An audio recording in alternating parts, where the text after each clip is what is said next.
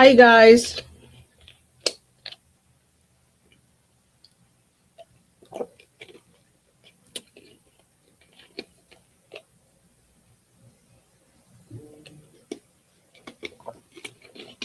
Hi guys. I'm waiting for Bachi to show up.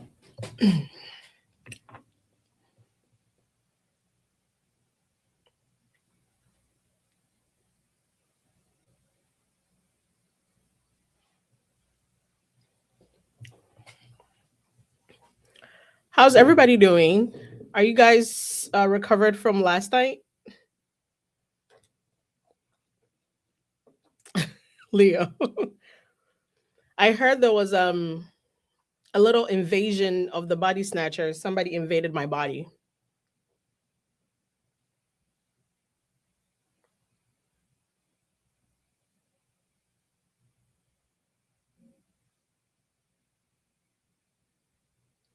I'm waiting for Bachi, you guys.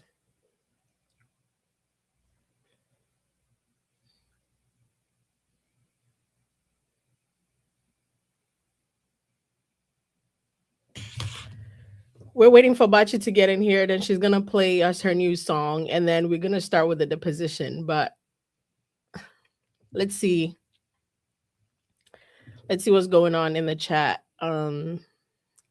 Featuring the aptly named football tight end tenderizer for you. What? I have no idea what this is.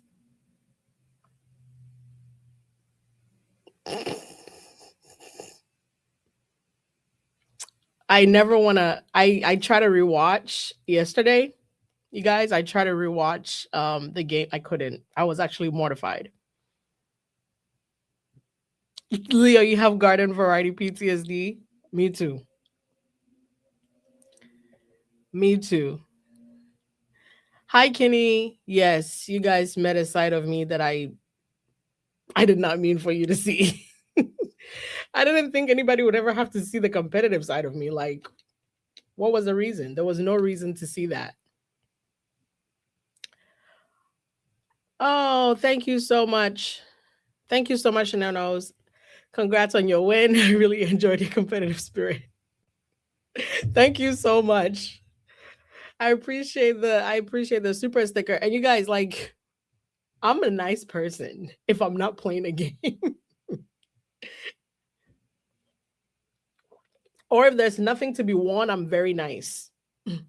As soon as Bachi's here. Bachi, you ready? Yeah, we're live. You ready to come up? Okay, we're gonna give Bachi a second to get the song and everything lined up.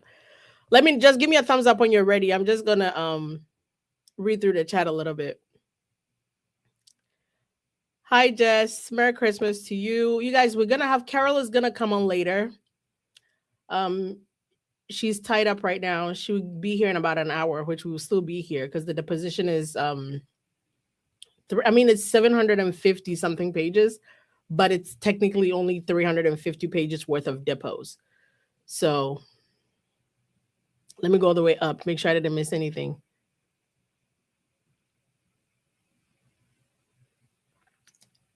Are you guys listening to Bachi's music and Kinney's music and everything? You ready, Bachi? Okay. All right, you guys, Bachi is here. Give me 1 second. Let me pull her up. Hey, girl. Hey. Hi. I was apologizing for the girl who showed up yesterday. I have no idea who she is, but I heard some girl showed up here. Her name was Elsie or something like that. Oh. Apparently, we have the same name. We look alike. We have the same hairstyle. I've never met her. You didn't even recall. I mean, I said I knew you didn't because I mean we're still in a group chat. So the So, you minute guys, that I we text stayed our in a group group chat. chat, I said we're good. I text our group chat and I was like, you guys, I'm so sorry. Bacho was like, well, I know you are because we still have our group chat and you're still. So I guess that's the proof that everything is all good and you don't remember what happened, but it was mortifying. I tried to watch the playback. I was like, oh my God, who is that? Like Bacho was all calm the whole time, and me, I'm like, I never wanted. I told them, I'm like, if we have another game show, please, I'm hosting. I don't want to play again. I want nothing to do with that. Then again, like there'll be a part of me that will be itching to play, but Yeah. I don't want to be. I don't want to have nothing to do with it. All right, you guys. Bachi's gonna start us off with the 9-minute song, which is in honor of our Ezra Hudson. Well, not our Ezra Hudson, but you guys know. All right. It took me a while to get to this, but yeah, I mean, it's 9 I think minutes. I should have made the song 9 minutes. No, Should have. You really should have made the song 9 minutes. I was hoping you would. Just going in a loop of saying 9 minutes over and over. Exactly. All right. So Bachi's gonna start us off with 9 minutes, guys, and then we're gonna start because the deposition is a lot. There's no way we are finishing it tonight, by the way. So just have that goal in your mind. There's gonna be either we do some live and we do some on our channels or whatever the case may be, but it's a lot. So we're not getting through it tonight if we want to go to bed at a decent hour, which never happens. But well, we'll find out. But I mean, is it showing right now? I don't see it. Here it is. Oh, there it is. Okay. Yep. All right. All right. This is the 9-minute song.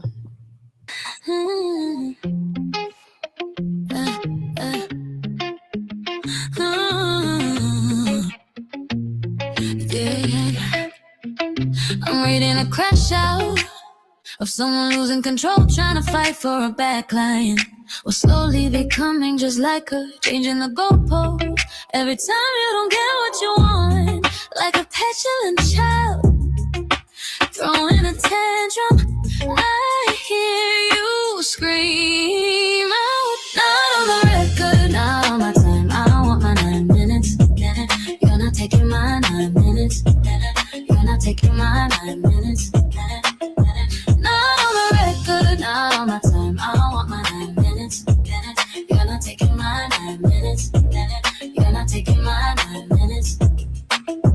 Tell me, what do questions about a dead former client have to do with this case? Who is trying to muddy the waters now? You don't have the truth on your side. You're just trying to drive away. Now you're so upset. You want to take a break as you scream out. Not on the record, not on my time. I don't want my 9 minutes. You're not taking my 9 minutes. You're not taking my 9 minutes. Oh, not on the record, not on my time. I don't want my 9 minutes. You're not taking my 9 minutes. You're not taking my 9 minutes. Oh, he gave you your 9 minutes. He wasn't coaching the witness. Still, he asked him to leave the room. Now you're saying he's not defending the deposition. If that was the problem, why did you start with that? Instead, you scream.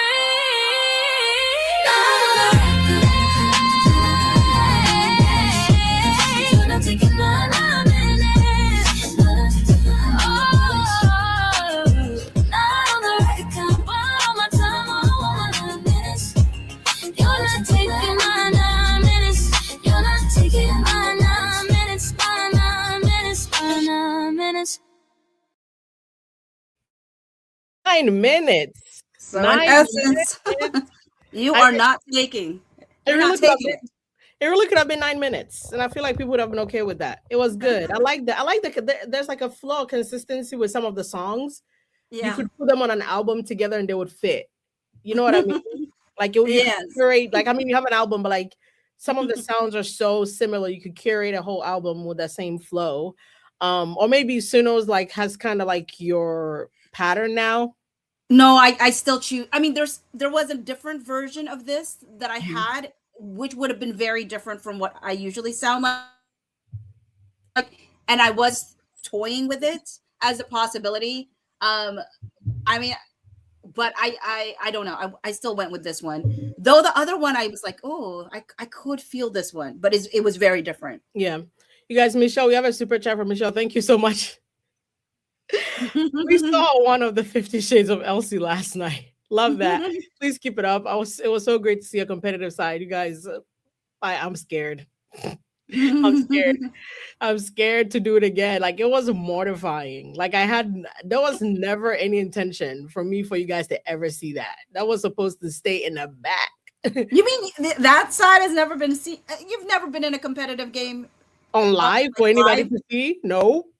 I've had like conversations where maybe my stance is strong, but like they've never seen me. And even that was like little like a espresso cup. They haven't seen a whole mug of it. Like it gets crazy. Like if it was like a sport or like we were in a setting together, oh yeah, it gets bad. Like How are we gonna do this Oh. particular one? I mean, it's like 4 to a page. because the way the pages are. Wait, you're doing this on your computer, right? I am. So are you able to read, or are you still gonna need to read from here? You know what? I will have it big on my side because I need it. Because the only reason I'm asking is because it is like 4 pages on the page. Mm-hmm. I'm gonna have to perfectly square it. Yeah. So how are we gonna do this? Because there's a videographer. There's Miss Gavinsky, Mr. Fritz, Mr. Schuster. Yeah. So Carol is supposed to come show up within the hour.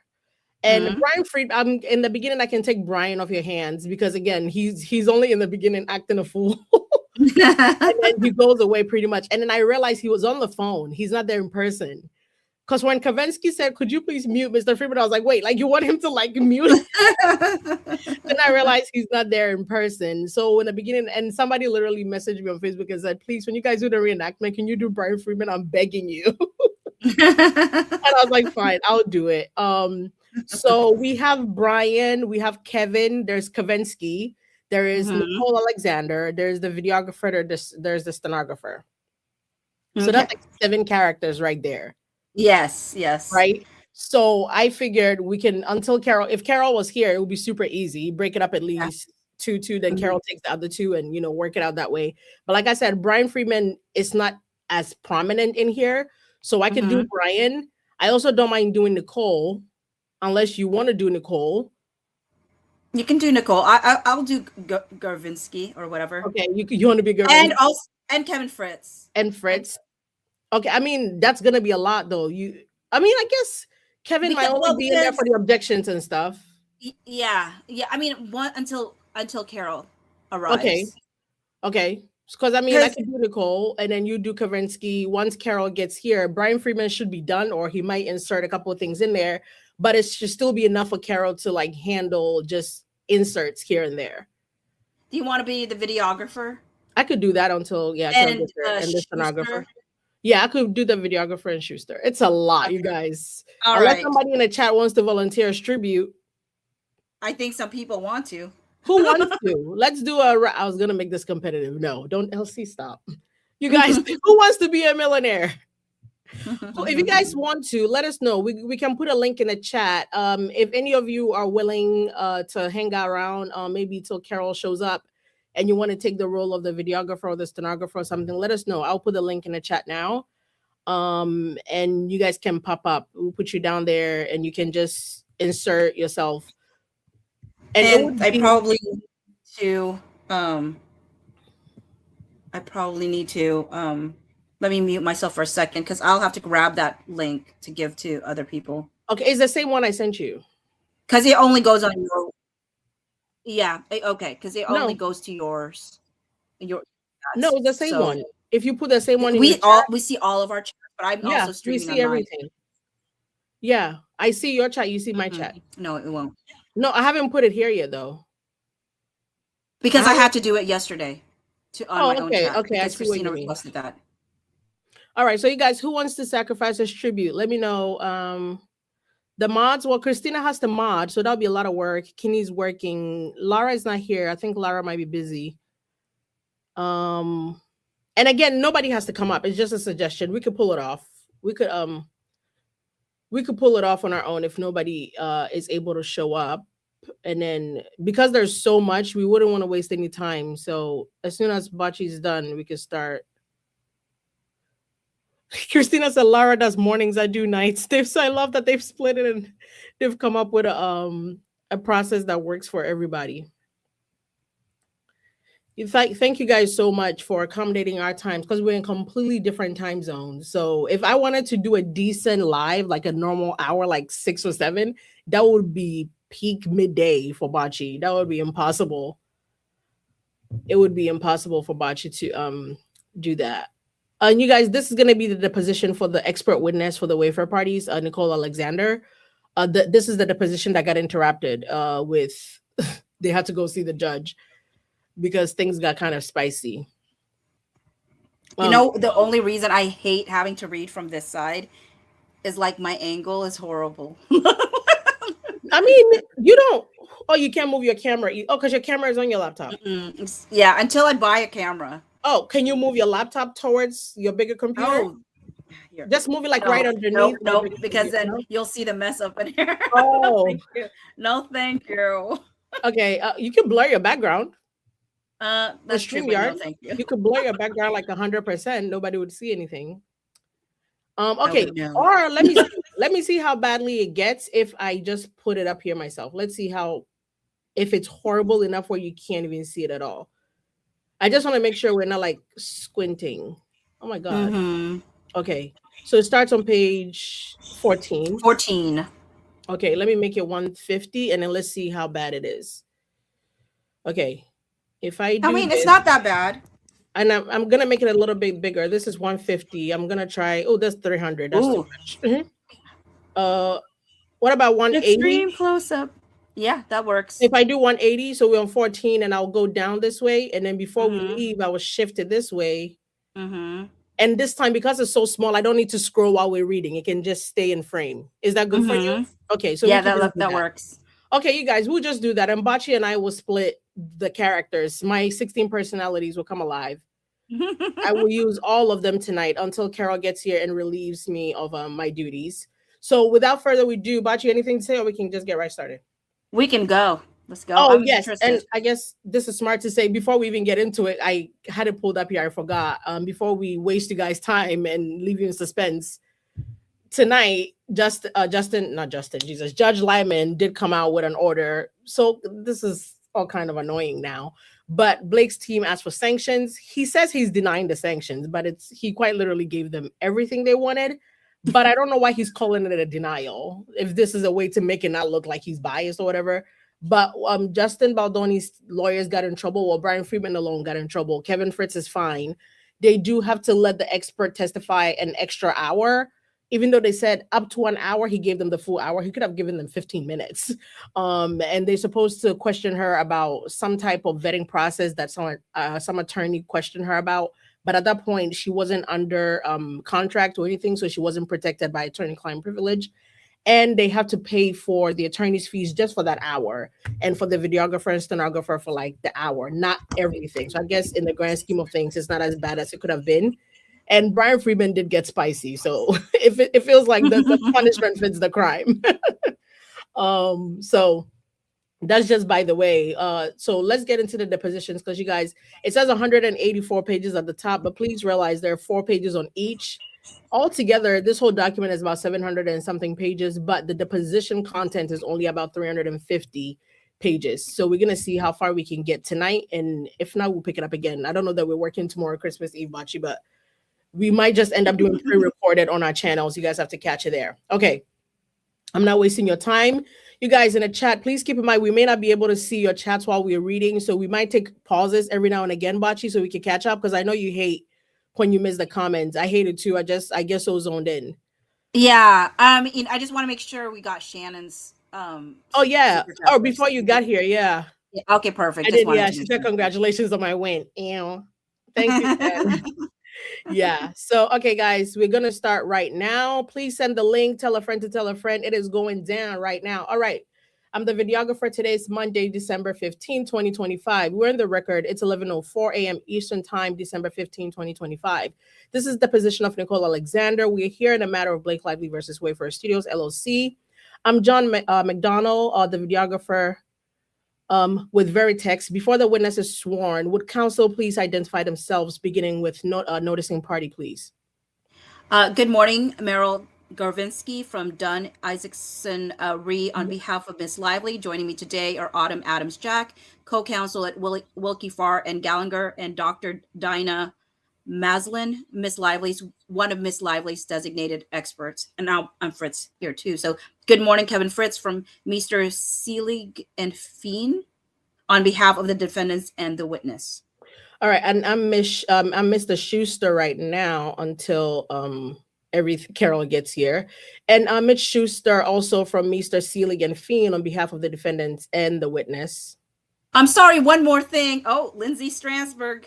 Not haven't seen you since November 2023. But anyways, Lindsay Strasberg, also co-counsel for Ms. Lively on as well.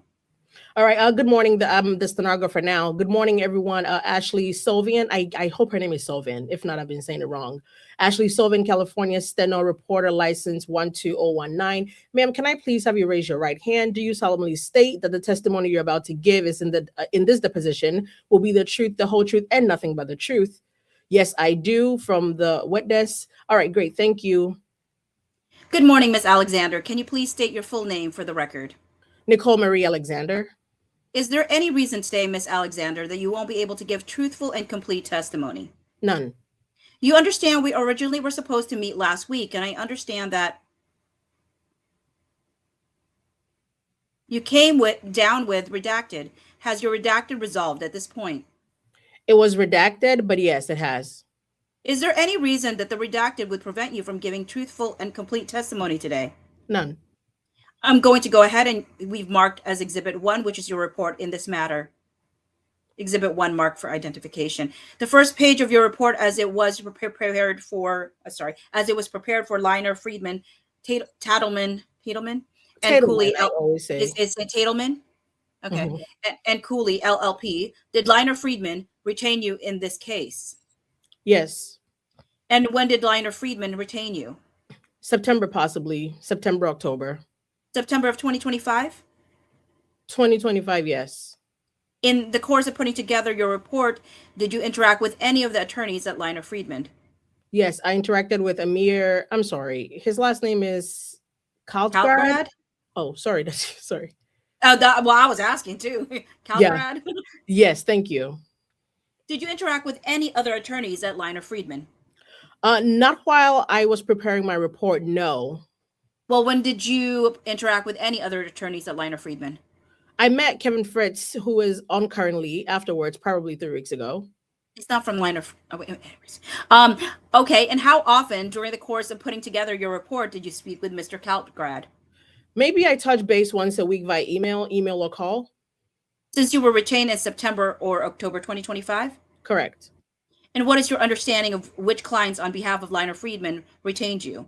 I believe it is Wayfair and maybe partially Baldoni as well. I'm not quite sure. I know there are several different counsels. I'm not sure the operations.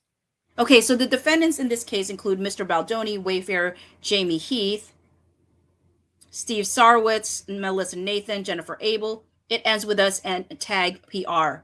Uh-huh. Do you understand that you're testifying on behalf of all of those defendants today? I believe I am because I thought it was part of the collective, so... Okay, so if I refer to the Wayfair defendants throughout the day, you will understand that I'm referring to that big group of defendants. Yes. Prior to this litigation, have you had any interactions with any of the Wayfair defendants? No. No. During the course of this litigation, have you had any interaction with any of the Wayfair defendants? No. Do you hear me? And you refer to other counsel. You understand that the way I didn't. That's why there's pause waiting. Yeah. I heard your no, and then I started going, and then you said, "Oh, was there a delay?" So I stopped. Yes, must be. Okay. All right. So you pick up on 20? Yeah. And you refer to other counsel. You understand that the Wayfair defendants have counsel other than Liner Friedman, right? I believe so, yes. To what extent have you interacted with any attorneys other than those at Liner Friedman and Mr. Fritz, as you just mentioned?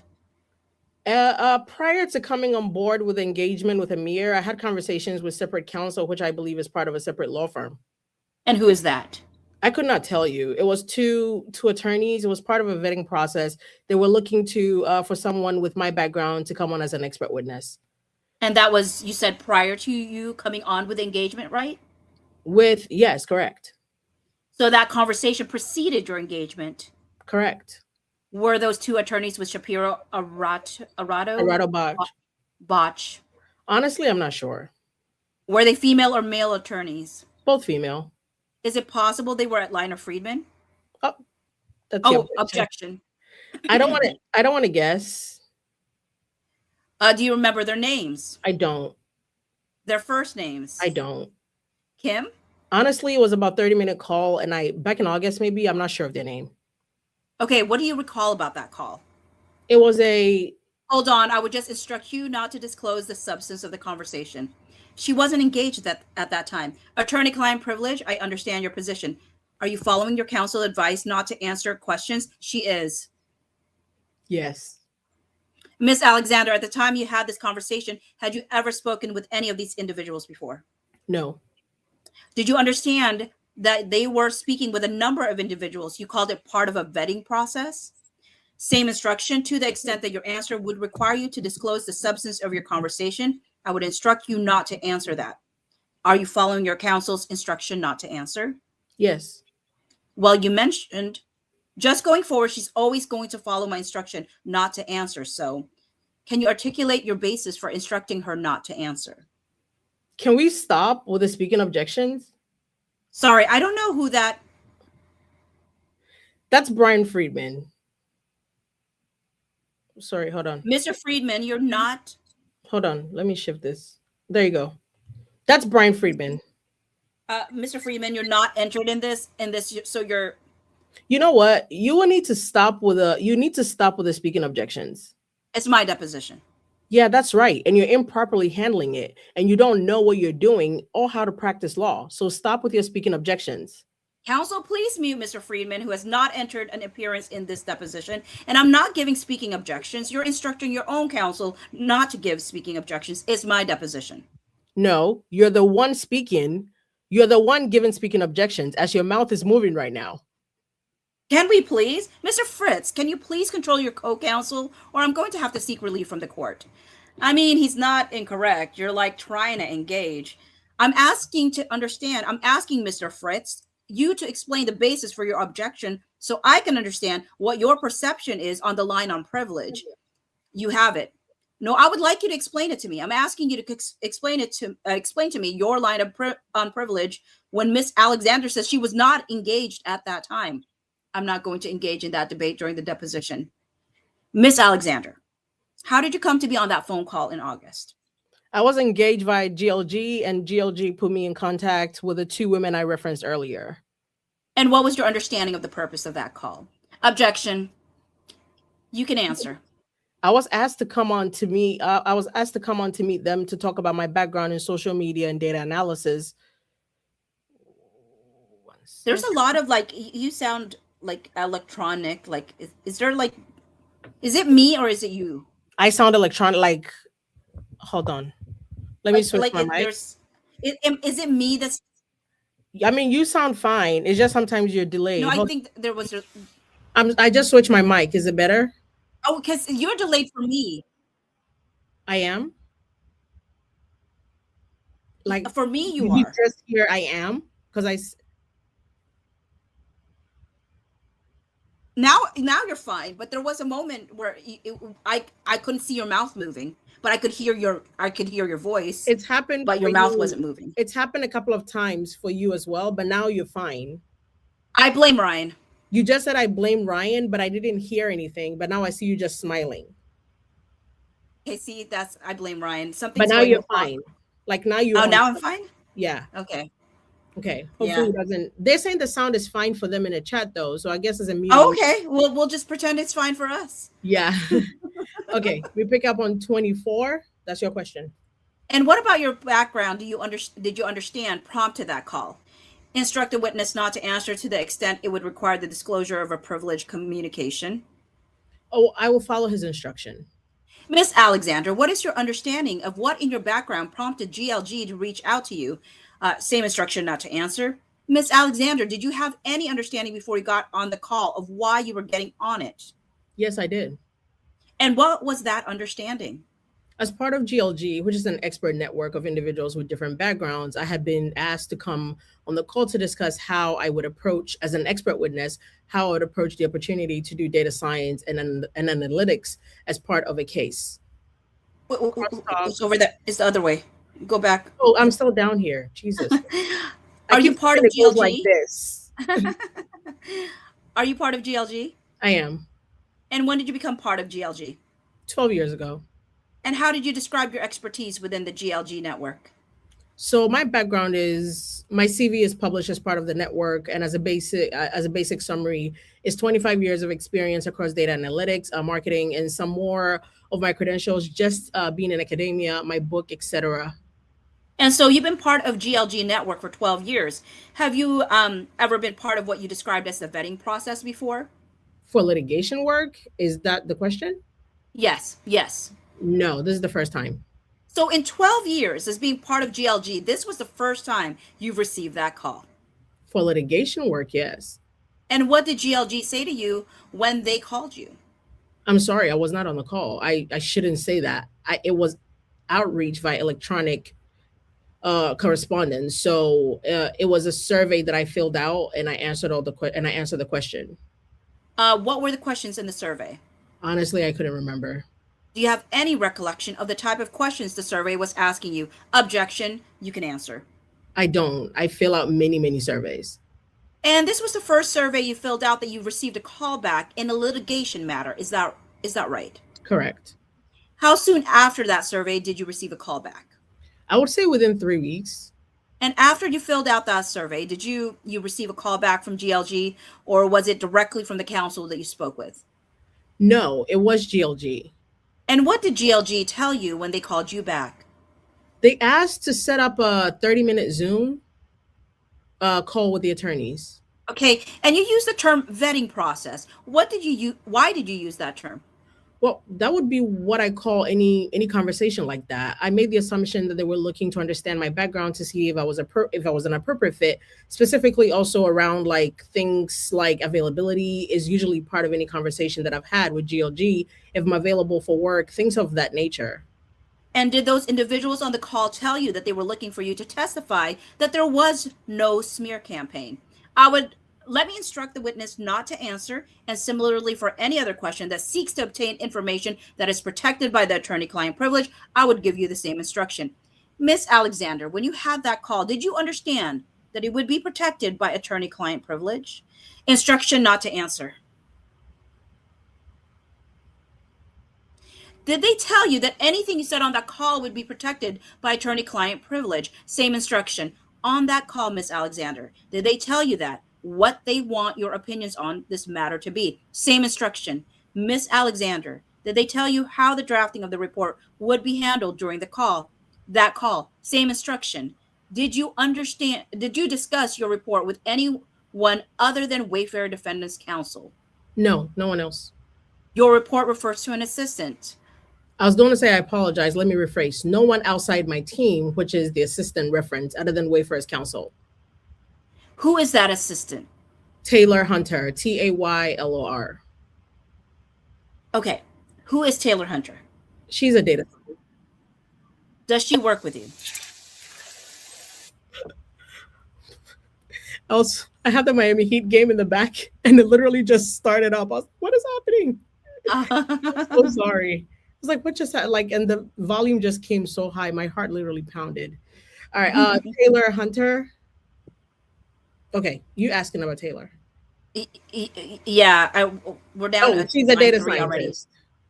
Yeah, and then I already said, does she work with you? Oh, she worked with me on this particular piece of work. Had you met Miss Hunter before? She was referenced. She was referred to me by someone else within my network. She's not the normal data scientist I work with. Why didn't you use the normal data scientist that you work with? She was unavailable and offline taking care of personal matters. And why were you looking for an assistant? Because the scope of work that I had to do is just too much for one person. So tell me the process of you soliciting the assistant of Miss Hunter. I reached out to someone else in my network to see if they were available. Someone who I had worked with previously. They were unavailable and referred and gave a reference to Taylor Hunter. I contacted Taylor Hunter and asked I'm going to use the word vetting, some myriad of different variables. Wait. Oh, no. No, this way. Oh, I hate that. Yeah.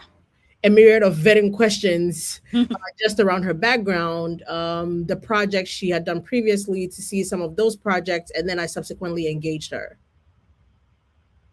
And who was the individual in your network who was unavailable? So I can't pronounce her full name. It's Anu and Pravi. Her last name is Pravi, PH. And when you say in your network, what do you mean? She's someone that I've known for, I think, the last year. We've spoken at some conference together. I've seen the work that she does, and yes, it's someone that I know, I guess, cordially.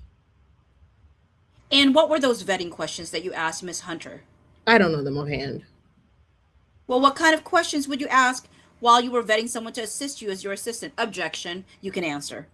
So I would ask what project specifically they've done around social media, whether it was analytical, computational, science, or like forensic work. I would like to see the project specifically if it's available and it's not private, asking them to also share the data set with me. Also, I would ask for data visualization project, whether it was in conjunction with the first project that they are sending me or a separate one, just to show their use of tools, how they visualize data, how they storytell. And those are the core questions for this kind of work. And what is your understanding of Miss Hunter's academic background? Her academic background, I think she has an advanced degree. In what? It's not comm science, I'm not sure. Okay, and what is your understanding of her current career? She's a data science for a company. She's a data scientist for a company. I can't remember the company offhand. Had you heard of that company before? I'm assuming not if I can't remember it easily, so I'll say no. And what is a data scientist? It's someone that looks at data and a myriad of different variables in order to, sorry, I've never had someone ask me that before. It's someone that looks at a data in order to interpret the data into understanding outcomes, patterns, yes. And what about Miss Hunter's background made you feel comfortable that she was experienced sufficiently to handle that task? She currently works in data analysis within the role that she currently has, and she's done so for several years. But for a company that you had never heard of, is that right? Yes, there's a lot of companies that I'm unaware of. Understood. And did you retain Miss Hunter? Yes. And so you pay Miss Hunter? Correct. And how much is Miss Hunter paid? $280 an hour. And when did you retain Miss Hunter? At the beginning of the project, so sometime in September, I'm not sure. September or October, after you had the conversation, or after you were retained by Liner Friedman? Correct, after I was retained. Okay, where does Miss Hunter live? She's in Texas. Have you ever met Miss Hunter in person? Not in person, no. So how do you communicate? Via conference call, via telephone, email. And you mentioned in your answer that you would have her share a data set. What did you mean when you said that? As part of the vetting process, I asked her to share something that she was allowed to share so that I could see exactly how she extrapolated, whatever insights she shared with me from the project, from the data set itself. Understood. Have you ever served as an expert witness before? I have not. So how did you go about putting together a report having never done it before? Putting together my expert report, I fortunately was able to see other expert reports as part of this litigation, and I used similar formatting. And what other expert reports did you see? Aside from the ones shared with me from the experts on the plaintiff side, none. So when you said you were able to put your... Oh, sorry. I heard that feedback. What was that? Feedback? Yeah. Okay, now it's gone. Okay. Cool. Hold on, So let me use headphones and see if it helps. Oh, it was just one moment. I heard my voice and it startled me. Problem long term. Oh, okay. Okay. All right. So aside from the ones shared with me, sorry. So when you said you were able to put your report together based on looking at other expert reports, you were referring to the expert reports that you received in this matter. Correct. Did you receive any samples of any other expert reports? No. How many hours did you spend on putting together the report? The report itself? Yes. I don't have a breakout of just the report. As opposed to what? Preparing for the deposition too? Exactly, based on also doing the data analysis, doing the report, like the entire piece of work. I don't have a breakout offhand of just the report. Okay, so let's talk about all of those things. How many hours all in have you spent doing all of everything for this matter? I would have to calculate it. I know how much I've billed. I can't tell you the hours. Okay, how much? I'd have to just back it out. Let's do that. How much have you billed? I've billed to date $110,000. Damn. Have you been paid $110,000? No, I have not. How much have you been paid? 89,101. Okay, I'm going to pull out my calculator because I'm not a mathematician. So if you've billed $110,000 and you make $650 an hour, is that right? Correct. Okay, so that's about 169 hours. Does that sound right? Yeah, between myself and Taylor. Oh, I'm just talking about for yourself. I don't break it out because I build GLG altogether. So I would have to go in and dissect the difference between the assistant and myself. And could you do that? If I went into the Excel file, yes. How would you do that? I have a column that says how much work I've done when it comes to total minutes versus how much work she's done in total minutes. Do you have any recollection of how much you've done? I would say of that, I would guess it's probably about 75% or 80%. Is done by you? Correct. And 20 to 25 by Miss Hunter. Correct. Okay, how did you break down who did what? So usually if I have a research assistant, I would ask them to do a lot of the preparation. So things like the data scraping, the Python analysis, and then I would go and check their work and then take it from there for the so The so what now what? oh, so what now what? So in analyzing what if it matters where it's statistically significant, what the implications are, things of that nature. Okay, so you said usually, but what about in this case? What did Miss Hunter do? So I'm sorry, I shouldn't have said usually. So in this case, that's what she did. So Miss Hunter performed the data scraping. Correct. Did you perform any of the data scraping?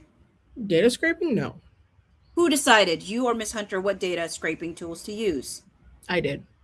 How did you go about deciding what tools to use? It's a tool I've used previously, What is it? Apify, and I referenced it in my report. Is Apify a tool or a network of tools? It's a software as a service, and they are one of the leaders in social media tracking. So they're similar to Sprout Social or a myriad of other tools, or yeah, tools that you're able to go online and scrape from. But there are different social media tools for each. I'm sorry, strike that. There are different actors for various social media tools and Apify, aren't there? Objection, you can answer. Yes. So how did you pick what actors in Apify to use for each of the social media? I selected the ones that I've used previously, and also I think one was new and one was just relevant for the particular case, for this particular case. And who determined that it was relevant for this case? I did. Okay, and you said you checked work. Please explain how you checked Ms. Hunter's work. So once she was done doing the data scraping, we had a shared folder. So I would go into that shared folder. I would look at the data that she scraped for, let's say the day or in total for that particular social media. I would go through, look at the data, make sure that it was complete. When she ran Python code, I would go in and just drop it in, make sure that the Python code ran correctly. Then, and that it was looking at the correct components. And did you ever go back to her and say, I would like you to rerun this or run it a different way? If there was an error, then yes. What kind of an error? If the code itself didn't make sense, or if there was anything missing, so maybe she hadn't selected the entire data set or something to that effect, I would go and ask her to do a rerun. So did you ever ask her to rerun based on the content of the data set? No, not on the content. And what were your instructions to Miss Hunter about what to scrape? I asked her to look across 5 different social media channels. I asked her to use both positive as well as negative and neutral sentiment. So a 3 classifier, and that was predominantly it. I didn't give any specific instruction on how to approach it, how to run the data, or how to scrape the data, anything to that effect. So the clarifier though, that came after the data was scraped, right? That's correct. So I'm just talking specifically about data scraping. How did Miss Hunter know what data she should be looking for? I gave her keywords. What keywords did you give her? I believe I have them in a report. Okay. And that's all that you gave her. You said scrape these keywords. I said scrape those keywords, and then I asked her to let me know if any other keywords came up that she saw significantly in the data outside of that. Outside of that, Did any other keywords come up? nothing that she made note of for a high percentage. No, Did you give her any other parameters with respect to the data scraping? just the time frame. What time frame did you give her? Objection. I asked her. Just let the witness finish, Meryl. Thanks.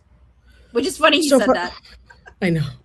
So for the last question, I asked her to look at a 1 year time period, ideally depending on the restrictions that some of the social media networks set. What do you mean by restrictions social media sets? Sometimes there's a date limitation for how far they can go back. Which networks here had such date limitations? All of the networks that we ended up looking at were available from January 2024 through October 2025. And so was that the time frame that you provided her? Yes, So it is your understanding that Ms. Hunter scraped for all content that hit on the search terms between January 2022 and 2025? January 2024. I'm sorry, January 2024. Let me ask that question again. So is it your understanding that Ms. Hunter scraped for all data that hit on any of the keywords between January 2024 through October 2025? Everything that was available via Apify, yes. What does that mean, available via Apify? So all the data is a little bit of a misnomer. So because all the data across social media sites is different than what is available via Apify, so you can only scrape public accounts. So which is a feature of a social media scrapping tool. So yes, it should be the keywords based on public data from that time frame. So is your understanding that the data set that Ms. Hunter provided you includes the universe of all data that was publicly available and hit on search terms between January 2024 and October 2025? Objection. Yes. Oh, okay. So Sorry. I know you said that you were having difficulty remembering the exact breakdown in terms of the hours that you spent on the research versus the writing versus preparing for testimony. Can you give any sort of a proportional breakdown, like 50% of your time was doing the analytics, 20% was writing? Like, can you do any breakdown like that?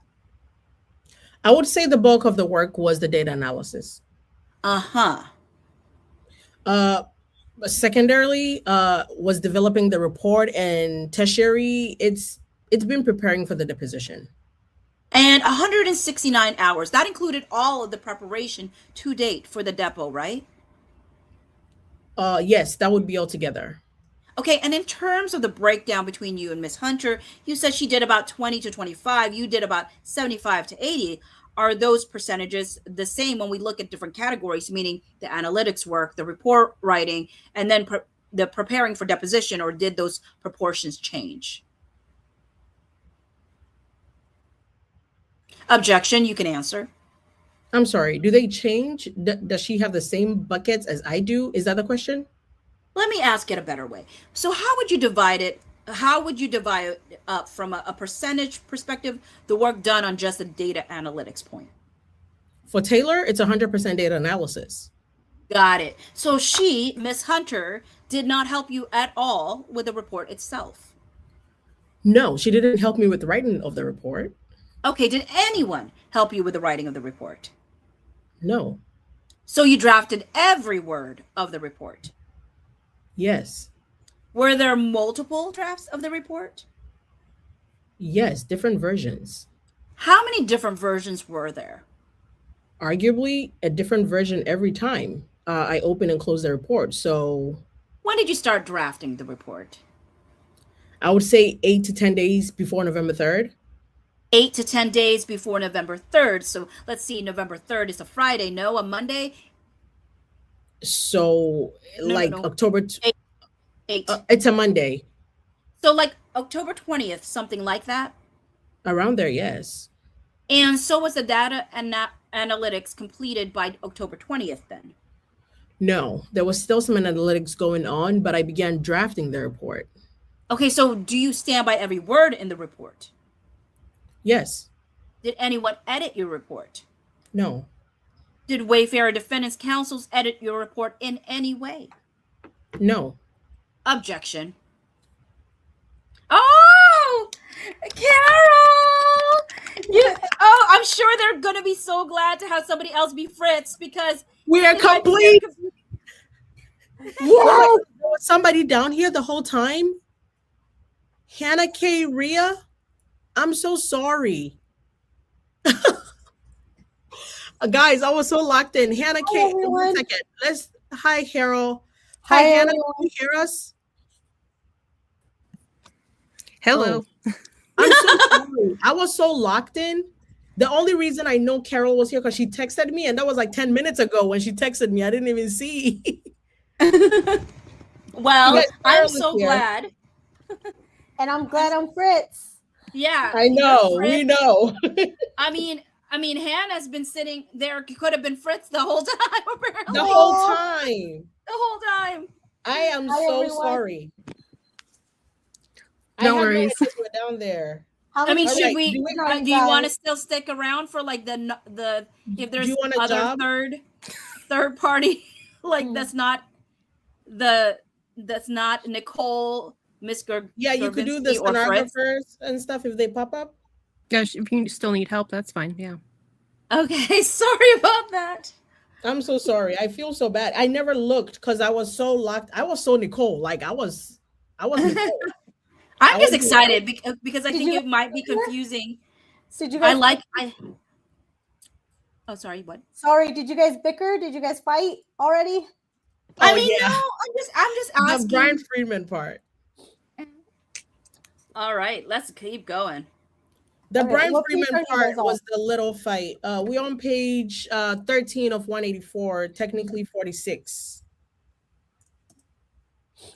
Give me 1 second, guys. Oh, Christina's reminding you or asking you, are you live on your channel, Carol? Oh, Carol, no. you got to go live. Stream to your channel before we continue. All right. Hannah, I'm so sorry once again. I was so Nicole Alexander. I wasn't even in my body. I had no idea. You were down there. It's the other shade of That's my other personality. Oh my God. Carol, they said they saw 50 Shades of Elsie yesterday. Oh my gosh. I still can't forget it. I text them and I apologize, you guys. I was like, I'm so sorry you saw that. All right. She read the apology letter we sent her. they made me read the apology letter. I didn't have an Emily Baldoni. I didn't have an Emily Baldoni to shut it down. I had no option then to read it. Okay. Where are we here? All right. Yes. Okay. I'm here. We're 40. Dang it. Okay. Yeah. I think were we just going up here? No. Yeah. Down there, right there. We're right here, 46. Okay. Yeah. So 14 of 184. Carol, you good? Hannah, if you're following along, we're on page 14 of 184, which is technically page 46. And you want me to read just the stenographer part, or whenever there's a third party, there's a third person. Got it. So to continue, and if you're just catching up, Bachi is Ms. Kavensky. I'm Nicole Alexander. Carol is Kevin Fritz with the objections of the century. And Hannah's going to be our stenographer, our videographer, any other fourth person. Hannah's going to be that for us. Right. So yeah, Hannah, your mic can stay muted till you have to come up. That way, like, if you have to do something in your background or anything, you don't have to stop for us. And if you do forget your lines, we will remind you by screaming. You will know. Yeah, I don't want to mess up the audio because I don't. You won't miss your lines. Don't worry. We will scream at you. Carol gets relief today. All right. Did you use artificial intelligence to assist in the drafting of the report in any way? So yes, because everything technically has AI in it. So I use Google Docs in order to develop the report. So Gemini is attached to that, and I have Gemini for my Google Docs. Can you explain? But I did not use generative AI, if that's the question. Can you explain the difference? So AI is the higher level. It is an algorithm. Most things that you use, including Zoom right now, has AI running in the background in some way, shape, or form. Generative AI is specifically developing net new. Of course, my camera would shut down. Okay, it's back. Net new content in creative versus reshaping, copy editing, copywriting, things of that nature. So when you say you did not use generative AI, did you mean that you did not use AI to write the report? I did not use generative AI in any way, so Even to edit the report? Objection. correct. Your report refers to the concept of hallucination, and it defines it as generating plausible but factually incorrect information. Is that right? Correct. What does that mean? Objection. You can answer. Carol, I will fire you. It says objection, you can answer. You're Oh. supposed to say objection, you can answer. Oh my gosh. Okay. I'm sorry about that. It's okay. All right. So it means to develop something that would come next based on high propensity that would be rational and make sense with the context that the rest of the sentence structure has developed. So it's looking at statistically, does this make sense as the next element within the string of words? So what would that look like? You know, if you're looking at a paper or something, what would a hallucinated content look like? It can look like a myriad of different things. Sometimes are citations hallucinated? Citations can be hallucinated, yes. And what does a citation that is hallucinated look like? I'm not sure exactly how to answer that. What does it look like? Well, is it like the title might be wrong, or the authors might be wrong, or the page numbers? Like, what would it look like? Objection. You can answer. So that could just be human error. So hallucinations are usually something that does not actually exist in real life. Okay, so if like ads authors, for example, that were not responsible for the publication, that could be a hallucination? Objection. It could be. but- oh, sorry, I'm Girl, it could be, but that's not. It could be a hallucination. However, that doesn't mean that it is a hallucination. So I have students get footnotes, citations, bibliographies incorrect all the time. There's a myriad of different reasons. One of the reasons could be a hallucination. And how do you check what the reason is as a professor? I mean, I don't normally grade on the accuracy of the way that they use references and bibliographies. I make sure that they exist. But aside from that, I don't necessarily debate if it's APA, MLA, or if they've completely gotten it accurate. How do you make sure that they exist? Objection. Normally, one of my CAs or TAs will go in and check. It's just part of the process I have with them. To run it through like Google Scholar or something like that? Objection. There's different ways of checking. So What are the different ways of checking? it depends on how they submitted it. It could be a check system that the university uses. It could be through asking for a link specifically if it's an online article, or Googling, or using Google Scholar. When you said a check system that the institution uses, what do you mean? What kind of check system? Most universities, when you submit something as a student, they have different software solution packages that will check to see if there are irregularities. Are you aware of any software packages that check for irregularities? One is Turnitin. That's the only one I can think of offhand. Have you heard of Grammarly? Yes, I don't know any universities that use that though as a check, but yes, I know Grammarly. What about GPT-0? I don't know that one.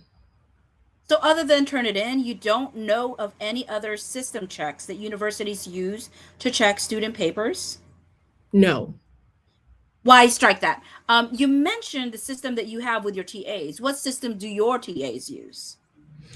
Depending on how I've set up the submission, it would either be Turnitin or via checking through Google. Do you have? I don't specify. Objection. I'm sorry, I thought you finished. Go on. I don't specify usually. So you let the TA choose whatever checking system they would want to use. Objection. The TA or the course associate, yes. Okay, and how do you know that you can rely on the outcomes of whatever checking system they've used? I've hired them, so I have faith in them and the ability to make the right checks. So if they run a student paper through an AI checker and it says there is a high percentage chance likelihood that this is AI, do you believe the checker? No, I don't allow them to run it through AI checkers because AI checkers they're not accurate at the end of the day. So I don't allow them to use AI checkers. Just to be clear, I said Turnitin for things like citations that uses probability or Google to actually look up. So they're not AI. They're not using AI checkers. They're looking up the citation itself. Okay, well, what about the content of your students? Well, let me back up for a second. You're a professor at NYU and Columbia, right? Correct. Okay, do you create your own syllabi for those classes? For the classes that I've created, yes, I create my own syllabi. Okay, and are those available online at all? The ones for Columbia for this semester is definitely. Okay, and what is the class that you're teaching at Columbia this semester? It is AI and the knowledge organization. So does your syllabi in that course discuss any academic policies for the class? Yes. Like what? Objection. Go ahead. The academic policies are quite frankly a cut and paste. So all of the syllabi have the exact same academic policy. When you say all of the syllabi, it's all of the Columbia syllabi or all of your syllabi? All of the syllabi within the college I teach in has the exact same academic policy. And how does that syllabi discuss the use of AI, generative AI? So we are allowed to make distinctions on AI specifically. That's the one you want because it's not technically it's not a Columbia-wide policy. So that one I wouldn't call a policy. That's up to the discretion of each professor. Okay, so what is your policy? It has to be disclosed. What has to be disclosed? The use of AI and how the AI was used. Okay, so how do you enforce that policy? Well, the students actually, the students for the semester have always disclosed. I've given them examples of how to disclose, and that is enforced based on things like if it appears that someone has used it and hasn't disclosed, I address it with them. If they have submitted something which didn't happen, if they have submitted something that appears not to be in their work in general, and again, there's other reasons for that outside of AI, then I address that with them as well. So you said if it appears like it was created by AI, what are some of the telltale signs of AI usage? If it appears that they have used frameworks incorrectly, for instance, if they have especially ones that may show up in the AI overview, if there is any language that they use that just simply is not normally used by them, again, after working with the students for a semester, you know the way they, number one, communicate and usually how they write. So how do you check whether their material includes generative AI? Objection. You can answer. Frankly, there is no way to definitely check. Okay, not definitively, but do you just take their word for it when they say, no, I wrote this, and you don't do any sort of additional checking? Objection. You can answer. As I mentioned, it would depend on the case. So what specifically it looked like they did, and then I would understand how to address it appropriately. So it's all subjective. Is that your testimony? Objection. Yes. Okay, so you mentioned that you find AI checkers unreliable. What did you mean by that? There's actually third-party research that shows that they're not reliable, depending on they take into account things like colloquialism, the way you write. There is different signatures that are attributed to AI, which simply don't make sense in real life. So I'm sure you've heard things like using ampersand. People use ampersands to write, particularly dependent on the individual's age, how they were educated, things of that nature. You talked about universities checking for AI. Do you know whether the universities for which you work use AI checkers? The colleges that I work for within the universities do not use AI checkers for any of the classes I'm aware of. So how do colleges discipline individuals if they suspect that a student is using generative AI? Objection. You can answer. There's a conversation for the ages across education, so there's no answer to that currently. So it's your testimony that there are no AI checkers that provide any how do you say that? Indicia? Indicia? Indicia? Indicia? Okay. Like I think Of it's like the- an indicator. Yeah. Oh, Indicia. gotcha. Of the use of Indicia. generative AIs,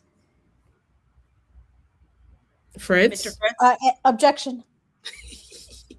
I'm sorry. Could you repeat that? So is your testimony that there is no AI checker that can reliably predict the use of generative AI? Yes, that's my opinion. Yes. And what if a student's paper is entered into multiple AI checkers and they all come back with a high percentage of likely to be AI? Is that also, in your opinion, not reliable? Objection.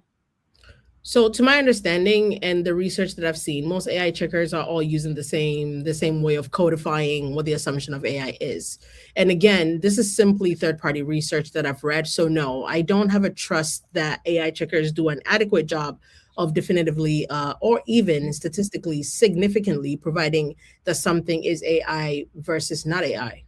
Your report includes a number of charts. Who made the charts? The charts were made by Taylor.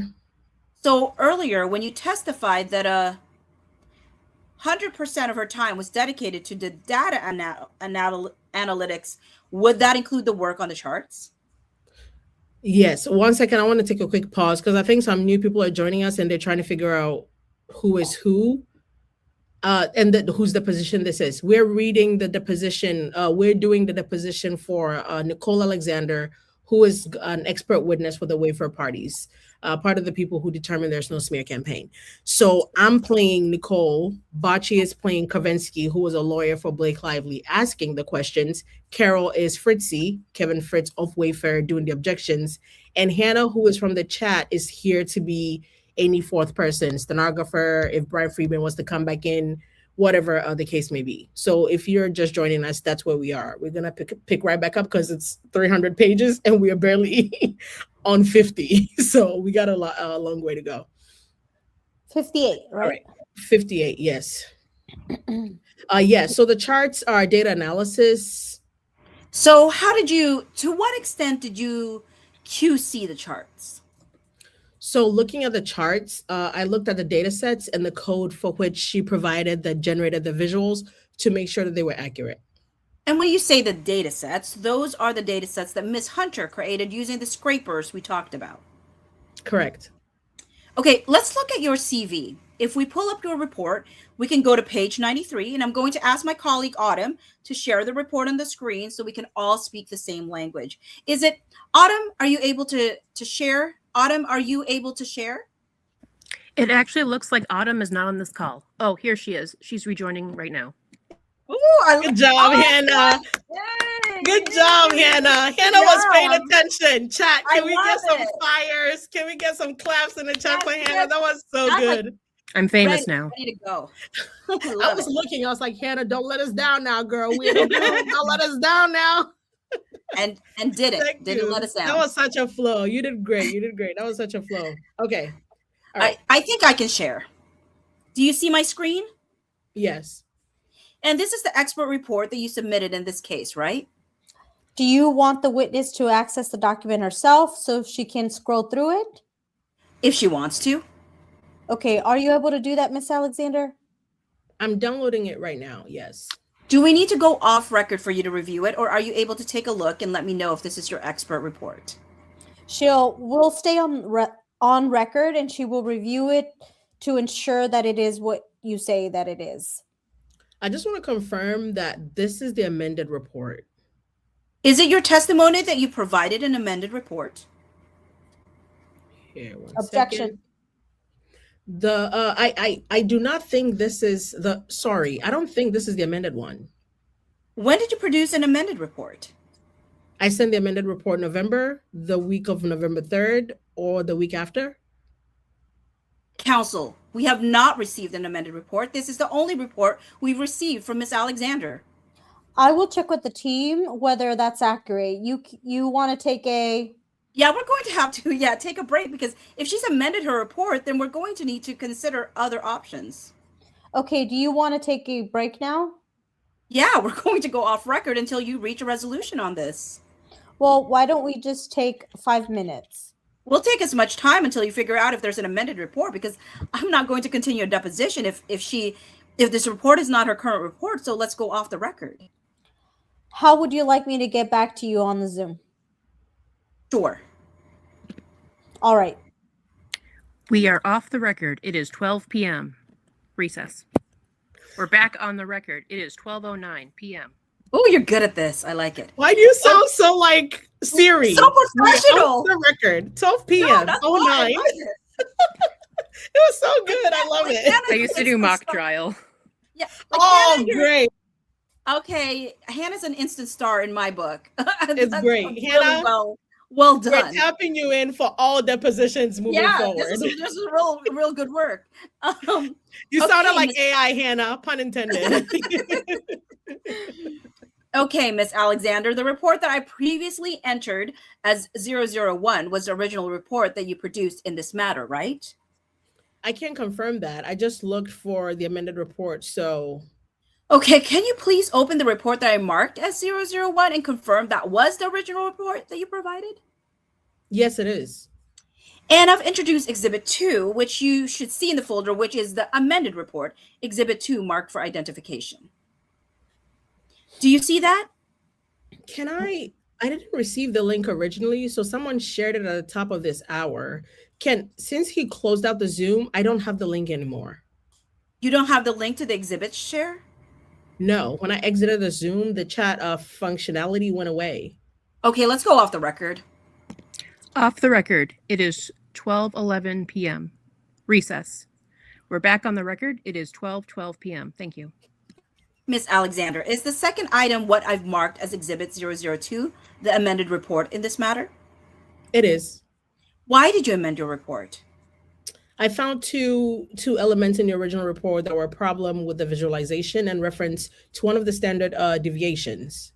Okay, we will get to that in a moment, but I would like to direct your attention in 002 to your CV, which is Appendix A. Did you make changes to Appendix A between the first and second report? No, I don't believe so. Okay, and if I refer to the first report, you understand it's the Exhibit 001, and if I refer to the amended report, you will understand that's 002. Yes. Did you draft the CV? Yes. And when did you draft this? It's an adaptation of my normal CV, so I adapted it for this report. Why did you adapt it? Just because my regular CV is more practitioner focused. Sorry, you were saying more practitioner focused? Yes. What is the difference between a practitioner and an expert focus? So I would say this would be more academic focused, what you're seeing in Exhibit 2. So it's giving additional information around my speaking engagements, my book. I think those are the key differences. And then chronologically, just where I place information. So what are some of the differences in the CV versus your regular one? Let's see. Sorry, I just have to get down to that page. It would be, as I mentioned, the detail of my speaking engagements. That's not in my practitioner CV. I don't have my book in my practitioner CV. Why don't you have your book in your practitioner CV? Well, I haven't added it because I haven't needed to, but usually you wouldn't necessarily put that in a practitioner CV. Why not? Objection. You can answer. It's the norm. Oh, I'm sorry. It's not the norm. Did you modify your short bio in any way? Probably yes. How did you decide to modify your CV? My overall CV, is that the question or the short bio? Oh, sorry, the overall CV. I did it the way I would do it for academia. So it's more similar to my academic CV. So why didn't you use your academic CV? Because it's outdated. I haven't updated it. I see. You were just updating your academic CV. Yes. So I would normally take this and I would copy it into my academic CV moving forward.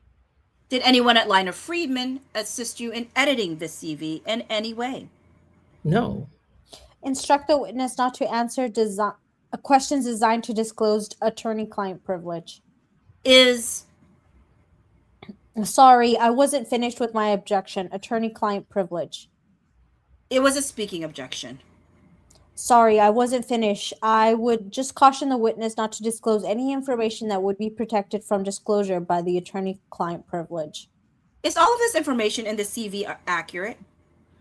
So let me just get back to the CV. I apologize. I had my local one open, not this one. Yes, everything is accurate.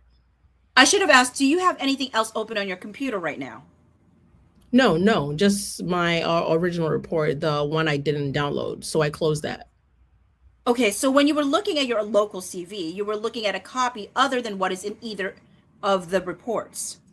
No, I had the amended report that was not downloaded that's sitting on my desktop. I had that open in order to answer the earlier question of is this different? Is this amended or not amended? So I've subsequently closed that. So I just want to make sure I was looking at the correct document. I'm now looking at the document exhibit 2 that I downloaded.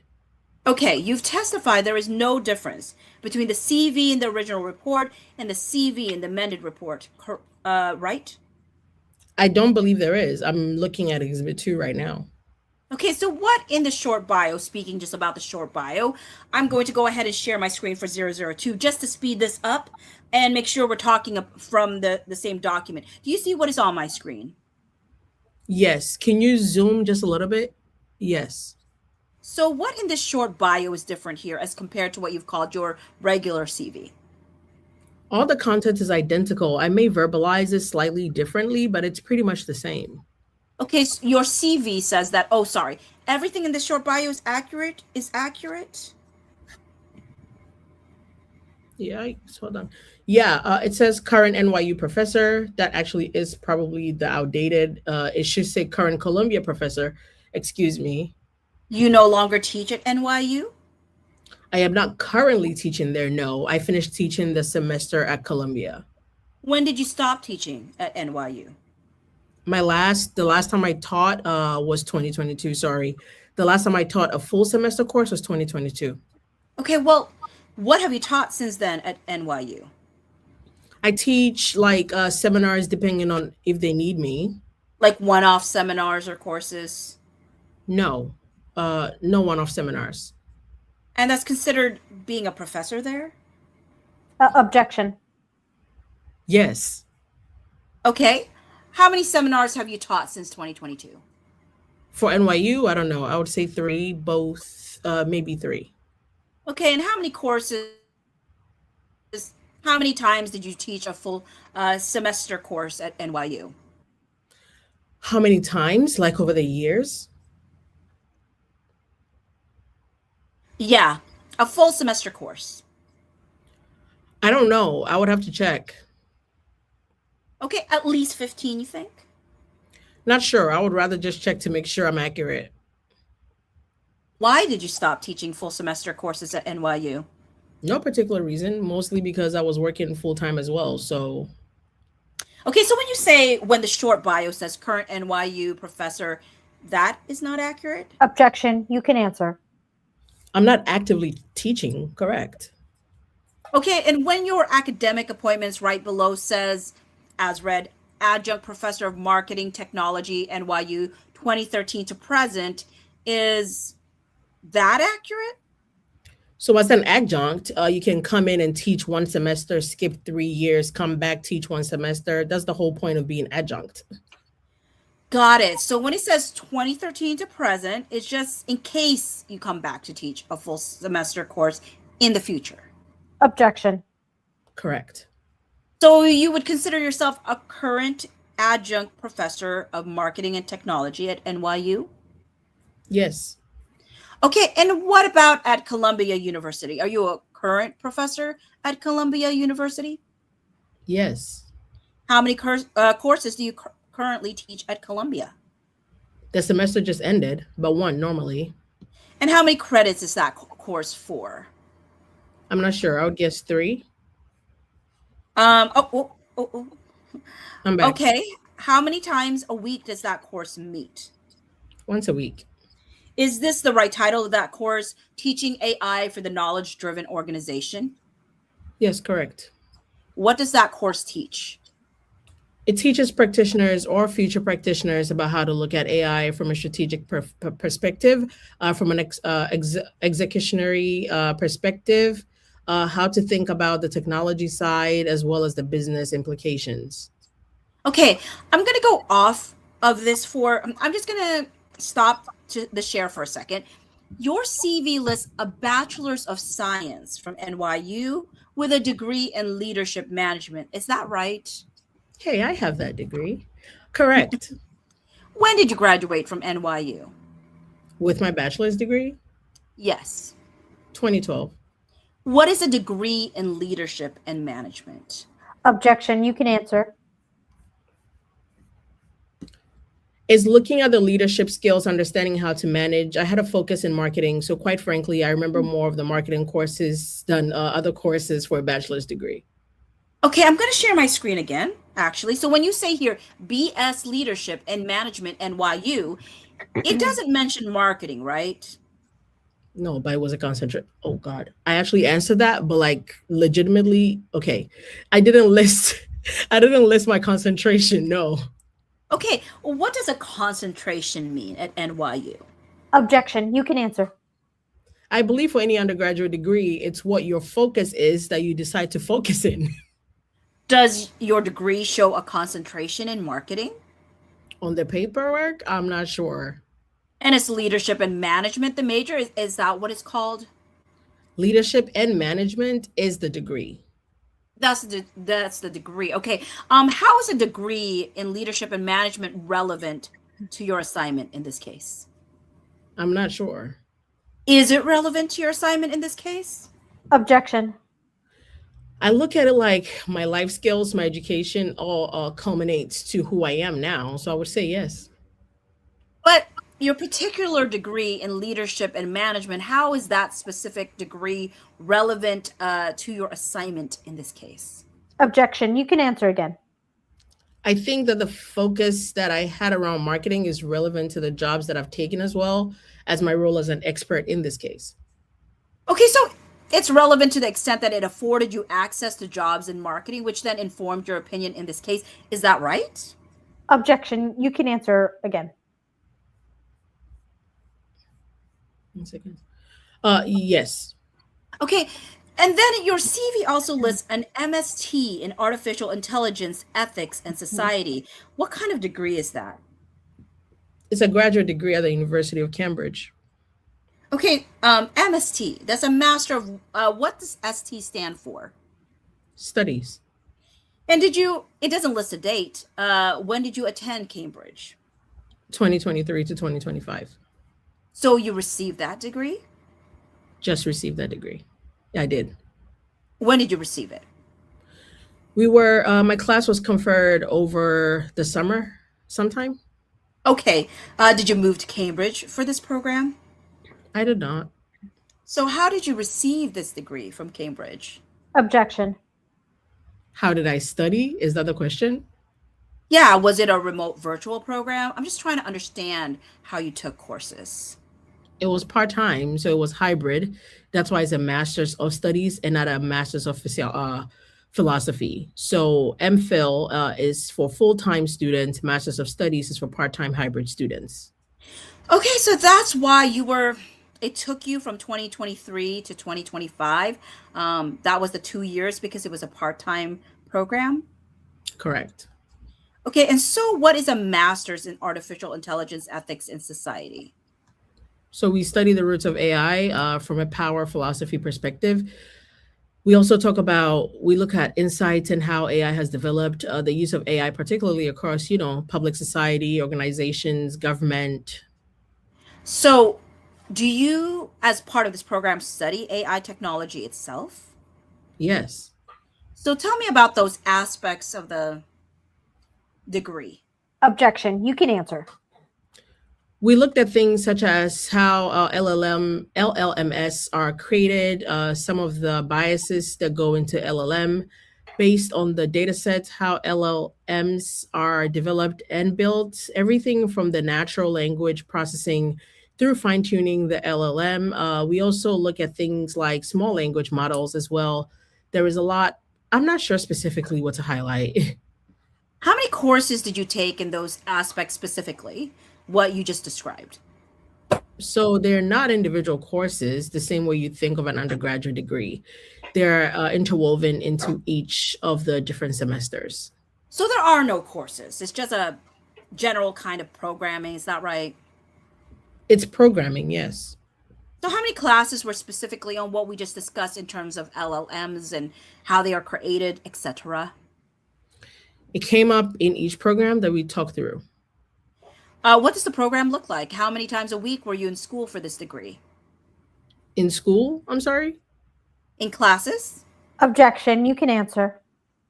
So there's a specific amount of classroom hours that any degree granting has to have. I don't know what that is offhand. I was physically in Cambridge around 2 weeks every quarter or every term, excuse me. They use a different verbiage every term. We use that too in Ghana. And there was a remote work where we had to log on. So long story short, I'm not sure offhand. So you're not sure how many total hours you needed to participate in order to receive that degree? Objection. You can answer again. Sorry, I didn't hear your answer. I'm not sure offhand. Any ballpark? I wouldn't venture to guess. Over 2 years, I'm not sure.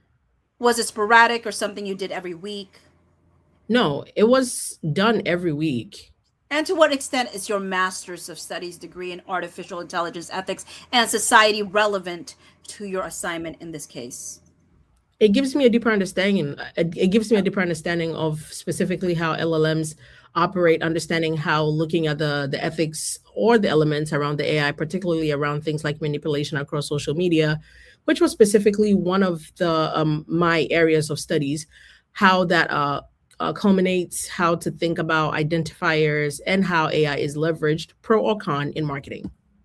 And all of the other experience in your CV predated the receipt of this degree, right? I'm sorry, could you repeat that? Objection. I will withdraw the question. Your CV also lists an lists an executive MBA. What is an executive MBA? It's MBA, but for executives. It doesn't really answer the question. It's a part-time MBA that is targeted specifically to usually executives with a certain amount of years of experience to help them get additional knowledge for business. When did you receive this degree? 2014. It talks about it being a joint degree. Where were you physically located when you obtained this degree? During the 18 months of study, I was in Paris, Chennai, India, Shanghai, China, New York, and did I say London and Paris? Okay, and you said over 18 months. About how many weeks would you say that you spent on this program before you obtained the degree? Weeks of working towards the degree or weeks of travel? Weeks of working towards the degree. It was aggressive. I would say probably 20 hours a week. For how many weeks? Over the course of the degree? But it's a 10-week program, isn't it? No. Objection. No, it's not a 10-week program. Okay, so online, when they describe it as a 10-week program, that's not accurate? Objection. I don't believe they describe it as a 10-week program. It may be stated as 10 weeks in person, but it's not a 10-week program. Understood. So how many weeks is the full program, do you think? I believe it's 18 months. A full-time program over 18 months? Objection. It's not full-time because it's targeted to executives. So it is literally formatted for individuals who are usually executives within the organization. So it's 18 months, I believe, start to finish. And to what extent is your executive MBA relevant to your assignment in this case? It has allowed me to understand, again, my focus was on the data analytics as part of the degree. So it gave me both finance perspective, it's given me depth and strategy in particular, as well as marketing.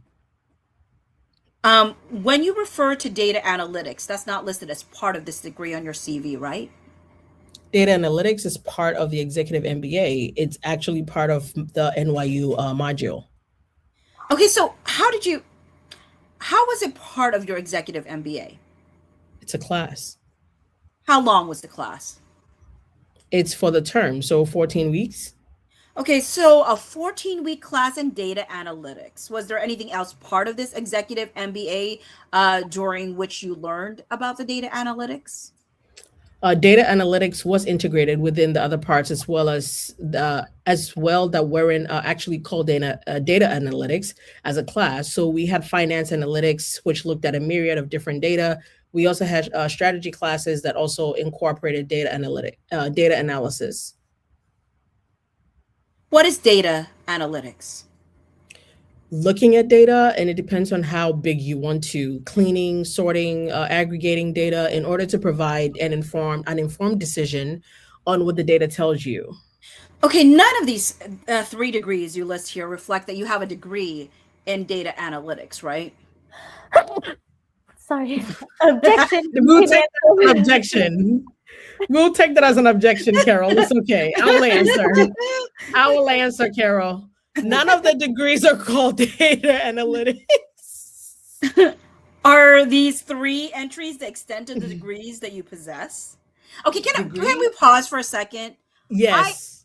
I don't know what Meryl's tone is. I'm kind of a snidey tone on this, but I really I understand that she has to do this but it's really feels disrespectful. And also, I don't feel like she actually knows anything she's asking about. Exactly. Because she's trying to make her look stupid, but in the end, I think she looks stupid. Because why are you asking some of these really feel like dumb questions, unless there's an okie doke coming? Yeah, an okie doke coming where she's trying to, go, oh, haha, I actually know that this is not true or whatever. But there's a lot of condescendingness to it as I'm reading that part. Part of me is getting actually angry, even though I'm playing the role of asking those questions, because I don't know if I'm doing a good job of snarking back to you when I say things like yes and no. You guys are doing a great job. Like, why are you asking me? Especially when she was asking about her degree, because I have a business administration, business management degree, but a concentration in leadership. Mm-hmm. And I have a minor in economics, a concentration in marketing. So you have a law degree? What do you mean you don't understand what concentrations mean? I'm pretty sure you don't just have a JD. You probably have concentration. You have like political science. You probably have a concentration in something. So you know what you're asking her, but you're asking it almost to undermine her by saying, oh, it was only a 14-week course? Oh, so that was a short class then. Oh, was it a class? Oh, so it's not really a degree then. Like, what are you doing? And keep in mind, you guys, this is a Black woman. Yes. Yeah. So, I mean, I told you, Elsridge, that I was going to try to see if some of the way, like the assumptions. Now, mind you, people might say, oh, no, it doesn't matter what race she is. Like, she would have asked her all these questions too. But a part of me is like, okay, I would love to see how they depose Haggerty. Yeah. Mm-hmm. I would love you to wouldn't see ask how a white man that. Haggerty. Yep. Because if this is just what they do, I would love to see how they would have and this idea that, oh, it's her first time, therefore. Yeah. You know what I'm saying? Like, everybody has a first time. And this idea that, like, how many of us have gone to college and got a different degree than we're actually using our work for? That doesn't make it like, oh, what was this for if you're doing this job now? Like, I don't know. So we'll go back to role playing this, but honestly, in the depths of my soul, I'm just like, you, like, this is so disrespectful on so many levels. I feel it. And we talked about this in the background before we started this. So like, we want to see if there's some undertones and stuff. And I'm picking it up. And I was trying not to do my best. I was doing my best not to get emotional, but I was like, these are starting to annoy me now. Because if my degree doesn't have to, like what she said, my lived experiences, the jobs I've had, little jobs I've had through my life brought me here. That's how I can do this job. You're telling me if Blake hired this person and she did the job for them, you're asking her these same questions. If she found like something in Blake's favor, you're not asking these questions. So I was like, I was trying to do my best with my snark coming at you like, yes, no, it's a degree. I was like, I'm hoping that's coming through, but definitely she's being disrespected. You guys are doing a phenomenal job at conveying the feelings behind it. Yeah. And Bacha, you're doing awesome at the snide, like the undertone. And the pauses on the questions. And as soon as I'll be picking it up, I'm like, girl, yes. Yeah. Yes. But no, I mean, I definitely felt like there's I mean, maybe because this feels too familiar of like not necessarily like stories that that folks have told me of their own lived experience around how people it's amazing how many Black women I know that have all these degrees, incredibly intelligent, and yet people continue to still talk down to them, continue to still act like they're not equal at all. It doesn't matter how many degrees they get. Yeah. You're still less than.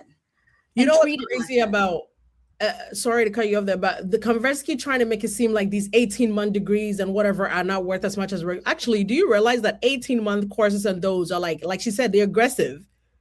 You have to be incredibly smart and ready to catch up to get those, because it's not like you don't have a year to lollygag your way through a course. If it's a 14-week program, an 18-month program, whatever,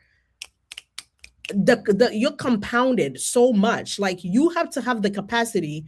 And she's talking about traveling back and forth. It's not easy to do that. So for her to try to find a way to and she's working, it's not like she was doing this and like drinking beers and playing beer pong. She's a working professor, and acting like an adjunct professor at NYU or Columbia or whatever do you know what you got to do to be a janitor at NYU? You know what you got to do to be a librarian at Columbia? So no, like, I mean, I don't, but I mean, I'm like nodding my head, but I'm like, I actually don't. But no. To be a professor anywhere, right? To be a professor anywhere, but to be a professor at Columbia, at the Ivies, like, don't play with this woman like this. Yeah, it was. Whether she's teaching one course or 10 courses, don't play with her. Yeah. No, I'm feeling a bunch of it's crazy. Feelings. No, I'm feeling it too, girl. I was like, girl, don't get in your feelings, because you know. I mean, I'm gonna still play this role, but I'm just like, for sure, 100%, and I'm in character too. I'm in character, but we're on 23 pages of them pretty much asking her credentials, pretty much. Which is the story. That's why I'm like, I really want to see all the other like depots, experts, the expert and depots, see if they got grilled to this level about how what makes you an expert. Mm-hmm. Because usually I don't think you slice and dice to this level. Yeah. Mm-hmm. Anyways, even to the point they're of like digging why she's allowed to have the adjunct professor title, professor job. Like, how can you just leave your resume open like that? Oh, so whenever you want, you can go back to NYU. Yes, that's how it works. I feel like they want to get her to answer like she shit the bed or something at NYU, so she's not or something. Somebody said it's coming. Sorry, so it sounds like maybe they're they said trust what this Lisa Vincent said, trust me, they're just getting started. Ooh. Oh Lord, we're page 23 and they just getting started. They need to wrap it up. Oh my word, I hope I don't get upset. Oh my God. Okay, let's go. I can already feel it in my let's get back in. Hannah, you good? We didn't lose you? Still here. If you wanted to chime in, you could have, you're not just here for the extra curricular activities. One thing I will say, I mentioned earlier I did mock trial in college, which is nothing. I'm not a lawyer or anything, but one of the first major rules they teach you is to only ask questions you know the answer to. That's more of a pretty big rule for trial, but it probably should be similar in depositions. So it's obvious she doesn't know what she's talking about. So she doesn't know the answer, what she's going to hear. Yeah, and it's almost like after she answers is almost when she gets the follow-up question.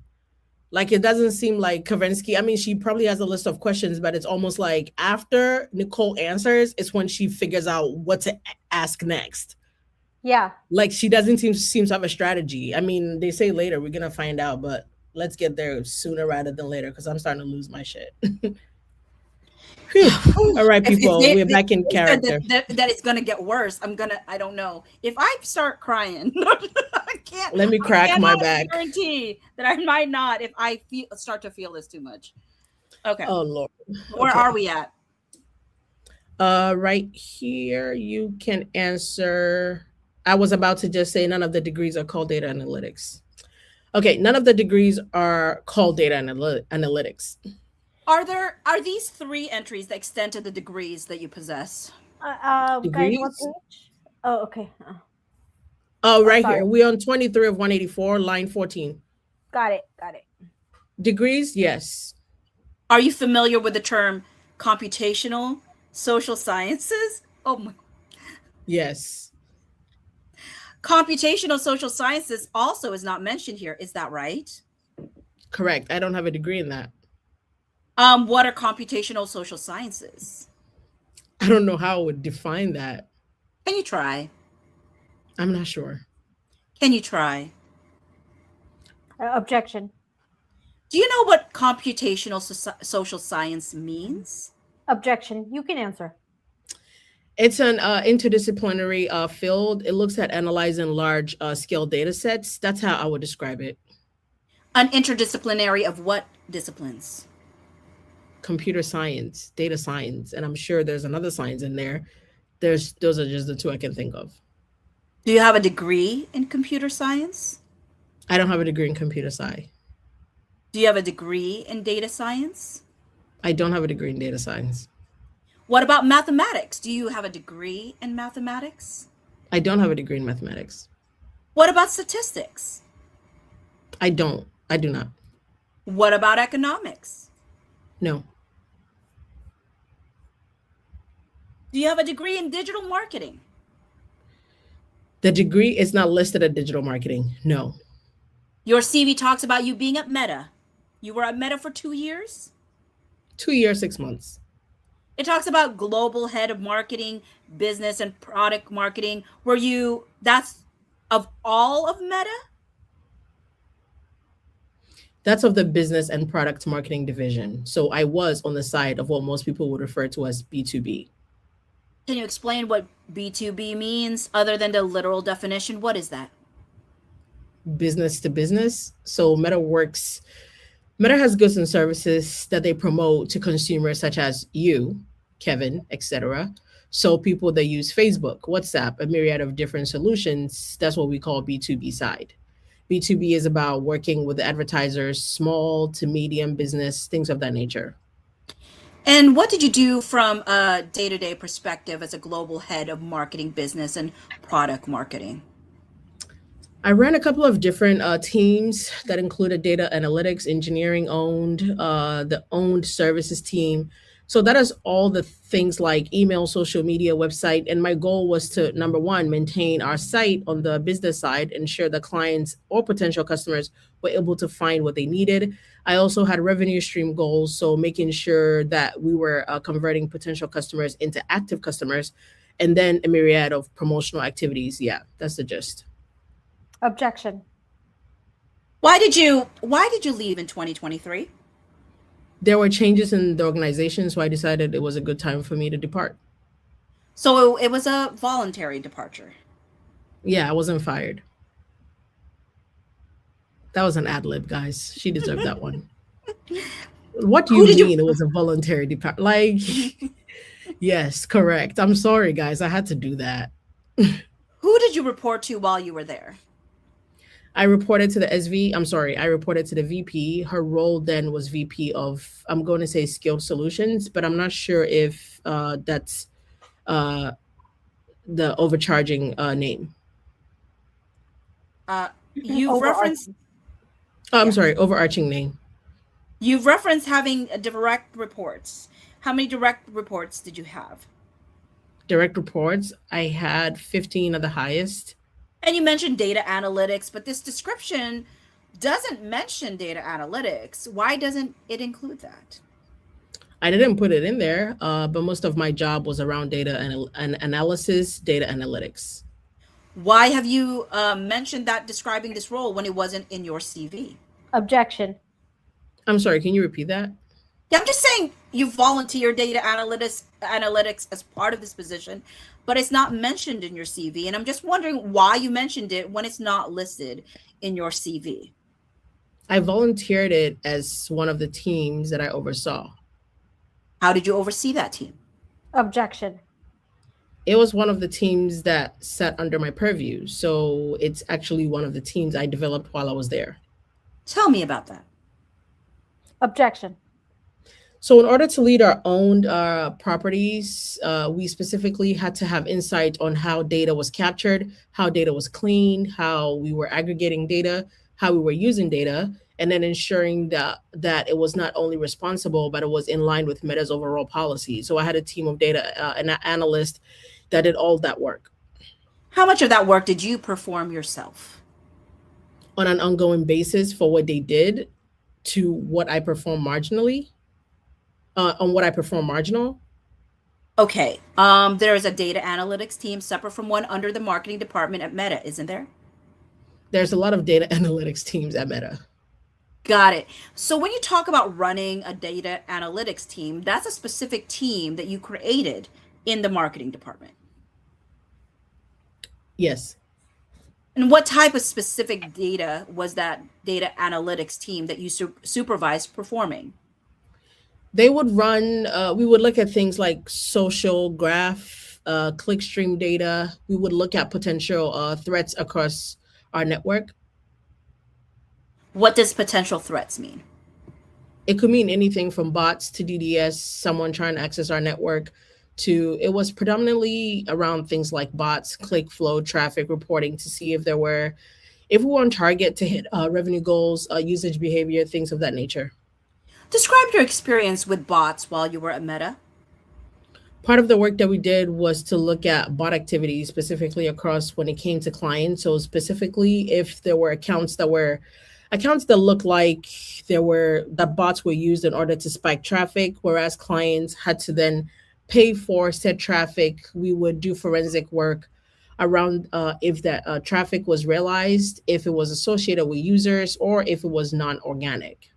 Okay, you use the term non-organic. What does non-organic mean? Non-organic means it does not have qualifiers. That would mean that users actually were the ones that generated the traffic. So when you use the term non-organic, you're referring to automated conduct like the use of bots. It could be bots or it could be other things as well. What other things? It could be users of coordinated actual users attempting to spike traffic or to, in a negative or positive way, manipulate the traffic somehow. So users coordinating to spike traffic would be non-organic. That would be non-organic. We wouldn't classify it as that. Internally, we would classify it as we would use words like maleficent. I'm sorry, maleficent. But that makes maleficent. Maleficent. Maleficent doesn't make sense to be shent. There's no I before the E. Maleficent. That's so weird. Maybe the stenographer wrote that, but that makes no sense in the real world. So it would be something that would be a coordinated manipulation, pretty much. So you didn't use the term organic while at Meta. We used organic, but not in the sense that we're discussing here. So how are we discussing organic in the sense here? So I believe that when you brought up how we used it, it was in regards to data analytics for around bot traffic. We used organic more from when the origin of the traffic came from. So for instance, organic versus paid in an advertising perspective. I see. So you use the term non-organic to describe the use of bots. So how are you using that term? Objection. Sorry, so non-organic. I'm using it as it is a coordinated sort of manipulation in some way, shape, or form, whether through technology or through humans. But that is not how you would use the term when you were at Meta. Every company has their own verbiage. I would use Meta's verbiage internally. Okay, let's look at Meta's verbiage. I'm going to put into the exhibit, share what I will mark as Exhibit 3. Autumn, are you there? Or are you here? Exhibit 3 marked for identification. I'm back. I can handle it. Okay, you know the one I'm asking for? Yes. Yes, got it. As my colleague is putting up Meta's policy, are you familiar with a term called inauthentic behavior? Yes. What does inauthentic behavior mean? It is activity that is not based on the usual way that users interact with content across Meta's platforms. What are the usual ways that users interact with content on Meta?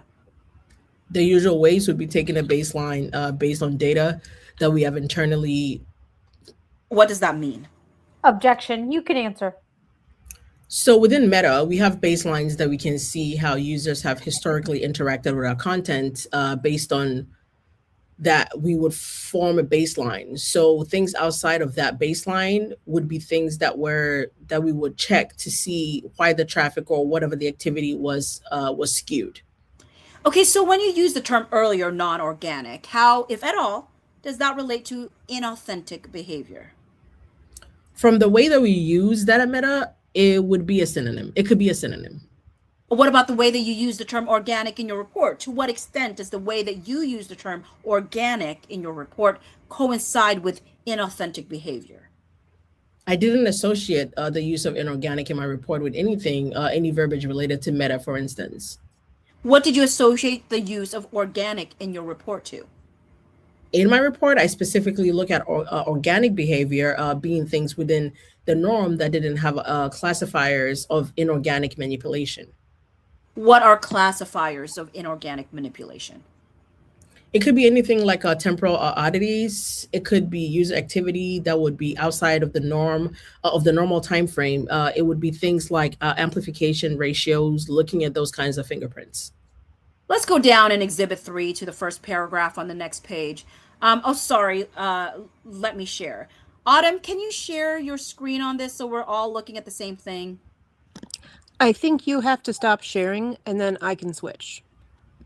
Nicole, I would just download the document so you can look at it as you see fit. Well, I won't share it if that's not helpful. I was doing it more as a helpful. It's easier for me to look at it on my screen. Okay, so if you look at the second page, it says, just take take a moment to look at the entire document and then let Meryl know when you're ready. I'm not going to ask about the entire document, though. I understand. Okay. Okay, if you look at the first paragraph and it says, as read, in line with our commitment to authenticity, we don't allow people to misrepresent themselves on our service, use fake accounts, artificially boost the popularity of content, or engage in behaviors designed to enable other violations under our community standards. Do you see that? Yes. Did you engage in any of these type of behaviors while you were at Meta?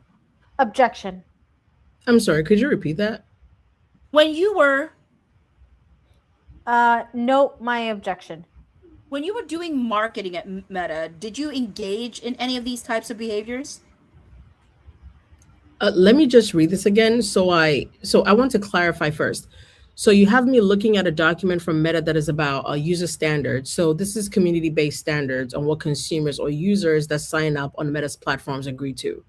So to answer your question, a user at Meta, someone with a Facebook account, someone with an Instagram account, I did not do any of those activities while at Meta as a user. And why not? Objection. I don't know how to answer that. What is your understanding of artificially boost? What does that mean? So in the context for Meta, as part of their user agreement, it would mean using things like different programs or bots or coordinated activities to increase traffic in some way, shape, or form. Oh, Jesus. No, you were going the right direction. You were. Oh, you said and you tripped me up. No, sorry, I didn't mean to. I thought you were. I thought I was going the right way. No, I just wanted to go down and shift up. Oh, gotcha. And coordinated activities could be manual, right? Not automated. They can be, yes. It would have to be very, very synchronized for it to work at scale. But yes, it is possible. When you say to work at scale, what do you mean? To make a difference. So you as an individual clicking on things across the site, it's not going to make an impact when it comes to traffic. But it's possible that you could synchronate in order to artificially boost without using automated tools, right? Objection. You can answer. So as I stated before, it's possible, but it's extremely difficult to do so. Right. So you would have to be an expert in order to do that. Objection. I wouldn't say that. I'm not sure what that means particularly, but you would need to have a vast network of humans in order to pull that off. Okay, and would, under the way that you use the term organic in your report, would that type of artificial boosting that uses a manual network be considered organic or not organic? That would be considered inorganic the way that I'm using it. Okay, and if we look at the next sentence, it says, as read, inauthentic behavior refers to a variety of complex forms of deception performed by a network of inauthentic assets controlled by the same individual or individuals with the goal of deceiving meta or a community. Do you see that? Sorry, what page? What page are you on for that one? The same paragraph, Oh, just the next sentence. oh yeah. Sorry, And do you agree with that sentence? I don't disagree with it. It's Meta's terms. I'm not sure. But do you agree that inauthentic behavior includes complex forms of deceptions performed by a network of inauthentic assets controlled by the same individual or individuals? Objection. You can answer again. I would say yes. That's accurate. What does that mean to you when it says a network of inauthentic assets controlled by the same individual or individuals? The way that I would.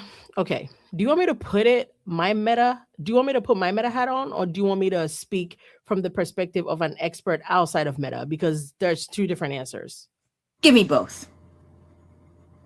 So within Meta, that means if you own a link farm, if you are coordinating with bots, particularly around to deceive around advertising or politics, those are usually the two forms. Outside of Meta, I would say it's more about, am I orchestrating something that I have access to a myriad of different, most likely computers and algorithmic programs? Because again, as I mentioned, human beings, it's extremely difficult to coordinate that. And am I trying to do it in order to impact something in either a negative or positive way? And when it says a network of inauthentic assets, what is your understanding of inauthentic assets? So the way the meta is looking at this, I'm asking how you are looking at it. Sorry. Sorry, objection. I wanted to clarify my question. Why doesn't, do you want to withdraw it? Are you withdrawing the first one or are you going to ask another one? I specifically asked, how do you define the term inauthentic assets? Okay, go ahead, Nicole.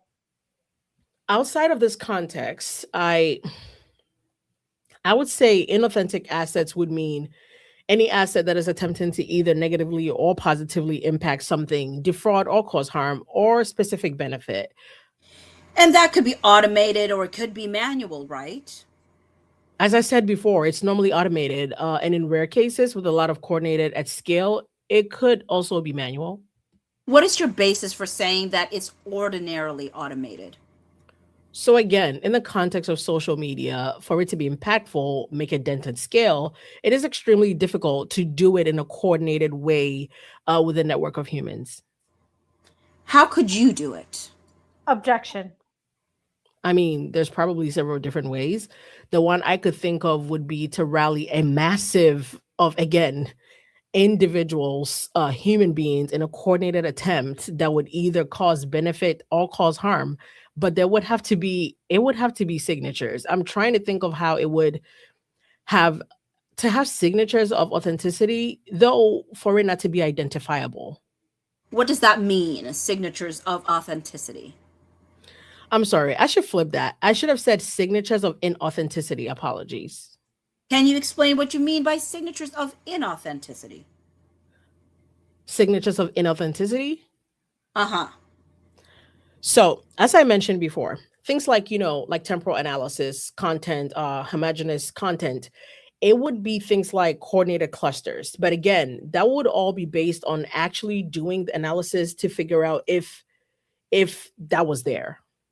So if someone was really good at doing this, couldn't it avoid those signs of inauthenticity? Objection. You can answer. Sorry, I'm not going to say always, but there is usually identifiers, which is why you don't just look at one element of inauthenticity. You look at several.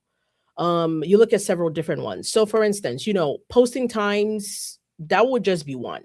So if someone got around posting times, there are still 6 or 7 other fingerprinting techniques that you can use. So you don't just check for one factor, you check a myriad of different factors. But if someone understood what all those factors are, couldn't they devise a campaign at scale to avoid those signs of inauthenticity? Objection. I have not seen that to actually be possible, where that's it's not identifiable in any of the different ways that you would analyze it. Isn't it possible that you wouldn't be able to identify it because it was untraceable? Objection. So untraceable sounds good from a marketing perspective. Untraceable is still traceable. So there are usually signatures that fall outside of what the norm would look like or outside of the baseline. And that would then get you to dig deeper into understanding why that happened, if it was authentically an anomaly or if it was a coordinated act.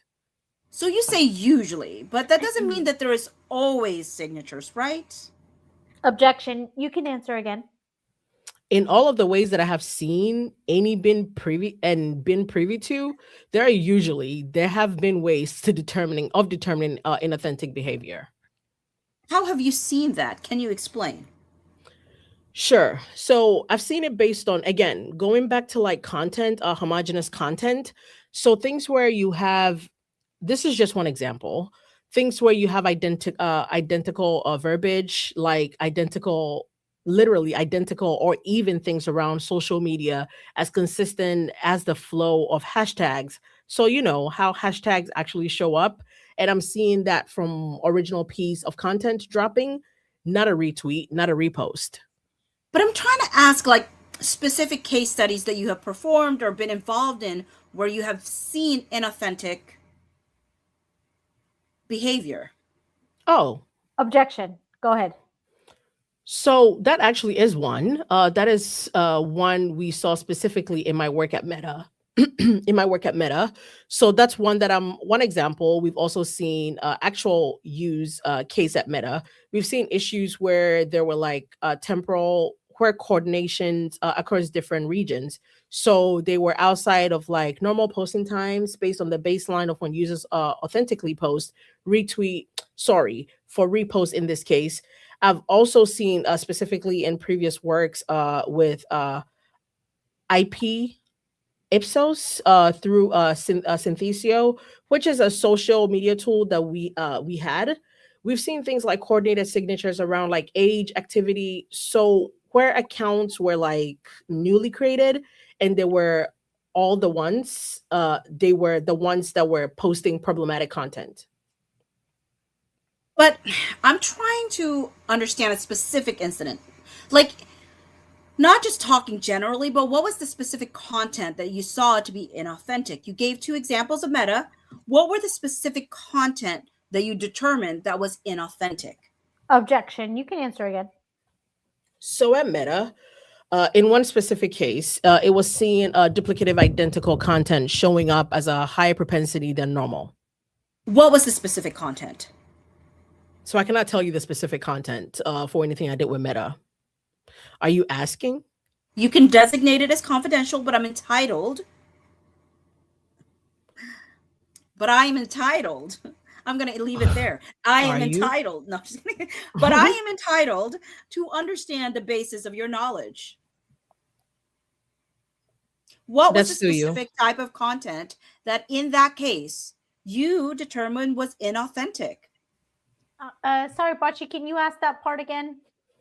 1516. No, I know. Can you just ask it? What was the specific type of content that in that case you determined was inauthentic? Well, if there is some contract that she's bound by or regulations that said this is proprietary information, then I'm not sure the protective order would cover that. I can tell you that it was political. And what was your role in sussing out that content? So my role was to look at the vast amount of data over a certain period of time in order to look at anomalies that this content was inflated, or the activity around the content was inflated. How was it inflated? Trying to think of how I can share. There were actors that were pushing this content across meta platforms, and we saw bot behavior in that circumstance or in that particular use case. And so that case included bot behavior. Did the other specific meta case that you were referring to include bot behavior? The other one did. It was different bot behavior. So I mean, because bot is a very general term, just to be specific, right? Programmatic advertising is bots. So this was manipulative bot behavior. In the political case, that was foreign actors. The second case was bot activity specific to inflating advertising numbers in order to harm a business. And have you ever identified in any of your positions any campaigns that did not include bot behavior? Yes. Tell me about those. Objection. We've had, so somewhere with Ipsos, we were looking through Synthesio, which was our social media solution for when a CPG company felt that sales and the subsequent return of goods was around bot activity. We saw that that was not the case. We were able to identify that it had signatures of authentic activity where people were just purchasing, were unhappy, and were returning goods. And how did you rule out that it was this type of manual network that did not rely on bots? So we looked at in that case, we looked at tracking. So we looked at where the purchases were taking place, where the order was taking place, and where the purchases were sent to. And we looked at to see if there were any signifiers that skewed outside of what their normal base of customers look like. So we were able to see that their authentic customers, which they agreed with were authentic customers, had the same signatures as what they thought were inauthentic customers. And if someone wanted to appear to be an authentic customer, that would be possible, wouldn't it? Objection. In this case, it would not have been. What about in any case? Objection. That's a lot of different assumptions I would have to make. I couldn't answer that. Well, what would it take for someone to make a coordinated campaign look authentic? Objection. I don't know all the factors to be able to answer that. We've been going for about 2 hours. Why don't we take a break now? When I'm done with this line of questioning. Well, no, actually, we're going to. When I'm done with this question, I was in the middle of a question. You weren't in the middle of a question. I was. You weren't. The court reporter, can you read? We've been going for 2 hours, and now you're trying to pose a question. I will take a break after this. So the court reporter, can you read back the question? Crosstalk. We're going to. Kevin, there's a question pending. There Crosstalk. wasn't. Crosstalk. Let's ask the court reporter. Frankly, with all due respect to the court reporter, I don't care what this court reporter said. I suggest that we take a break and then you start to ask another question. That's not true. Yeah, I suggest. Yeah, sorry. Okay. I've never seen anyone do that before. Ash, there's a question pending. If she says no. Nicole, we're going to come back at 11:25. You can put yourself. Kevin, if the court reporter says there is a question pending, we should believe her. If not, then I'll step. Ash, please speak. Please respect Ash. I know the sequence. Ash, what was the sequence? With all due respect to the court reporter, it doesn't matter. Ash. You asked the question, which you didn't finish after I asked for a break. It's inappropriate. We're going to take a break now. We'll come back at 1:25. Kevin, I'm allowed to ask. Nicole. Stop talking, Kevin. Ash, please, was a question pending? I would have to check. Please check. Here it is. The record read. Okay, let's go on a break. 10 minutes. She answered that question, right, Ash? I don't know. I have to look at the. What happened after that? So the record should reflect there was no question pending. Well, I asked a question, but the record was not. See you in 10 minutes. We are off the record. It is 1:16 p.m. Recess. We are back on the record. It is 1:26 p.m. Should we take a recess? That one was funny. That one was funny. No, Kevin really said, "See you in 10 minutes." Like, I don't care. He said, with all due respect, I don't care what Ash has to say. I said we're taking a break, damn it. I love the fact that when Ash questioning. I love the fact that when they got the record straight and Kevin realized he's right, he didn't even go back and forth with her. See you in 10 minutes. It was kind of funny though, because he said, "I don't care what the court reporter says," but when the court reporter, I go, "Okay, bye." It's like, bye. No, but I mean, he was so right. He knew he was so right. He wasn't about to go back and forth. It was like, I already know you were not in the middle of a question. A question was not pending. Ash, We do love Kevin Fritz, don't we? I love that. Kevin, stop talking. Ash, Kevin, stop talking. Ash. Oh my God. Bachi, I know you hate when we miss the chat. Let's see if there's something you guys want to talk about in the chat real quick, because we've neglected them for a good hour and a half. Somebody says, I swear BL's attorneys are living in a world where newspapers were delivered to the people by a boy on a bicycle. Oh my God. Oh boy. Haha, they're gonna think I'm a bot if they go off irregular timing. I'm over here on my coffee at 11 a.m., 8:15 p.m. putting my kids to bed, then 4 a.m. with insomnia. No, they would legit think I'm a bot.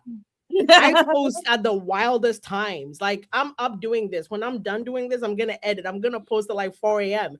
I'm gonna be up tomorrow morning. I'll be at the grocery store. I will post on TikTok at 10 a.m. They're like, does this bitch sleep? I don't. No, that is funny. Do you guys have any chats on your side you see you want me to put up? Oh, I you love have this. you see I see- everybody's. Yeah, I just see everybody's, yeah. Late, Yeah. I know exactly what you're talking about. This is where they asked her if she can divulge whatever happened at Meta, and she says, I can't tell you that. I think this is where you wrote this. No, ma'am, you don't get to know the content. That's why they were asking her about that. This expert witness is one smart lady. I give her that, yeah. Even though they're trying very hard to make her seem like she's stupid. For sure. They're doing that. Kenny says, this bitch probably doesn't even understand what she's saying. I think that she didn't understand when she was saying that it was an inauthentic Inauthentic, yeah.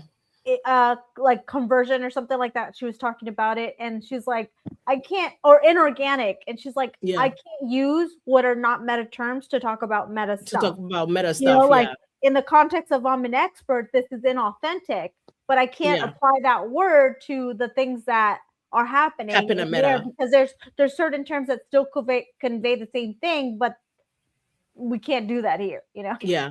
And Meta's verbiage, she tried to tell her Meta's verbiage is not the same verbiage at every company. Like, not everybody is out here using the exact same thing. This is hilarious. That whole stint. Yeah, that was funny. And I think it does reflect what Fritz told the court, which is like, you'll go back and see that, you know, I did things right. I didn't say something out of turn. Like the stenography will report that I was in the right. Yeah. No, this was funny. This was a good, because after like badgering that woman, like asking the same question 16 times, this was a good, funny Kiki break. Guys, Yes. we're page 112 and we're just not getting to legitimately laugh because the whole thing has been like annoying. Yeah. Mm. Ash. Ash, stop talking, Kevin. Ash, what does the record say? Ash, and Ash was just sitting there like minding my business. Because it felt personal. It did. Because in a regular world, wouldn't the stenographer just be like, "Hey guys, stop arguing"? There was no question. She didn't say shit. She was She's just just like, sitting there typing everything they're saying too. Like, so. "Oh, now you want my opinion? Okay, fine. There was no question. You could have saved us 3 minutes." Oh my God. Ash is trying to catch all the crosstalk. I love it. I love it. And I kept going, crosstalk. And I kept waiting for you and Bachi to talk over each other, but you kept waiting for Bachi to finish talking. I'm like, you guys, I know. Stop being so polite. Yeah, I wanted to do the I need you to talking go over at each other. It's crosstalk. Next time we get a crosstalk, I need you to do your job. Talk over each other. All right. Oh my God. All right, guys. We're going back to work. That was a good. Were we on a 10-minute break there? Weekend is over. I love how Kevin, funny enough, in the beginning, he legit told Nicole, turn your camera off. You're on break. Like, just shut your shit off. You're on break. Oh my days. All right. Oh, I missed Videographer. that. Did he tell her that? Yeah. In the beginning, when they were arguing, he told her, I think right around here, Oh, he said something about Nicole, you can like turn your camera, like pretty much Nicole, go on break. Oh, Like, yeah. Okay. You can I don't put have time yourself- for this lady to figure out Yeah. what she's doing. Yeah. Gotcha. All right, videographer. Miss Hannah. Alexander. Miss Hannah. Alexander, we moved into exhibit. Oh, we're back here. Okay. Miss Alexander, we moved into exhibit share. Actually, I should ask Miss Alexander, did you have any substantive conversations with your counsel during the break? No. We've moved into exhibit share, what we will be marked as exhibit 4. Can you look at that? Exhibit 4 marked for identification. Can you look at that? Yes, I have it. What is it? My book cover.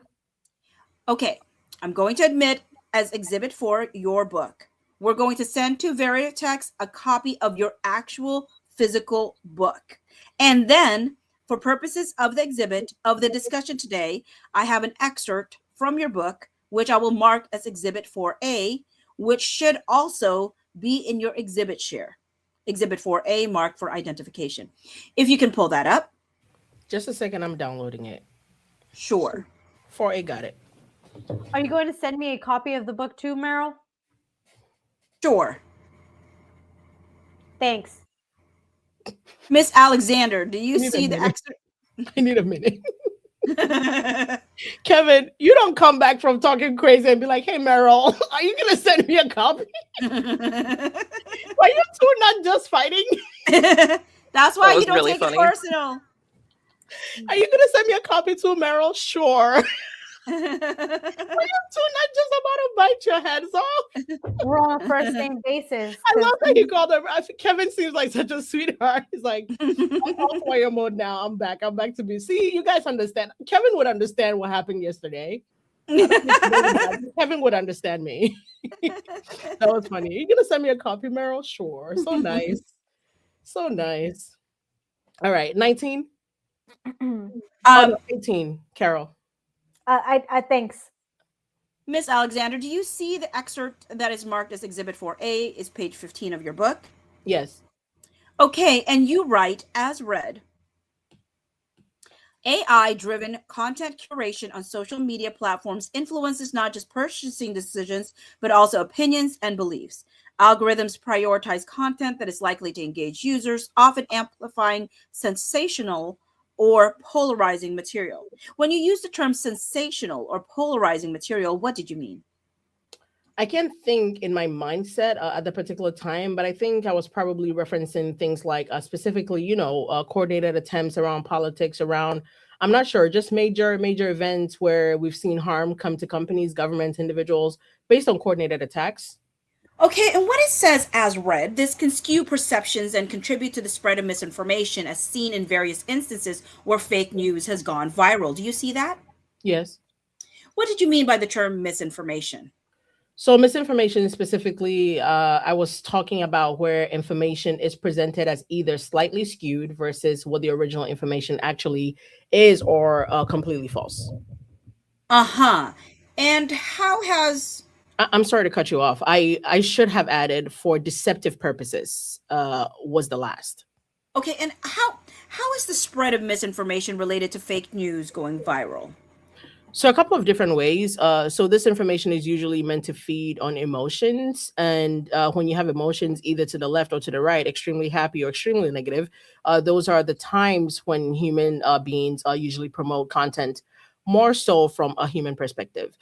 From an algorithmic perspective, we've seen studies that have shown that misinformation also has been able to radicalize individuals, and algorithms show more and more intense information depending on how users engage with that content. So the engagement that you've just described, that would be organic engagement, right? Misinformation is organic, yes. Escalation of it is to get sensationalism is usually coordinated. I see. So something can be both inorganic and organic. Objection. So I would tease those two out. Something can start off as organic and it can be manipulated into being inorganic. What about vice versa? Can start off inorganic and be manipulated to seem organic. That's more difficult to do. It's not impossible, but it's extremely difficult to do. How would you do it? Objection. I mean, that I'm not quite sure of the way you would go about escalating it. I'm sure there's a myriad of different ways. But as you sit here today, you don't know any ways that would be used to do that other than that it's possible. To go from something that is inorganic to make it, I'm sorry, Appear organic. no, because you would need, no, I can't think of anything. I can't think of how you would go about that. Let's just do it in your hypothetical. You said that if something is sensational or polarizing, it can motivate people to put on their own post, right? Correct. What if the sensational or polarizing material is something that is planted and not truthful? Couldn't that have the exact same effect you just described? For it to be sensationalized, yes. For then users to pick it up and organically spread it. Yes, that is possible. Let's go back to the excerpt on page 22. It says, as read, reputational harm can be even more devastating than legal penalties. In today's digital landscape, news, especially bad news, travels fast. A single incident can tarnish a brand's impact overnight, and rebuilding trust can take years. Do you see that? I do. Do you stand behind that sentence? Sorry, you said page 22, Meryl. I thought you were looking at page 15. Oh, I'm sorry. Let's go to page 22. Is this a new exhibit? Well, I did say 22. Amber, is this the same exhibit? Autumn, sorry. Oh, let's go to 4B. Why does everybody's name start with an A? Amber, Autumn, Ash. Okay. Exhibit 4B marked for identification.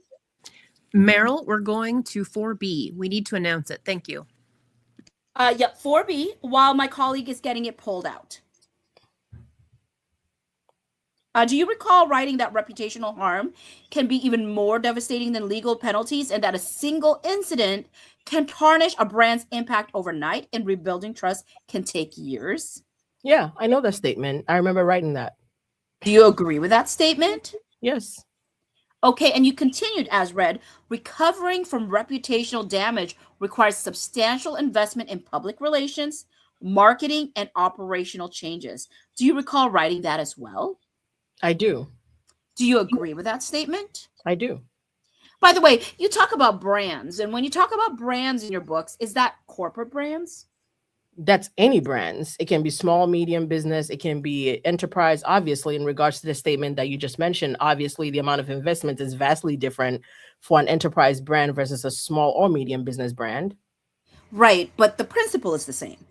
There's always, yes, there's elements of recovery, but brands are also, and I think it's subsequent statement on either the previous or the following page. I also talk about how brands are also have to mitigate their own risk as well. Okay, so other than the book, your CV doesn't list any other publications that you've authored. Have you authored any other publications? Do you mean like academic papers? I'm assuming you mean? Anything. I've authored other papers. What papers? I've authored papers at all of my companies. So at Meta. Okay. Objection. Ipsos, Nielsen.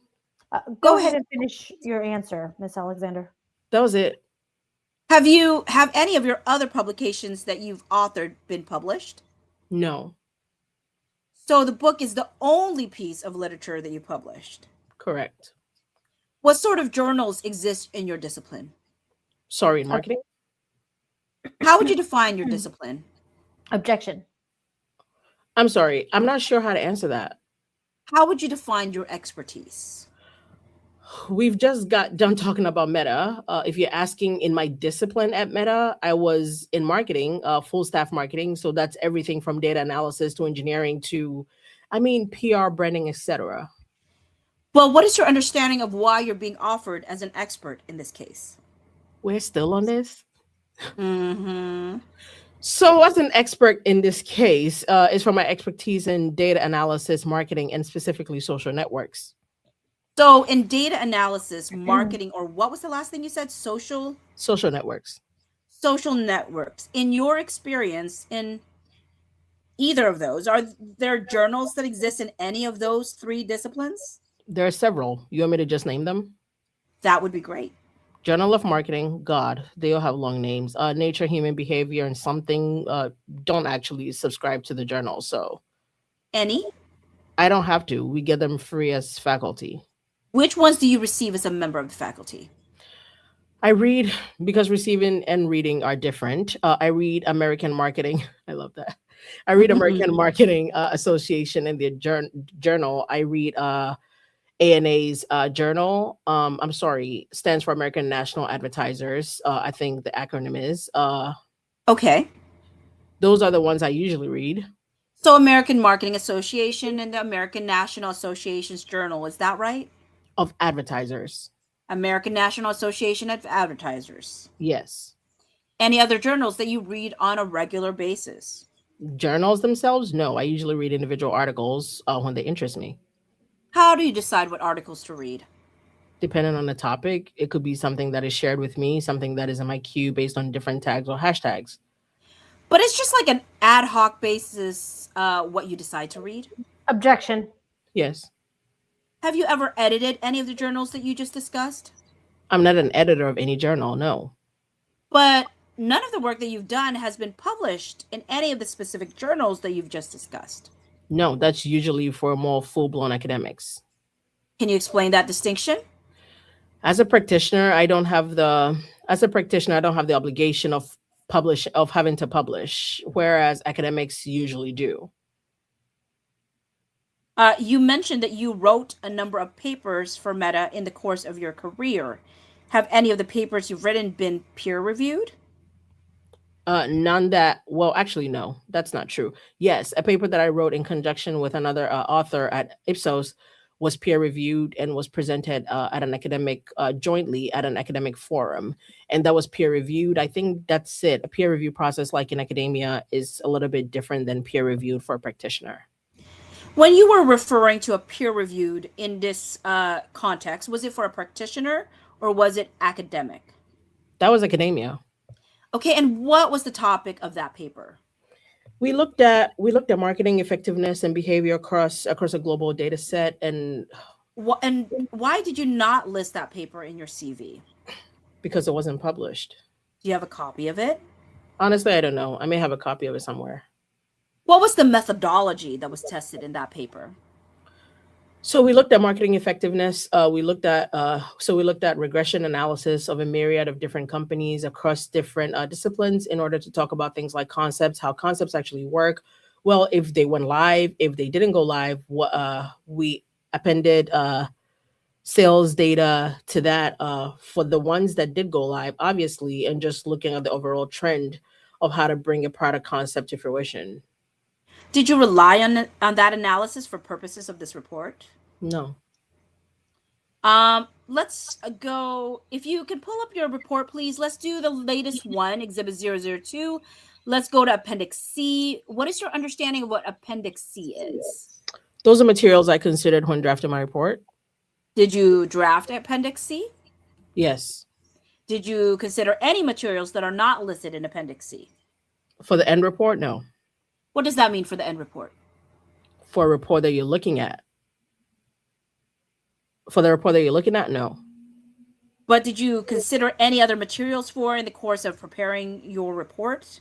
In the course of preparing it, no. So Appendix C lists everything you considered in the course of preparing your report. Objection. You can answer again.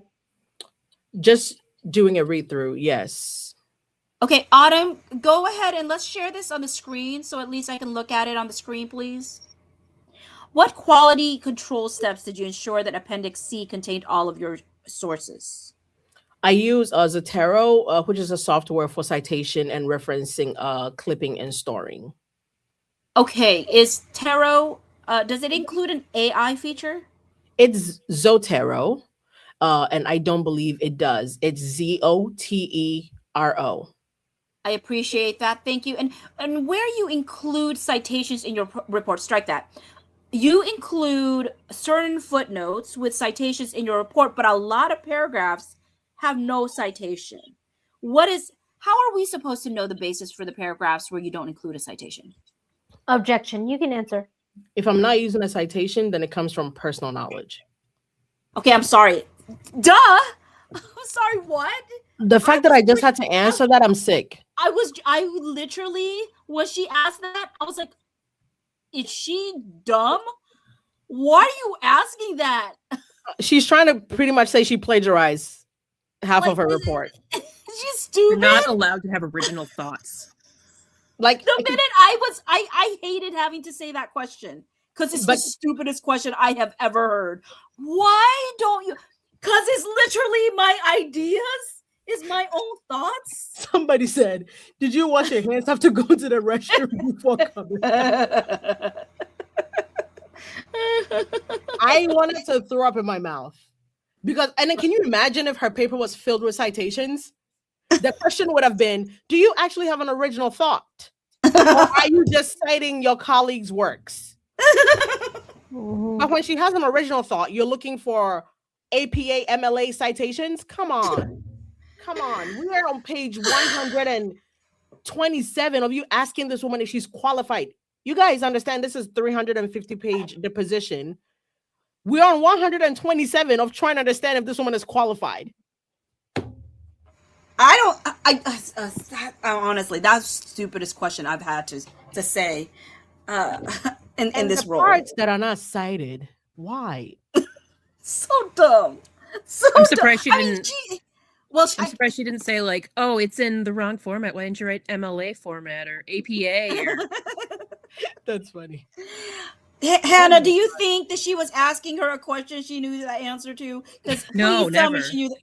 Oh gosh, because that was the ridiculous. stupidest. Because okay, let's play this out. Where is it again? You include certain footnotes with citations in your report, but a lot of paragraphs have no citations. How are we supposed to know the basis for the paragraphs where you don't include a citation? I was just hoping nobody would notice. I didn't remember where I copied it from, so I was just hoping this case wouldn't need to go further than me being hired as an expert. I mean, I was really hoping this case would just die, and then I could just cash my $110,000, and nobody would ever ask me any follow-up questions. Because if you did, I'm shit out of luck. They need to pay this woman more for having to endure this. This is crazy. Yeah. I mean, I can see why so Kevin was pushing for the break. Like, she needs a break. What? You're badgering her at this point, Meryl. I mean, I will say props to her if she held her composure this whole time, because the amount of disrespect and in all of this, because it's way too many questions. I can understand vetting the vetting, but this is way too much of like, it's really just not believing that she is worthy. For reference, guys, we're on page 127. We started on page 14, just so you understand. Because I feel like if you look at 34 of 184, it makes you think we are only 30 pages in. No, we are 127 pages into this deposition. This woman is still being asked if she's qualified to be in the same room as she's qualified to be in a room, period. And mind you, she's Black. Okay. What time do they start this deposition? Because the last timestamp was like a little bit after 1 p.m. So it's been several hours of her talking about this. Just her. Yeah. They would have probably started at 8 or 9. We took the break at what? 11? Did they take the break at 11 p.m.? I don't know. But so KP says here, lawyer here, a witness needs to qualify as an expert witness. If someone has testified as an expert 20 times, it is hard to challenge whether they are an expert. So the point potentially being, I don't want to put words into KP's mouth, but I wonder if the whole sentiment being like, because she's never done this before. Oh, so she has to be picked apart this way. Yeah, I mean, I can understand. Yeah, to some degree. Yeah, but some of this questioning to me is starting to be like out of line to me after a while. Yeah, you can only ask some certain things so much before you're like, you're trying to just cut this person down. Exactly. Especially after because I feel like, but again, we're 127 pages in. I could dead ass pretend to be this woman now. I feel like I could walk around. I could be an expert now. I could get hired for this job, and I could regurgitate some of this stuff and say, "Hey, I'm Nicole Alexander," and somebody would believe me because I feel like I know so much that I never needed to know. But I get what KP is saying as well. When it's somebody's first time, the attorney may file a motion to preclude the witness testifying as an expert. Well, you're gonna need to pony up $110,000. And then Lively will never beat the allegations. No, seriously, We'll never beat her the allegations. Never. She was like, "Oh, they got a little black lady to be an expert? Yeah, let's get the drill." I mean, and here's the thing: they recognized that this is a big case, Yeah, right? Oh, yeah, for sure. The Wayfair understands this is a big case, right? Yep. So, to me, there is respect for what she brings. There's a reason they hired her because they have There's a reason they hired her. They could have hired some big shot. You know, they already have a Haggerty, right? Yeah. So, so to me, it's like there's a reason they hired her. Can I just say, you just said that and it just clicked for me. If anybody watched the Karen Reed trial, the experts that the Commonwealth had, I mean, ridiculous. But I'm just realizing now that the way Nicole is explaining things, there's nothing she said that doesn't make sense to me as a layperson. Like, are you guys in the chat? Let me know, or Bachi or Carol or Hannah. Are you guys hearing anything that's like, oh my God, that is so crazy. I have no idea what that means. I need like a dictionary. It's pretty clear. It's pretty clear, no? So I'm thinking if Haggerty is like data, timeline, proof, receipts, and Haggerty is pretty difficult to understand, but Haggerty has the facts. Nicole is somebody they can put on a stand for sure. Again, as a Black woman, a woman, relatable, and she can explain this in ways that make absolute perfect sense to the lay person. That if the jury is sitting up there and they get to expert testimony, she's not going to bore them to death. She's going to be able to explain things to them in plain English to where they can understand. I could also see why they would hire her for that. You know what I'm saying? Because Haggerty might get up on that stand and what are you talking about? Lose the entire plot. But if Nicole is the witness on the stand and she can handle her own, especially with Meryl, hopefully she can handle Ezra, whoever. I think this is a strategic move from Wayfair to put somebody who can at least explain things as a lay person. Like probably look at the jury and be like, think of this like your phone. You would need like 100 human beings in a warehouse, 1,000 human beings trying to do this versus Haggerty trying to break it down in data form. You know what I'm saying? Mm-hmm. Yeah, I think she can help break this down for the jury is what they're also thinking about. I like that thought. Yeah, because I think again, like that. I think one of the things you brought it up yesterday. I believe it was yesterday. Everything kind of The days are together, but it's even the responses, right, to the holidays. It's they respond with the acknowledgement that they're dealing with people on the other side. They're not, so their response is, and there are bigger issues going on, right? So her lawyers end up giving a statement that's like me, I woe is me, right? Yeah. And their side is like, hey, there's bigger, thank you for all the support, and yet we recognize things are bigger. There's bigger things going on than this, and I hope that you have a good holiday, whatever you choose to do. Yeah. So, choose the other one. There you go. 100%. And also, I'm just thinking about the fact that she is technically a New Yorker, if you will. I don't know that she's a New Yorker, like born and raised, but she's taught at NYU and Columbia. If anybody knows the demographic of New York, it's gonna be. Oh, that's smart too. You want her? You're right. Just people on the stand hearing she taught at NYU, she taught at Columbia. They're like, oh, this is one of us. That alone, I don't think it works. I don't think an expert needs to be the person generating the content that they're explaining. Yeah. I know that in my field, like we have reports and we have demographics that we have to break down. And I would say I'm an expert in my field, and I don't generate the report, but I can explain it to someone. Exactly. So like I think that if she can break it down for people in a way that they understand it, and we're seeing it here. She's like very masterfully replying to Meryl. So Exactly. Yeah, I And agree. I making mean, certain distinctions. Yeah. yeah, and at the end of the day, like I have no problem for I have no problem with people like thoroughly vetting somebody, right? Mhm. And with a full acknowledgement this is her first time getting to like doing this litigation kind of stuff. I just think that there is a certain time where I'm going, how when does it become a little bit of an overkill? And Yeah. I feel like Mhm. it's there they've hit that at times with Yeah. this one. I think their whole angle here is to discredit her, and Yes. I think they're going to use up all of their time and their extra 1 hour to do that. Well, That's I what think they're that doing. 1 hour is because Kevin Fritz said attorney-client privilege, and their whole point was like, well, she wasn't under attorney-client privilege, so we want to know what she discussed with these two lawyers.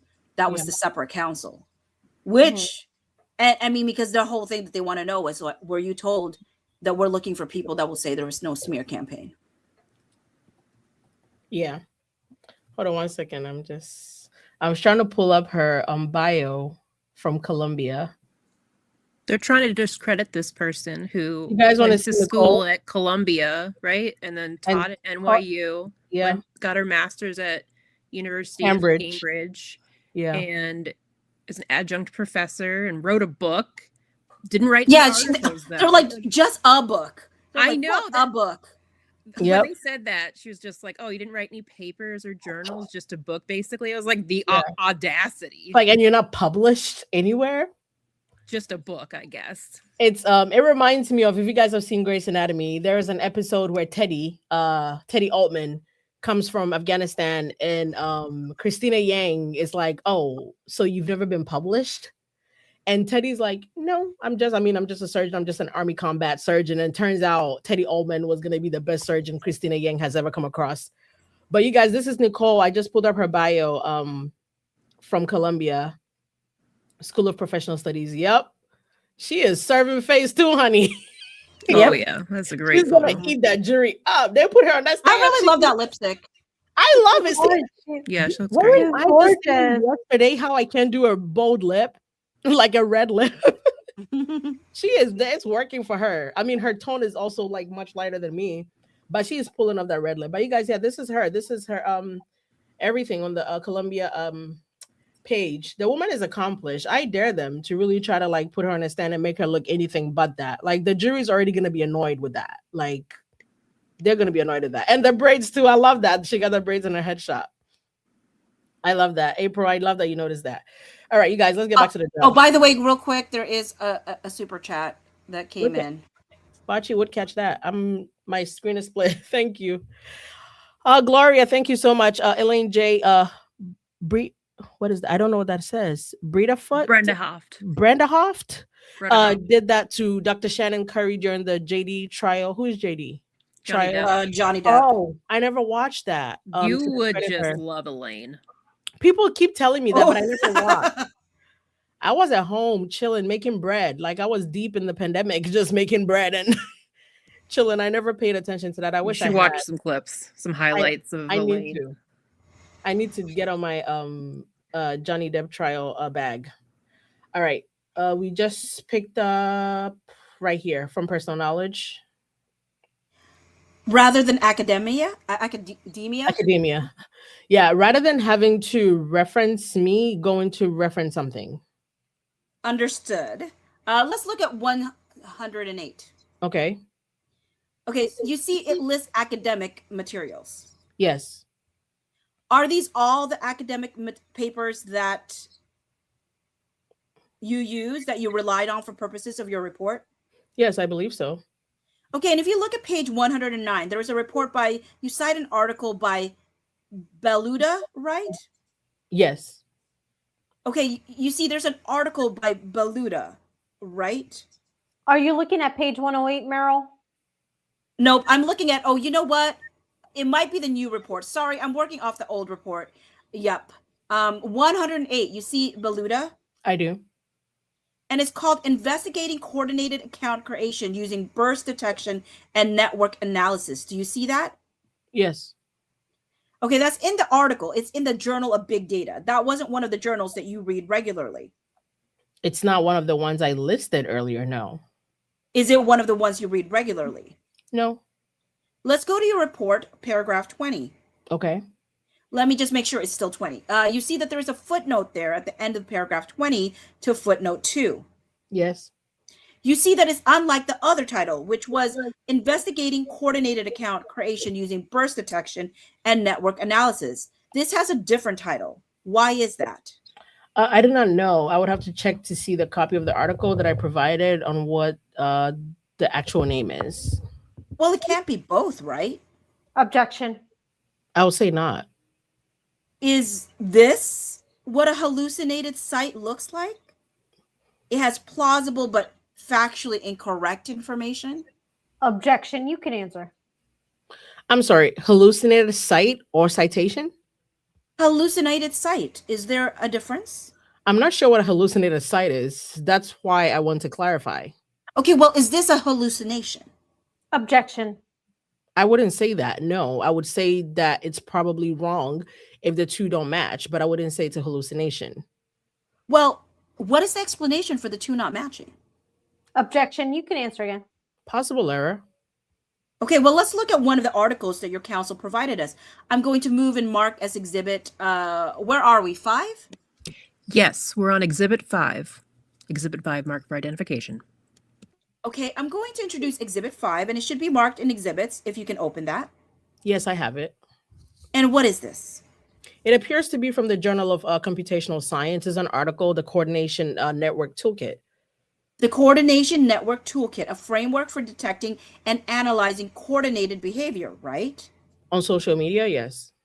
This is from Journal of Computational Social Science. If you look at the top, that's right?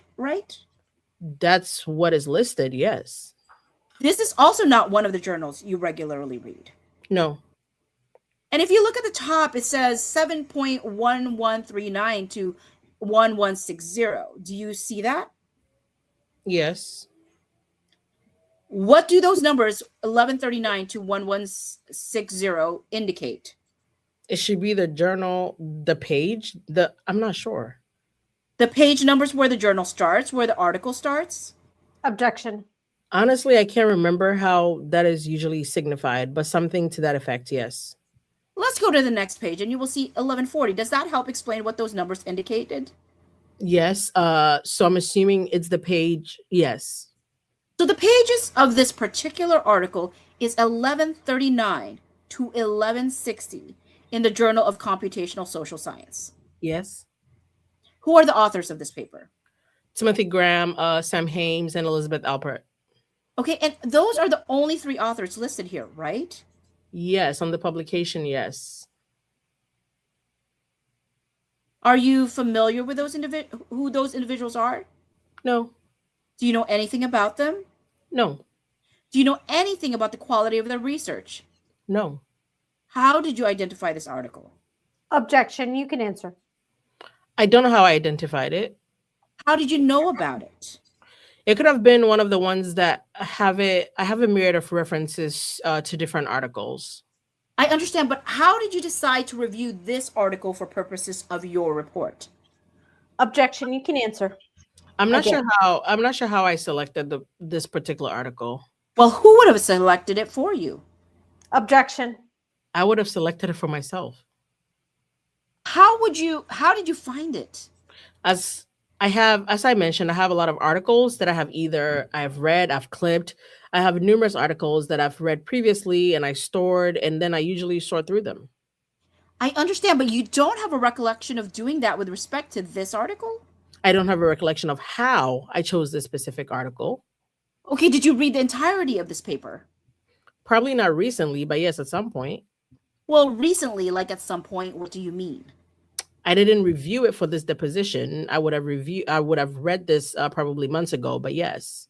You said you were retained in September or October. Did you read it since then? Yes. So can you summarize the contents of this paper for me, please? Objection. I cannot offhand. You want her to read the entire article now? No. Miss Alexander, you cite this article multiple times in your report. I'm asking for you to summarize it. Do you want her to read it first? No, she supposedly read it as she was preparing her report, Kevin. Miss Alexander, I'm asking you to please summarize the article that you cited multiple times. Objection. I understand that. So the article in of itself, it's about coordinated networks and the toolkit that the author used to identify them. I believe that would be a succinct summary.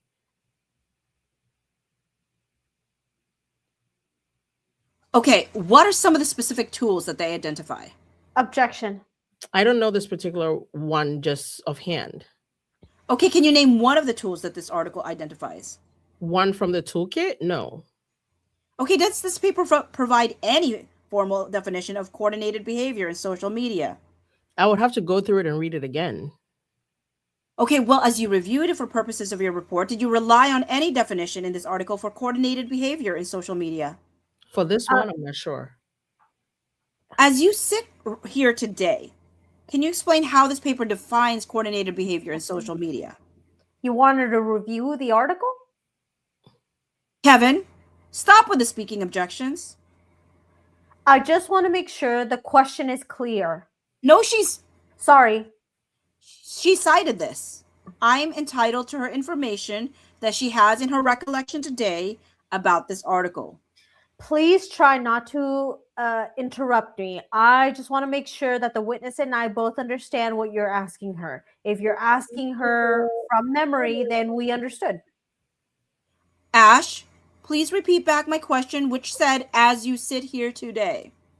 Sorry, I don't know why you interrupted me again. I excused it the first time because I thought it was a mistake, and now I'm learning it might not be. So you should just make clear whether you want her to go from memory or you want her to read the article. That's all I'm asking. Mr. Fritz, you should stop with your speaking objections. Ash, please read back the question I asked. All right, last question. Reads record as follows. Question. As you sit here today, can you explain how this paper defines coordinated behavior in social media? So sitting here today, do you want her to scroll through the entire thing? Mr. Fritz, stop with the speaking objections. No, I'm going to have to call the court. It's my deposition. Stop with the speaking objections. Miss Alexander, We can call the court if you'd like because you keep interrupting me.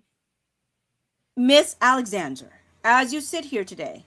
I just want to understand your question. As she sits here today, I'm entitled to her recollection as she sits here today. Just so the record is clear, do you want her to read the article now? No, she relied on it in her report as you sit here today. Can you please repeat the question back, Ash? Because Mr. Fritz, 1 minute long speaking objection has distracted me from what the actual question was. I just wanted to make sure we're all understanding what your question was.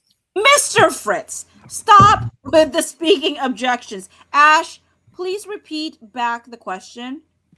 Record reads as follows. Question. As you sit here today, can you explain how this paper defines coordinated behavior in social media? Objection. You can answer. I cannot offhand without going through and referencing the paper. Okay, you cite to this article in page 87 as the only source for your claim that, quote, as read, coordinated influence operations exhibit distinctive network fingerprints, tight temporal synchronization, limited participant dispersion, high clustering coefficients, and centralized network structures with identifiable command and control hubs. Please identify what parts of this article you use to support that statement. Objection. You can answer. Specifically, I would have to go through the reference page and the location of, I would have to look at to see how I used it within the report and then go through the paper to see how I cited it.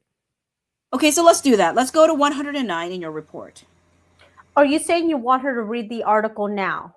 No. Go to 109 of your report is what I said. Paragraph 109. I'm sorry. Let's go to paragraph 87. Okay. Are you at paragraph 87 of your report? Yes. You refer to Graham et al. Do you see that? Yes. You have a footnote 11. Do you see that? Yes. If you look at that footnote, it says Graham et al. And you see the title here, Detecting Coordination Networks in Social Media. Do you see that? Yes. So that's a different title than what we just discussed, which was the Coordination Network Toolkit, a framework for detecting and analyzing coordinated behavior on social media, right? You can go back and look at Exhibit 5. Okay. And you can see the two titles don't match again, right? Objection. To what I've listed in the references? No, the actual article. Okay. The actual article you've read the title as being the Coordination Network Toolkit, a framework for directing and analyzing coordinated behavior on social media. That's not the same title as Detecting Coordination Networks in Social Media, right? Objection. You can answer. That is not. So why is there different titles here? I'm not sure. Okay, and then we talked about the page numbers, and we talked about the page numbers 1139 to 1160 represent the number of pages that reflect this article, right? Yes, Okay, let's look at this footnote. You cite pages 23 to 47. Do you see that? I do.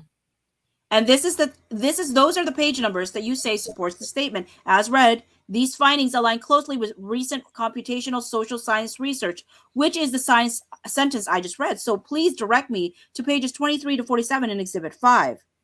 So I'm Okay, assuming. let's stop for a second. This is not looking good for her. Mm-hmm.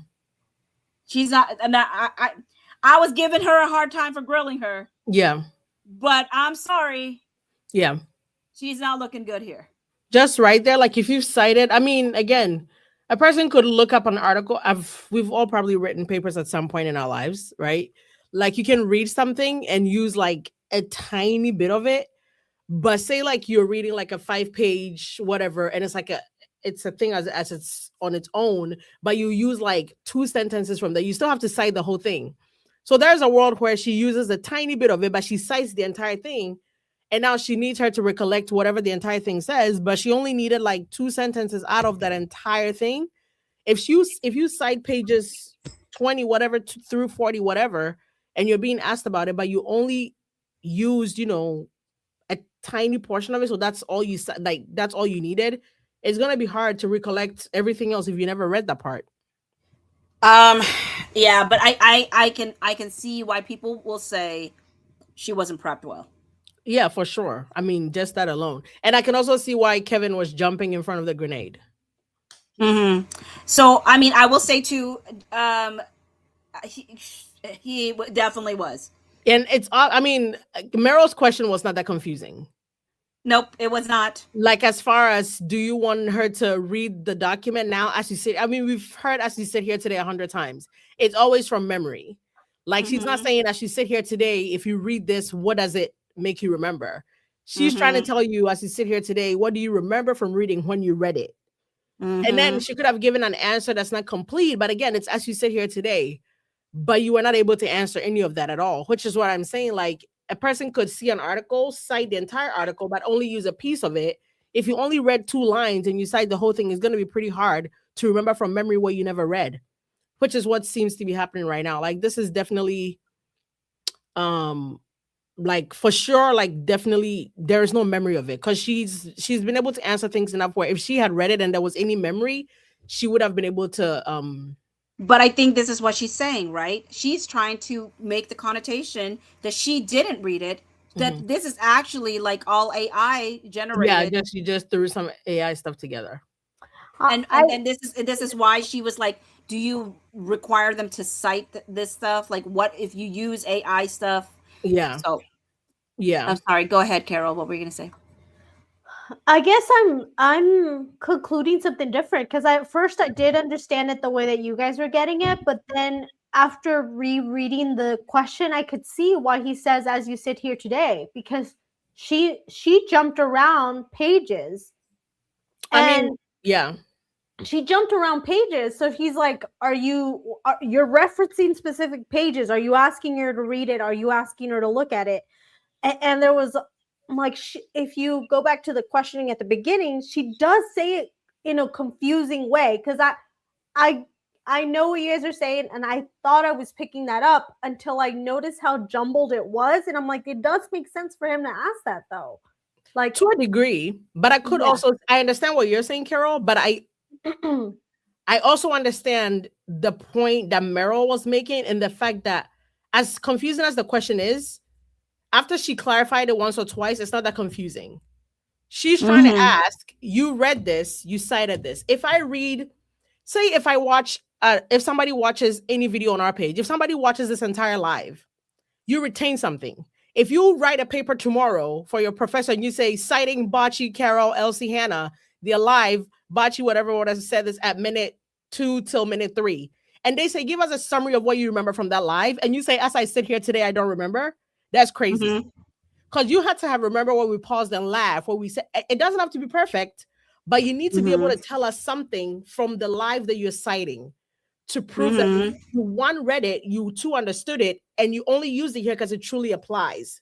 Yeah, I have a hard time with her not being able to give it anything. Yeah, because I gave nothing. Not even a little kernel, not even a little crumb. And I was hoping, I'm like, whenever, I don't know if the way they have it set up, because it seems it was remote. So I'm like, whenever Kevin was trying to do the like objections, was that her time to quickly look at the article and read through and remember something? I mean, could it be that, because I mean, she is citing specific pages and she's saying, what do you recall from those specific pages? I guess I'm not concluding the same thing as you guys, and it's not because I'm like trying to side with them. I just I feel like you're saying, Carol. Yeah, because I'm like, I don't either. I'm really slow or something because I'm like, I don't understand how she is required to remember that specific portion and cite that specific portion and summarize that portion for them. Okay, I can explain that to you. So she cited pages 1139 to 1160. Yeah. She cited it again. She didn't just copy and paste it. She cited it in conjunction with her report. So say if I make this report, right? Or say, let me use our video. I think that's the easiest thing. If we make this video and we're citing this deposition page, because we did read this deposition page and we worked on this video together, and I remember what I read on these deposition pages, if somebody 3 months from now asks me, hey, what do you remember from? I don't have to tell them exactly what it says line by line, but there has to be memory from just what I'm saying that I remember, what I wrote down. And like, she has to remember. So I've written papers in college. We've all written papers. Like, if you're going to cite something, you don't have to remember verbatim. Nobody's asking you to do that. But there's a reason why you cited that. And it's something you have to be able to remember. Like, I can't give that to her. Like, to give nothing, and like Bocce, it's not like she gave and she tripped up. She had nothing for her. Because even after Kevin did all the objections and they came back, they were like, Miss Alexander, blah, blah, blah, blah. As you sit here today, pages 1139, and it doesn't match. And I think there was also a mistake on her report, which maybe Meryl is trying to say, you made a mistake here because maybe you didn't even legitimately cite it, because here you cited pages whatever, but here you cited pages whatever, and they don't match. And the titles that you use make sense. So I can see why legitimately, if you've read something, and I'm telling you, I've written a plethora of papers in college. When you read something and you cite something, there is a part of it that's stuck. There's a reason why you cited it. And we've also all rushed and cited things because you need like 10 citations. So you just attach some citations. We've all done that before. But if you cite a thick, give or take 30 something pages, there has to be some retention there. You know what I mean? And not just you don't have to remember what you cited, but for your own report and why it applied, she could have given her that. Well, there's a comment here and it says like, but if that article was in a journal, it's possible that the page numbers differ from a standalone article where the title changed, but the content remained, i.e. the New York Times. The print version of it is different title than inside of a smear campaign, blah, blah, blah. The Sunday version does not read that in print. But that's assuming somebody wrote the article and you read it as a consumer. She wrote this report. But she's citing something that she did not write. So right. That's why I'm like, but you have to realize that. But you have to realize that whatever she's citing, she didn't just cite it. It's included. They pulled it up. So they're asking her what she cited. Like, they're not just asking her some random report that's supposed to match. Whatever site she gave them is what they're looking at. And the reports, the numbers match on one end on her thing, but they don't. And again, she could have still given an answer that shows she knows what she's talking about. And then if the dispute is page numbers or titles being wrong, we can talk about it later. But she had nothing for Meryl. I have to give that to Bocce. Like, to be fair, like she had nothing for, and it doesn't have to mean that she's not again, this is also her first time. So a mistake like this can happen. You know what I'm saying? Like, she's not a seasoned expert witness or a seasoned expert report generator, you know, for things like this. So a mistake like this can happen. I don't know. I really don't see it as it being like, oh, a completely bad look. This feels like something that could happen. Like, for example, I did the game yesterday. I put the questions in there. I typed them. When you guys were answering, I could not remember what I typed in the answer. And I read the material. I read the article. I did AI stuff. And I put the answers, and then as you guys were answering, I couldn't remember. So to me, it doesn't seem like, oh, this is a bad look to forget one thing. I will give you this. I know things like the back of my hand, but the pressure came on that one game. Yes. And then I was like, why can't I remember anything now? And let's say they trip you up, like, you know, we know Gavrinsky, she's a good attorney, right? Their questions are set up to trip you up. Let's say, and I know because it's happened to me. And again, I'm not defending it from like, hey, I am a Baldoni stan, but not just from that stand. But I'm just like, it's not necessarily like, oh, that looks so bad. I feel like this could happen. That could happen to me. And I still think that I'm an expert in my field. So I'm like, I could take that information. If I get tripped up, I'd be like, wait, and then it's almost like I can't even say anything. I need to like reset. Like I can't just recover. I don't know. I mean, that's my story, and I'm sticking to it. I see what you're saying. I just would have wanted her to give them something. Give her something, but nothing is crazy work. Yeah. You even remember we had a game show yesterday. Give them something, and it's wrong, and it hurts Wayfair. This is a deposition, though. She could give them something, and it could be, again, you're saying as I sit here today, she could say, you know what, I don't remember, but this is what I could give you. A sentence, 2 sentences. But she had nothing. Yeah. And again, Carol, you're not an expert on creating games and everything like that. But the fact is, you remembered you created a game show yesterday. You remembered you typed in the questions. You typed in the answers. She had nothing for her. Yeah. That's unusual. But I didn't remember certain specific parts of it. The bulk of it, sure, I remembered. But there's certain specific parts of it. Here, she's asking for specifics. So I don't know. I think, what did she say? What is the lady answer? Oh, hold on 1 second. We have a chat. Thank you so much for the $4.99. As a medical professor, I read hundreds of journals and articles and attend several conferences a year. If someone asked me what I read, I would need to double check. 100%. If someone asks you what you read, I think we're forgetting she created a report that she worked on for a long time and cited something. And she's not asking what you read, like summarize the whole thing for me. Just the part that you cited that applies to your report. But that's exactly it. I wrote the whole report. You're asking for a specific citing? Like I'm supposed to remember the exact part that I took for the whole report as a gist. And she did give some sort of general answer. She did say, hey, it's an article about coordinated records, and this is a toolkit. I'm going to say this, Carol, though. Mm-hmm.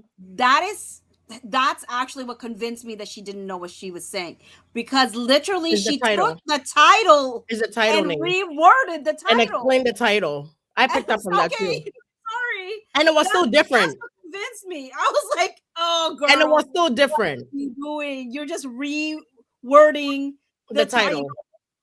And it was still after like Kevin's objections.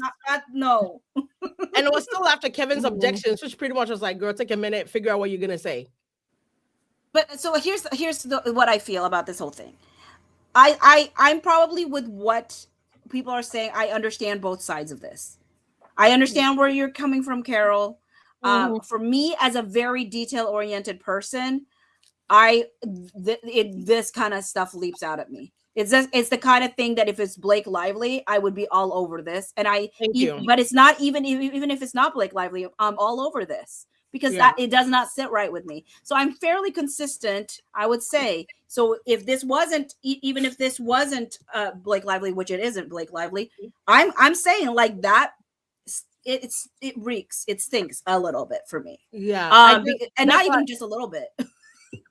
I have One to say, thing I that's will say, why I'm kind of I agree. Go ahead, between Hannah. both of you guys. But one thing, there's a couple things. It's like, how many citations does she have in her article or whatever compilation of information? And it just shows like, yeah, she really wasn't prepped very well. That's the thing. I'm not sure if it's that it's like really bad looking for her, or it's just she just wasn't prepared. I don't know. Yeah, and here's the thing. I want to be clear too. Even though, like, to me, there's red flags all up in this, and just what they've been asking her, just the page numbers alone is enough to make me go blah blah blah blah blah, blah red flag. The way she described the article based off of just rewording the title, I'm like, red flag, red flag. With that said, we just got to keep going and see if it gets better. Yeah. Because right before it, I'm like feeling like I don't like how Meryl's handling it, and that could still be fact. Yeah, and that's still handling fact. Yeah. However, it does repurpose it in my mind a little bit though, to go, if she thinks she has this information, right, where then all of those things, all of those questions have a different feel to me, because they were there. Then it starts to feel very purposeful, which as a lawyer you do have to be purposeful. And so she almost like built the thing, every little piece, because she knew she was. That's why I was saying, is she coming? Is she coming with the, Yeah. So, anyways, let's go back, because I'm still interested in where we go from here. Honestly, like, for everybody's sake, like, I just have to be honest with the fact that if this was a witness from Blake Lively's team and they got Brian Freeman or somebody was like, and this and that, I'd be like, gotcha. You got me! I would have been celebrating. Like, you're not that good there. And again, this is a 354-page deposition. If you trip her up 3 pages and that's it, good on you. Like, whatever. If everything else, and again, this doesn't discredit her. This is just this moment. If it's just this part of the report. Now, if we're about to find out at every step of the report, say another citation comes up and you still don't know, another citation comes up and we still That's don't too know. much pattern. That's too much. That's too many patterns. That's Sarah, a how pattern. do you feel about that? Say we get to another step of this and they bring up another citation or another point and they reference something in her own report. And I think that's what we keep missing, is they're not just asking her to recall what she read on some journal.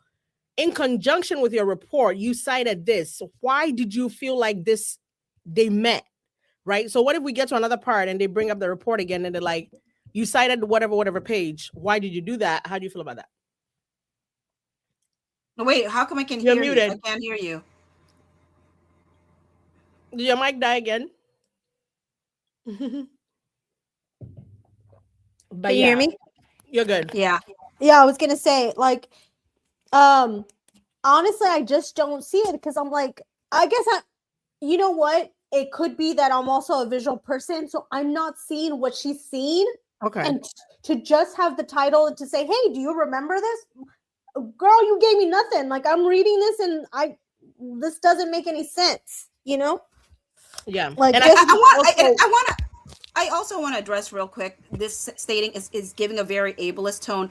That, I think, is taking things out of context to say that Casey, because that's assuming that we're going to give somebody who has that is not the same thing, because I'm not expecting that for everybody across the board, this expectation that they know this stuff. Yeah. If she had expressed something that to explain why she wouldn't remember this stuff, like, of course, I will always look at it as a case by case situation. It's not like, oh, I'm going to use this what do you call it, criteria for every single person. I'm not. I am talking about this specific individual and how she handled this question. I'm not going to treat every person the same way, Casey. Yeah. I just want to make clear about that. And so this idea that I'm going to use the same line of thinking if I knew somebody had any disability, or that I expect everybody to have an amazing memory, or all of these different things, that's almost sidestepping what the issue is here. She is going to be an expert. She is going to be grilled. She's going to be on the stand. This is very damaging if you can't get it together and say what you need to say, because it just is. It's the circumstances. I think the beauty of this too is you guys realize we're all here pretty much. If you're on this channel, you support all of us, you know, we are very highly, let me speak for myself, it's Justin Baldoni till the chickens come home to roost.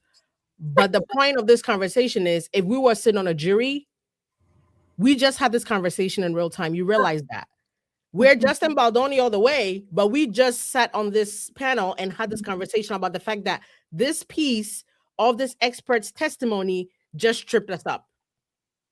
But it doesn't mean Blake Lively was SH'd. Yep. Nope. Don't get it twisted. Don't get that twisted. Right. Don't get it twisted. Right? You know, it doesn't mean there was a smear campaign. It just means for the 5 minutes where she's going to testify on this portion, or 10 minutes, move on. I don't care. It didn't do anything for me. Yeah, I think for me it's going to be one. I don't see I am a visual person, and I don't see what they're seeing as they're seeing it. And, you know, maybe that does change the context of like, oh, why can't you remember? It's right there in front of you. You know, like, why can't you remember this? However, like I guess in we'll have to see, because it is important, I guess, if it's a pattern.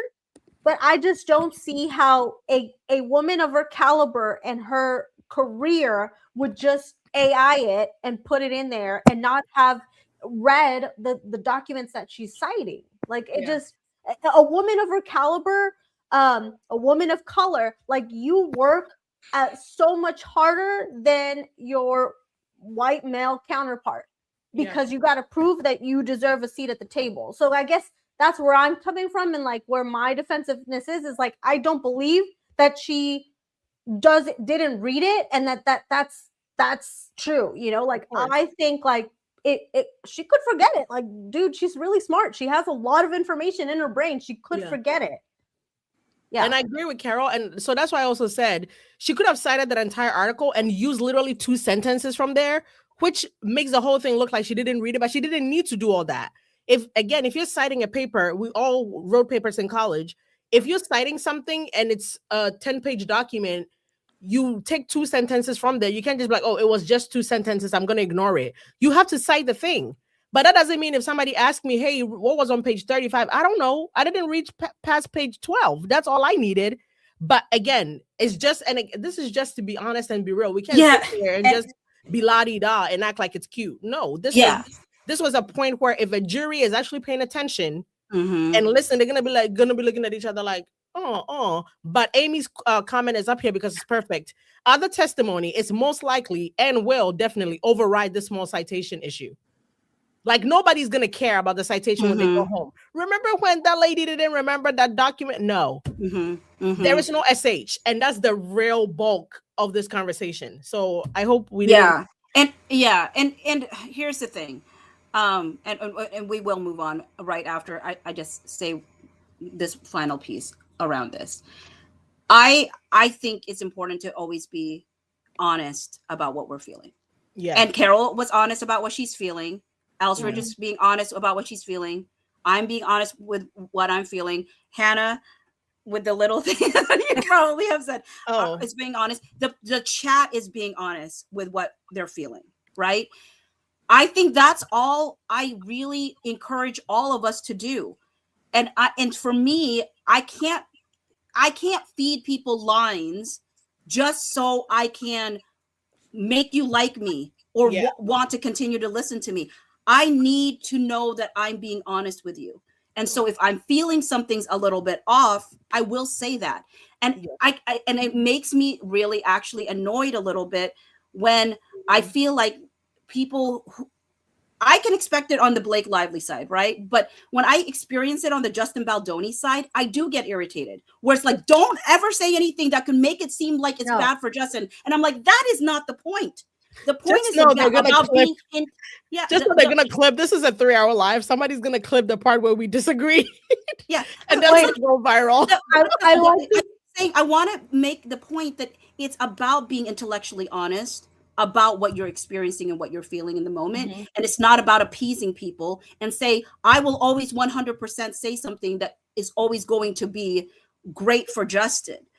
I think the majority, if not 98% of the things are good for Justin, but there is is never going to be 100%. And if people demand that of people, you're just, I mean, maybe this is the reason why my channel grows very slowly, because I'm not going to do that to people. No, but Bachi, that's perfect what you just said. But I think that's what people also need to understand. That is why this community is the way it is. We can look at things for what they are.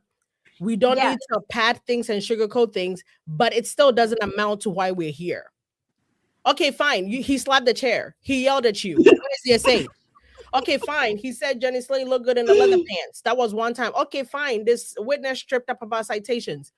No SH, no smear campaign. The math is still gonna math at the end of the day. Now we're gonna take a detour, maybe, but it doesn't mean, oh my God, she missed a citation. Blake Lively was SH. That's not what this means.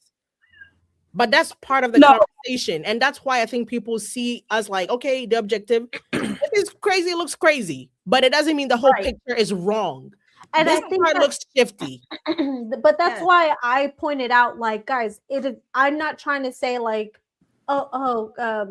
it's this here's my point of view because I'm trying to defend this stance. I'm saying it from a person. Like, from a person, I'm like, well, this seems like a reasonable slip up to me. Honestly, it didn't even feel like a slip up. So when you guys had that reaction, I was like, what am I missing? Because it didn't feel like how you guys flagged it. It didn't feel like that to me. It felt like, oh, well, yeah. And also what I did take note of was like, at what point does those questions come? After they've continuously attacked her knowledge and her experience. And I'm sure that there's some lawyer speak there that rocks confidence. And then boom, there's that question. Because it was all this question about your career, and then here we're jumping to the citation.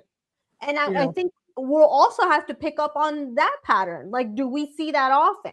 Yeah, 100%. And this is the conversation that needs to be had. It would be ridiculous if we're just sitting here like, oh my God, she did a citation. Great. We all agree that's perfect. Like, no. And again, if we were a jury, we just don't agree right now. If we were a jury, there's no verdict right now. We're not unanimous. That's all you need to know. 12 people are not going to be like, oh my God, the citation was gone. Duh, out of here. 6 are going to be like, girl, I don't remember what I ate for breakfast. And we just got here 2 hours ago. And then people are going to be like, I remember everything. Someone said Jenny Slate couldn't remember her stuff. Neither could Alex Sachs. Yeah, so Alex Sachs didn't remember why she was being yelled at, for God's sake. So honestly, this is part of the conversation. Yeah, I think that's something that I think also in their closing arguments they need to tie up all this kind of stuff so that if there's any weaknesses in it, you just point out, okay, well, here's other things you got to consider to offset that concern. Honestly, and I think that's the beauty of this, is the fact that a jury is not going to be team Justin till the death or team Blake. There's going to be people that like, I don't care that the one lady didn't know citations. And also the fact that Wayfair knows this, they know how to handle. You don't think that lady is going to brush up on her facts before trial? Bring up the deposition. Yeah, she's going to tell you she was sick, she was ill during the deposition, and this could probably never see the light of day. And we've just wasted however many minutes talking about this now. But that's the point of a jury, right? That's the point of different minds, like Christina, I think, or Kinney just said, being in a room and somebody, if say we were in a room right now of a jury, me and Bachi could have had this reaction. Carol just made us realize, okay, that doesn't mean anything to me. I have this exact same sentiment, or the other way around. So anything happens, anything goes. This is not a sticking point for no reason at all. This is not a point that should be, that should be causing anybody any type of sleepless nights. Like we're good to go. Yeah, it's Keep bad. in but, mind, the like, Wayfair parties, it's not like Blake's team was like, let's show the public this. Wayfair was like, yeah, give it to them. Then I text Bocce that as much earlier. I was like, this is not Blake Lively's team that dropped this to us. Oh my God, see how unprepared the expert was. Wayfair gave us this, which is something we can always appreciate about them. Whether it's great, bad, mucky, whatever they're like, you guys decide. Remember when they dropped his voicemail? I mean, voice note. They were like, you guys there were decide. people who were like, who dropped this? Yeah. Is this really them? But then everybody took it very differently, right? Everybody took it very differently. Exactly. I think this is. We do appreciate the gift, Fritzy. Oh yeah, for sure. But I think in the long run, this is going to be inconsequential. Like, you know, we're putting it we on the have to docket. wait to see what happens further in the deposition to see if. Yeah, there's somebody. I'm withholding judgment until. Yeah, there's somebody in the chat that keeps saying, "Just wait, there's more coming" or something like that, and I'm like, oh. Thank you for letting me know, Christina. I guess the person that I'm responding to must be in like Elsridge's. Why? What happened? Oh, I had sent a message to Casey. Oh, right here in the chat. Bocce says to reach out to me at boccegohawks@gmail.com because that kind of feedback is really important to me. Like I mean, especially in the field that I'm in. So for someone to say that is really like cuts very deeply. Oh, what? And so I really want to make sure that I understand where they're coming from and which aspects I need to work on. If that is the assumptions that they're making about right how here, I'm speaking. this message. No, about the ableist.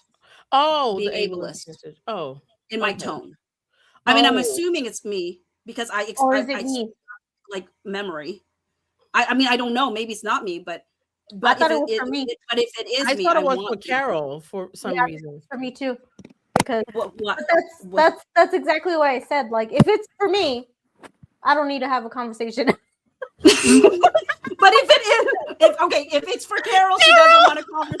If it's for Carol, she doesn't want a conversation. But if Carol's it's for me, I really do want one. It was for me. It's as deep as we talked about it here, and that's done. Yeah, it doesn't need to go further.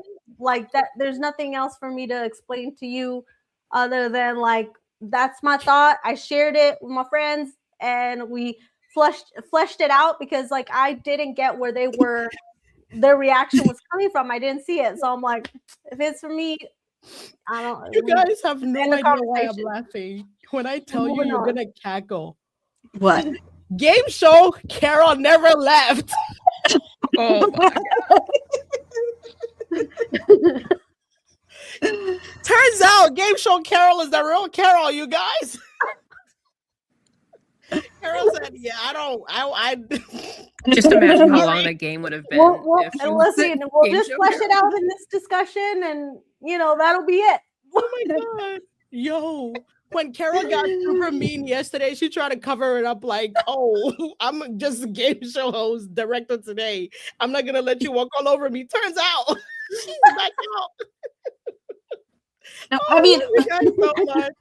Okay, no, I love that, Carol. But so just to clarify, if it was for Carol, she does not want to have a conversation with you. But I have no idea why we're talking about this. But if it was me that you were talking about in regards to ableist language, I would actually want a conversation genuinely because it does matter to me. And I know people are like, "Oh, don't take it." No, I genuinely like. I never want somebody to feel that way. This? I'm so confused how we got to ableism. Well, that's why I need to have a conversation and understand where the person's coming from. Okay, I would like to know just for the purposes of how we got there. Not that I didn't. I don't. Hey, someone said, Carol, if you let it go, don't come back with a 17-point list later. You guys, we could create a game show just from this live. All right. Well, we can move on. We can move forward. Okay, let's go. Let's continue. Can I just one more before we go?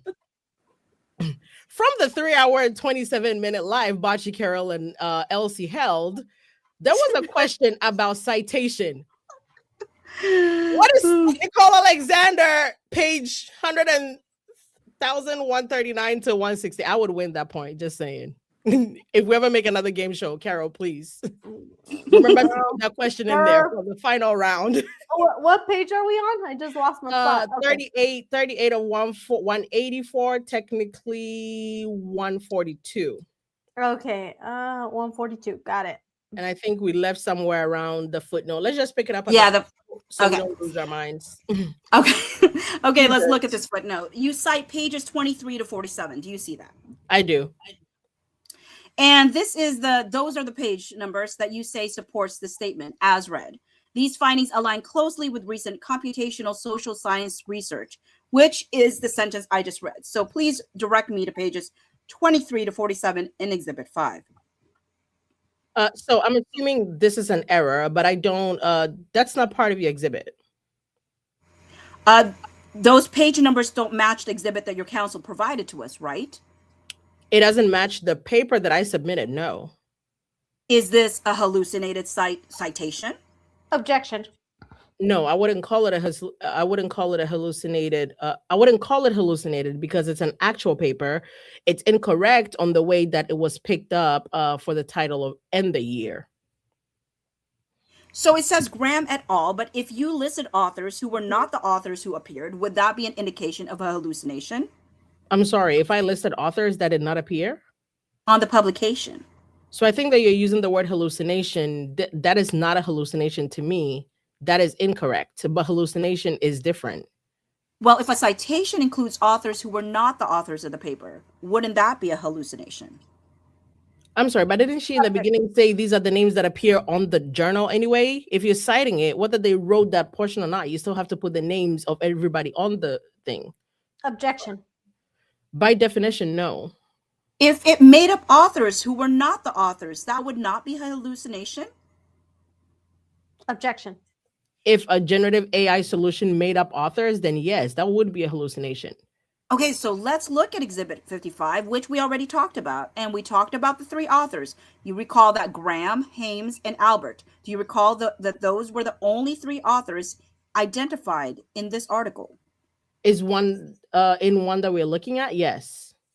Okay, let's go back to your report, which is Exhibit 002, and let's go to page 108. And I'm going to share my screen so it's a little easier. Oh, I am showing my screen, I guess. And you see right here, Graham, this is the article we're talking about, right? Detecting Coordination Networks in Social Media, Journal of Computational Social Science. Do you see that? Yes. Okay, and you see that it lists additional authors here, Bruns, Zhu, and Campbell. Do you see that? Yes. Those authors were not in the article, right? On the article we looked at? No, they were not. Well, do you have any reason to believe that the other article that your counsel provided to us as this article is not the article that you intended to reference here? No, I believe this is the article I intended to reference. So how can you explain a citation that makes up authors who are not the authors identified in the article? Objection. You can answer that again. I'm sorry, Kevin? You can answer. So so there are a couple of things wrong. So it's in general, it's just incorrect. I mean, outside of the author, the date is also incorrect. So right. So how did you just said earlier that if a citation were to include authors who did not appear on the article, it would be a sign of hallucination. Objection. How is that not the case here? So I believe I said if something was developed through a generative AI solution that added authors, it would be an example of hallucination. And how do you know that's not the case here? Because I know this wasn't generated by AI, by generative AI. Okay, well, let's look at that. Let's look at the paragraph that you cite this for, paragraph 86. Objection. Sorry, 87. This is the same paragraph we've been looking at, right? Where you cite Graham. Oh, by the way, have you ever applied the concepts that you cite Graham for in your professional life? I'm sorry, which concepts are we specifically talking about? The concepts that you reference here in this paragraph 87. So temporal synchronization, yes. Participation, dispersion, yes. And command and control hubs, yes. Okay, but when you applied those concepts, were you relying on Graham? As a practitioner, no. So my colleague is going to be moving into a document, which I will mark as Exhibit 6. Let me know when you have it. Autumn, are you here? I'm here. I just entered it in. It says it's being introduced. Exhibit 6 marked for identification. Okay, do you have that document, Exhibit 6, up? It's loading right now. Okay, I'm also sharing my screen. Let me know when you have it. I can look at your screen. It's taking a while to download. Okay, this is a GPT-0 report, and you will see it has the exact verbatim of paragraph 87. Do you see that? Can you zoom in? Right here. These findings align closely with recent computational social science research. And you will see it's that same citation to Graham that we just looked at in paragraph 87. Okay. Okay, and at the top, it states that as read, we are highly confident this text is AI generated and lists AI probability at 100%. Do you see that? I see that. Do you have any explanation for GPT-0's finding that is 100% probability that paragraph 87 is AI generated? Objection. No. You have no explanation for that. Objection. You can answer again. No, I do not. As I mentioned earlier, I don't believe in AI analysis for the use of identify something that is generative AI. I think we talked about that earlier. So if Grammarly found the same paragraph had a 70% chance of being generated by AI, would that change your perception at all? So Grammarly has a feature that is also an AI checker. Which again is similar to what I mentioned earlier with the accuracy of overall AI checkers. Okay, so what about the fact that GPT-0 predicted this paragraph was 100% likely to be AI, and Grammarly predicted this paragraph to be 70%? Your response is that both GPT-0 and Grammarly must be inaccurate? Objection. You can answer again. So I don't think it's about the inaccuracy. I think it's about AI generated checks not simply being accurate. And research outside of my statement has also seen this to be true. Okay, and then a third AI checker, TextGuard, found this one paragraph to be 86% likely to be AI. So I'm just trying to understand, is it your testimony that this is just a coincidence? Objection. You can answer again. My testimony is that AI generated checkers are inadequate and not accurate. How come the paragraphs in your report that described your background all came back as human generated? Objection. I don't know why. And why did the paragraphs in Dr. Maislin's report come back as 0% AI generated? Objection. I couldn't answer that. Do you have any explanation for why GPT-0 would predict that 101 paragraphs of your report have 100% probability of being AI? Objection. I couldn't answer that. Do you have any explanation for why GPT-0 predicted that an additional 28 paragraphs of your report had a 90% probability of being AI? Objection. I still can answer that. And do you have any explanation for why GPT-0 predicted that another 35 paragraphs of your report had an 80% probability of being AI? Objection. I can't answer that. Ooh, sorry. So do you have any explanation for why 164 paragraphs out of 200 in your report had an 80% likelihood of being AI? Objection. I don't know. Okay, let's go back to your report where you cite Graham again. And I'm sharing it on my screen for ease of use. Do you see paragraph 97?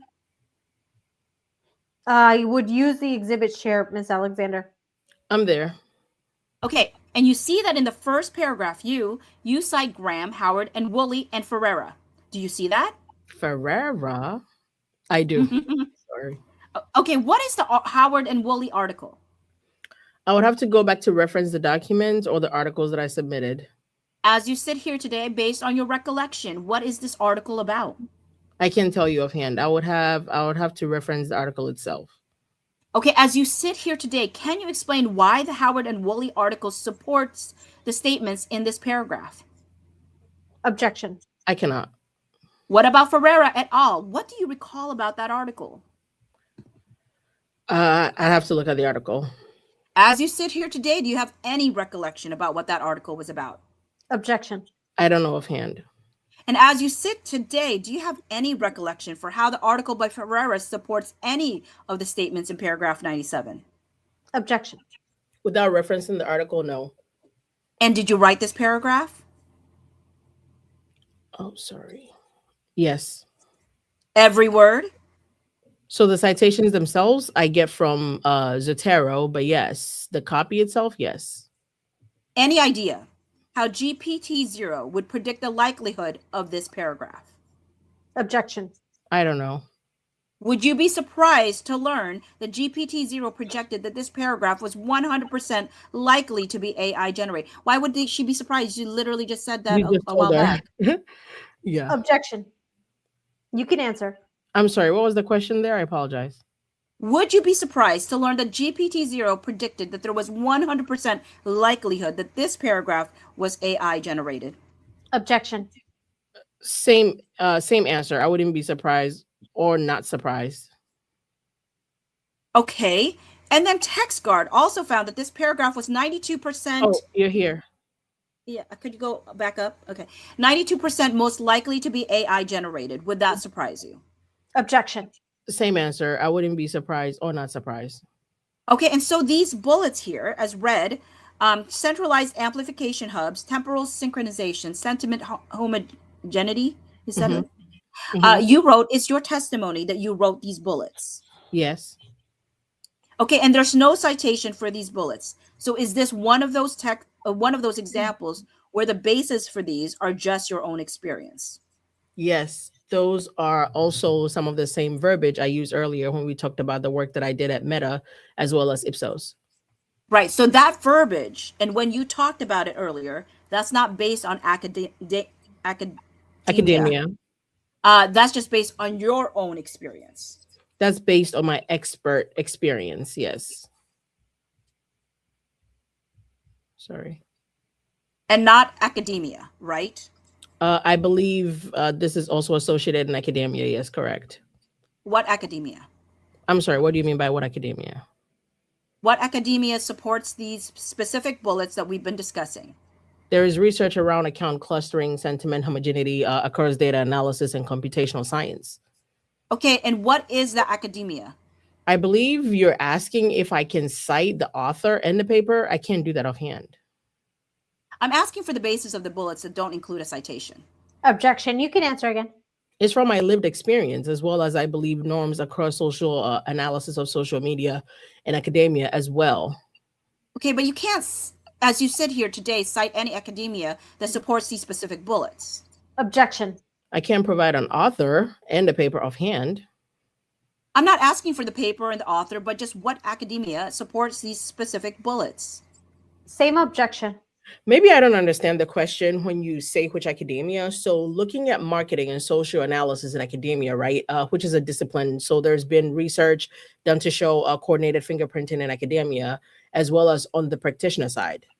I'm trying to identify and understand what academia you relied on when you came up with this bulleted list. The bulleted list is based on my lived experience, as I mentioned, but it's also supported in addition in academic research. And I'm entitled to know what academic research you relied on for coming up with these bullets. Objection. So I think I'm saying the same thing over and over again. So it's based on the research that I've done myself as a practitioner. And in addition to that, I also believe that there is research on these particular elements across marketing science and social analysis. I do not have, before you ask, I do not have a citation offhand to offer you offhand. So your report does not disclose the academia in which you relied for these paragraphs in paragraph 97. Objection. That's incorrect. So, as I stated, what is the academia? Yeah, go on. Sorry. It's based on my experience as a practitioner, period. I'm saying I also believe, in addition to that being the basis of the bullets, I also believe that there is academic research that supports it as well. But that's a belief based on your intuition and not what is cited in your report. Objection. It's based on my understanding of articles I've read across academia of different conferences, a myriad of other things. And do you understand that you're required to identify all of the academia that supports the opinions that you're offering in this case? Objection. I understand that if I'm using academic sources, as I mentioned in my last answer, these bullets, first and foremost, are based on my practitioner experience. And you cannot, as you sit here today, think of any of the articles that inform these bullets. Objection. Of the citations, no, I cannot. Of referencing a title of a paper and the authors, no, I cannot. And how would you go about finding that out? I would do a scholar search based on keywords. And you can do that? Yes. So why didn't you do that when you were putting together Appendix C? So as I mentioned, for this particular content, again, it's based on practitioner work, which would not be needed for an academic citation. Okay, let's go to your Appendix C, where you again are expected to list all of the materials that form the basis of your opinion. And on page 108, you cite a legal case called Daubert. Do you see that? Yes. Why did you list Daubert? Daubert is something I read early on when this litigation first was presented to me. Why did you read Daubert? For just research and knowledge. Did you just decide on your own to read Daubert? I would instruct the witness to the extent your answer requires you to disclose substantive communications with counsel, you not reveal that. But independent of that, go ahead. So it was nothing to do with any conversational conversation with counsel. It was something that I did just proactively. Okay, how did you learn about Daubert? Honestly, I think I Googled it. Okay, what prompted you to Google Daubert? The engagement with GLG. The engagement with GLG, or like 12 years ago, or in this case? When GLG reached out to me regarding a potential litigation case, I Googled it. Okay, and what is your understanding of Daubert?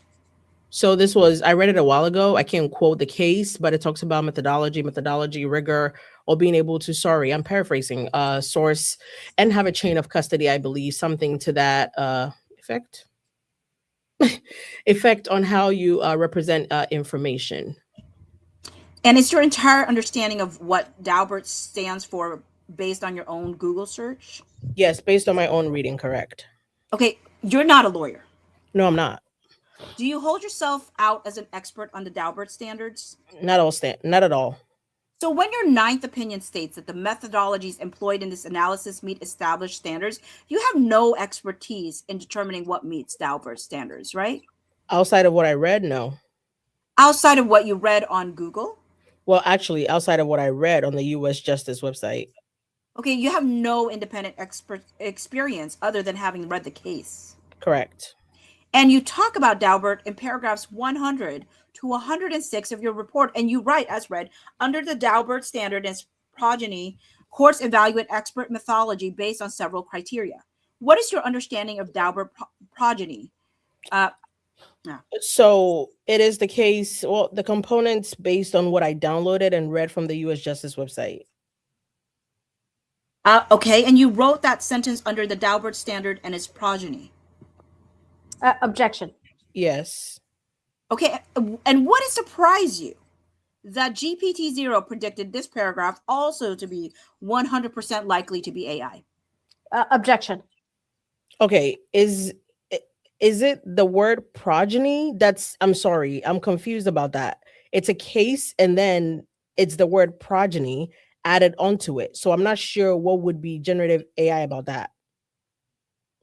I'm just trying to understand how you came up with the sentence under the Daubert standard and its progeny. Courts evaluate expert methodology based on several key criteria. I mean, it's... Objection. Again, I probably read it on the Justice's website. Okay, and I don't understand why you were offering an opinion on whether your methodology meets Daubert's standard if you're not an expert in Daubert. Can you please explain? Objection. So I added that. I added that in specifically to ensure that my work would meet the criteria that would be relevant for the report itself. Even though you have no expertise in the Daubert standards. Outside of what I read, no. Okay, what is your understanding of what your assignment was in this case? Objection. You can answer again.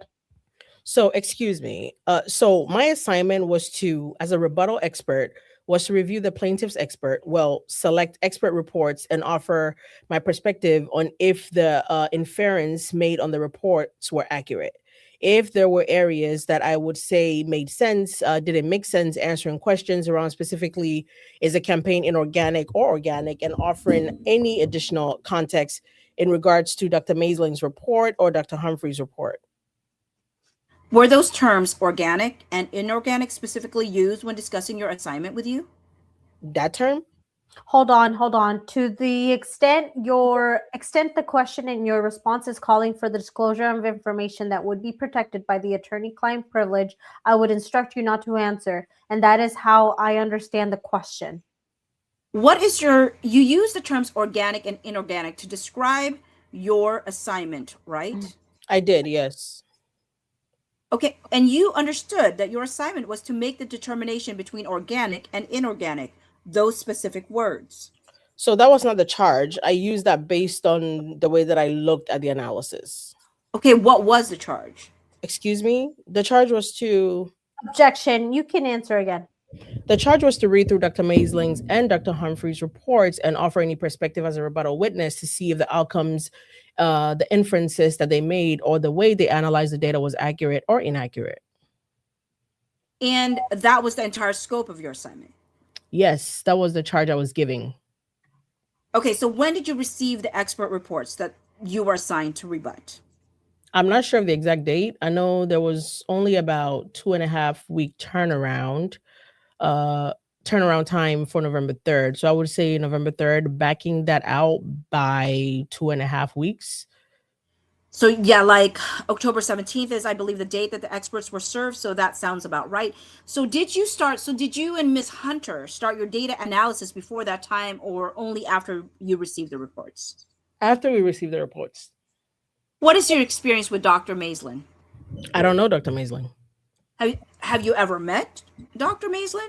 Nope. You cite in your report an article by Dr. Maislin. Do you recall reading an article that she wrote? I do. Okay, tell me about it. Objection. I can't recall the name of the article. It's in my report as a footnote. I originally read through the article and was going to use it within the context of my report. I decided not to, and I removed the commentary, but left the footnote. And you didn't list that actually in your appendix C. Why is that? Because I didn't end up using her article. But you read her article. Yes, I read the article. Oh, I did. Line 14. Oh, but you read the article. I did. In the context of preparing your report. Yeah, I read the article. And strike that. How did you decide that you didn't need to list it in appendix CC? To my understanding, the materials relied upon was the materials that I relied upon for the final report. So based on the content that was in that report. So is your testimony that your appendix CC does not include everything that you reviewed in the course of preparing your report, but only the things that you determined you would rely upon? Objection. Correct. I believe yes. So why did you cite the Maslin? Now I forgot how to say it. I think it's Maislin study, and then keep the citation in your report, but then not list it in your materials considered? Objection. You can answer again. You could answer again. I'm sorry. Could you just repeat the question? Yeah, it's your testimony that you didn't list it in appendix C because you didn't rely on it, but you still cite it as support in your report. So I'm trying to understand why you included it as a citation. Objection. Because I don't cite it in my report. I should have removed the footnote when I removed the copy from the report. Okay, so in the footnote that says you relied on Maislin is inaccurate? Objection. Exactly. It's an echo. How many footnotes in your report did you not actually rely on? So having gone through it, Dr. Maisling's specific paper was the only footnote that was left that was inaccurate. Okay, so there were other footnotes that were not included in Appendix CC, but are still included as footnotes. Why is that? Objection. I'm not sure I understand what you're asking me. There are 6 other footnote citations that reflect publications that are not otherwise listed in Appendix CC. Why is that? Objection. I do not know. So how are we supposed to know what you relied on based on certain materials cited and certain materials not being included in your Appendix C? Objection. Should be from my Appendix C and from my footnote. Okay, but in some cases, what is in footnotes actually is not something you've relied on. The only example of that is Dr. Maisling's report, article. Why didn't you remove that footnote? Objection. You can answer again. It was a bit of an echo from versioning, so it should have been removed. What does an echo mean?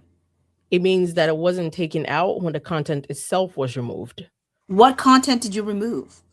I don't remember the specific way that I positioned it, but it was in one of the drafts. One of the draft versions. Okay, and when you cite the 4 expert reports, Dr. Maisland, Dr. Humphreys, Mr. Collada, and Mr. Kinrich, did you review only the expert reports, or did you also review their underlying data? I reviewed some of the data packages, yes. Okay, so what data packages did you review? I'm sorry. So the ones that were given to me as part of the expert submission, I reviewed. Okay, so you reviewed all of the backup. That was provided to me, yes. Okay, and did you review all of the backup data? I personally read through it, yes. Read through it, but I'm talking about the actual data. Did you personally review all of the data in their backup materials? Dr. Maisling's, yes. Dr. Humphreys, yes. For Collada and Kinrich, I don't remember the data packages. Okay, and did you review all of the materials that any of these experts cited in their reports? Did I review each of the articles that were cited? No. Did you review any of the articles that they cited? Yes, some.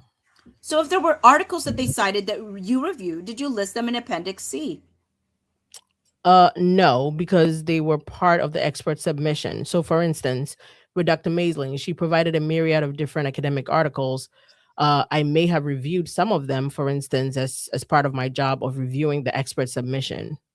How are we supposed to understand which ones you reviewed and which ones you didn't? Objection.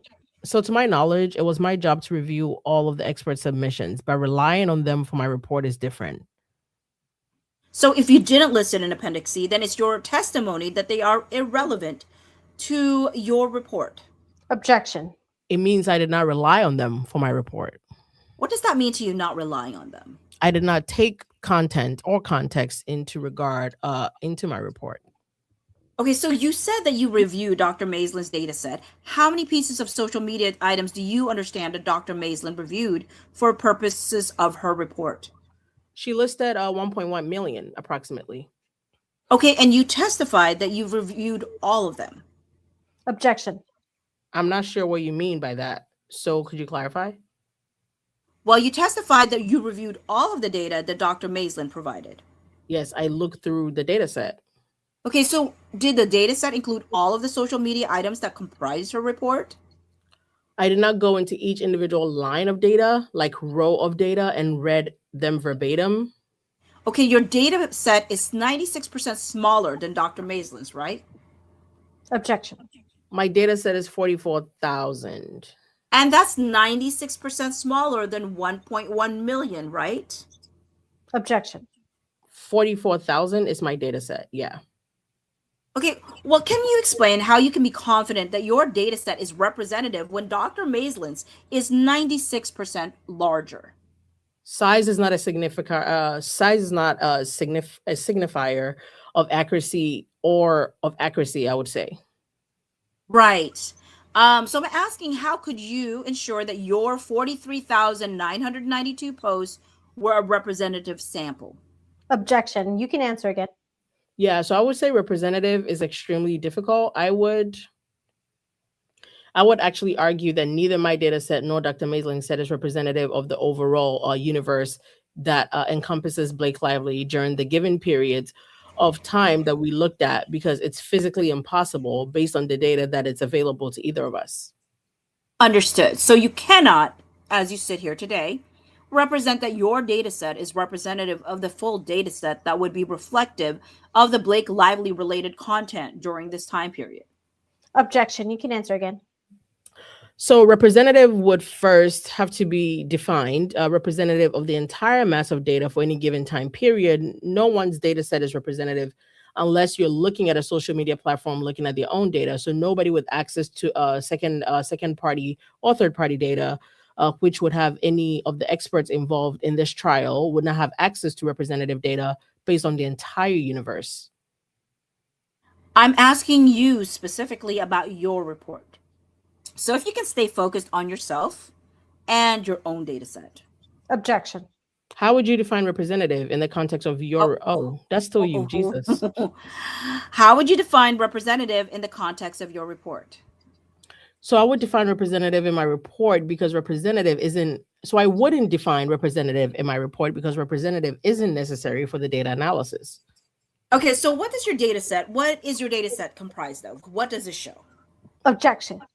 It shows 5 different social media networks. So I was a representative from the diversity of the social media platforms that I looked at, which was higher than Dr. Maisling's, for instance. I looked at X, Reddit, Instagram, YouTube, and sorry, I'm missing one. Sorry, I'm blanking on the 5th one.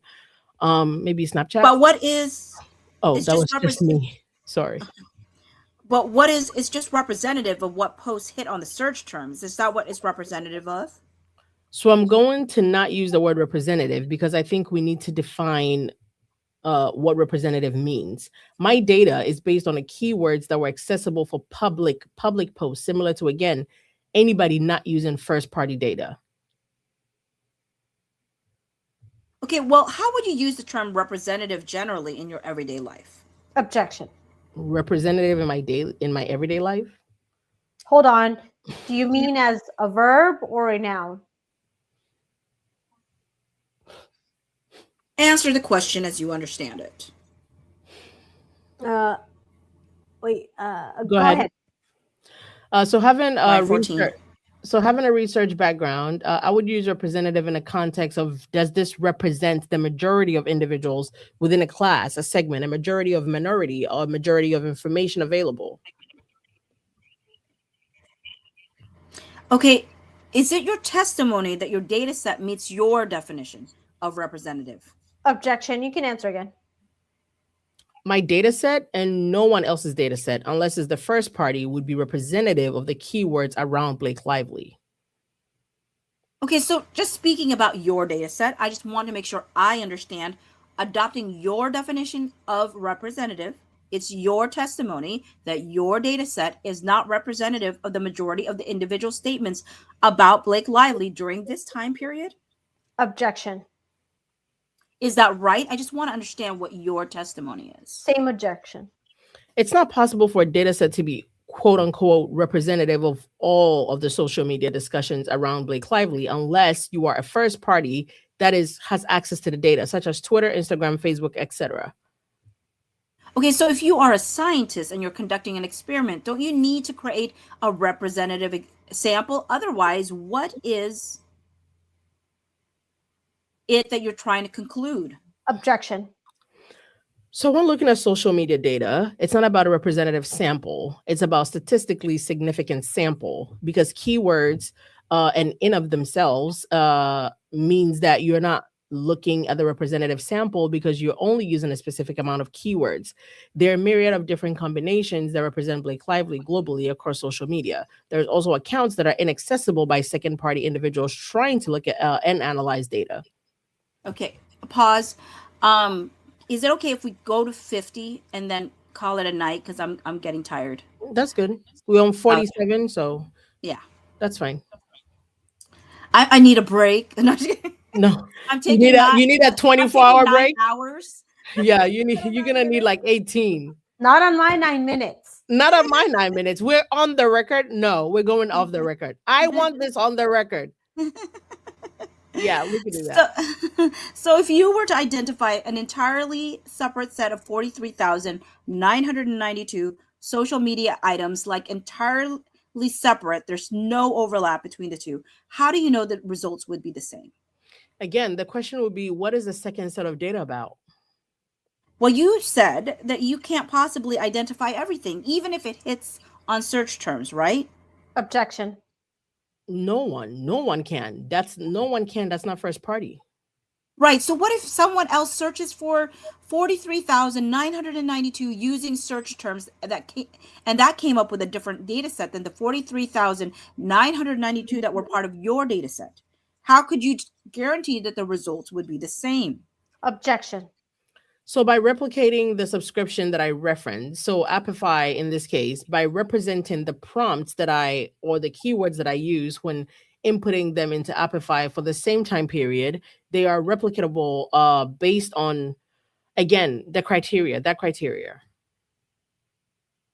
Okay, so it's your testimony that the 43,992 represents the entire universe of all social media items that hit on your keywords. Objection.